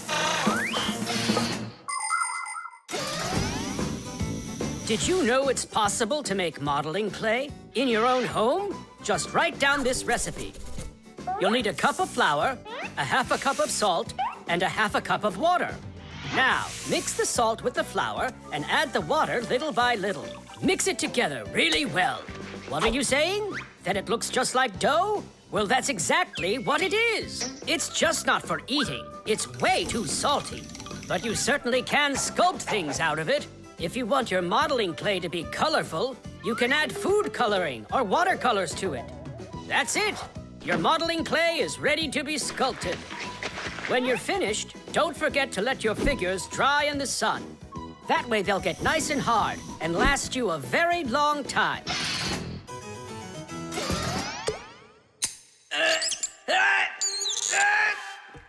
Phew. We almost didn't make it. And did you fix the lamp with that modeling clay? Uh-huh. And the hook, too. That was not a good idea. But it was really quick. Hey, that's true. That's why I want to give a medal to you. You're heroes. For real? Of course you are. And here it is, your medal. But it's made out of modeling clay. Your reward fits your heroic deed. The oven.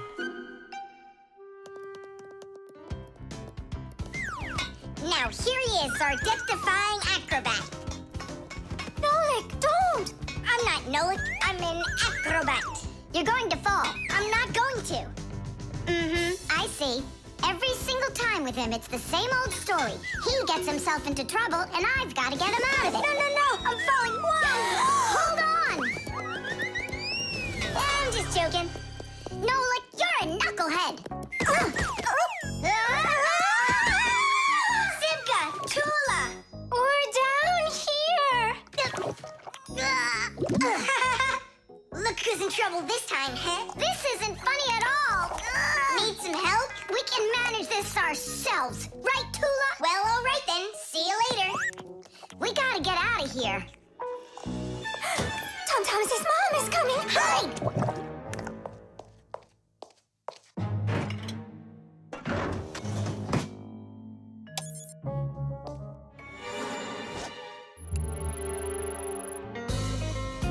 Hi, Tom Thomas.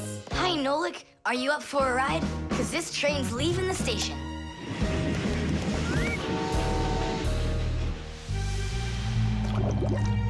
Nice place. It's the oven. It's beautiful in here and not hot at all. Splendid. It isn't hot right now because it only started warming up.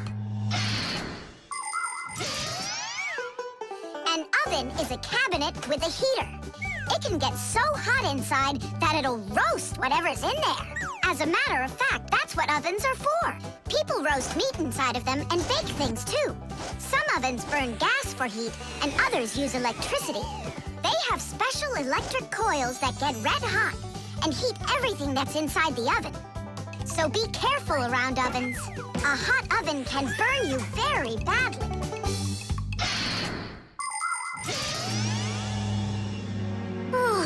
It really is getting so hot. We gotta get out of this oven right away! Simka, we're about to get roasted in here. Yeah, inside of a fresh-baked Fixie cake. I don't want to. You think I do?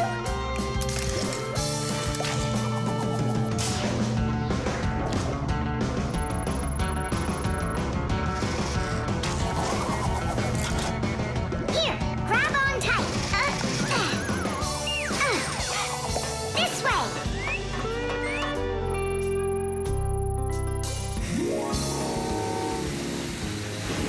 Be careful, you'll fall off.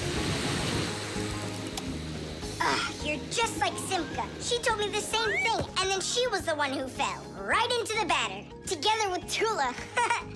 What? They both fell in the dough? Oh, yeah. And they're probably still stuck in there, too. Tom Thomas, the cake's fresh out of the oven. Do you want to try some? Where could they be, huh?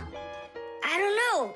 Maybe they're inside the cake. They could have turned into screws. We gotta find them. Hey, what are you doing? Eat. Stop playing. Hey, watch out. You could break your teeth. The first ovens in ancient homes were nothing more than simple fire pits where people cooked on hot coals. Later on, the stove was invented. Every house had a stove made out of stone, clay, or cast iron. People would burn wood or coal in them. These stoves produced enough heat to make soup or bake a cake. And then in the 19th century, the gas stove was invented. Gas stoves are much more practical than wood-burning stoves. 1 second and the gas is burning. A few more minutes and the water's boiling. They're very convenient, but they can also be dangerous because if the pipes aren't in good condition, there can be an explosion. Today, there are also stoves and ovens that run with electricity. They use electric heating elements for frying, boiling, or baking foods without fire at all.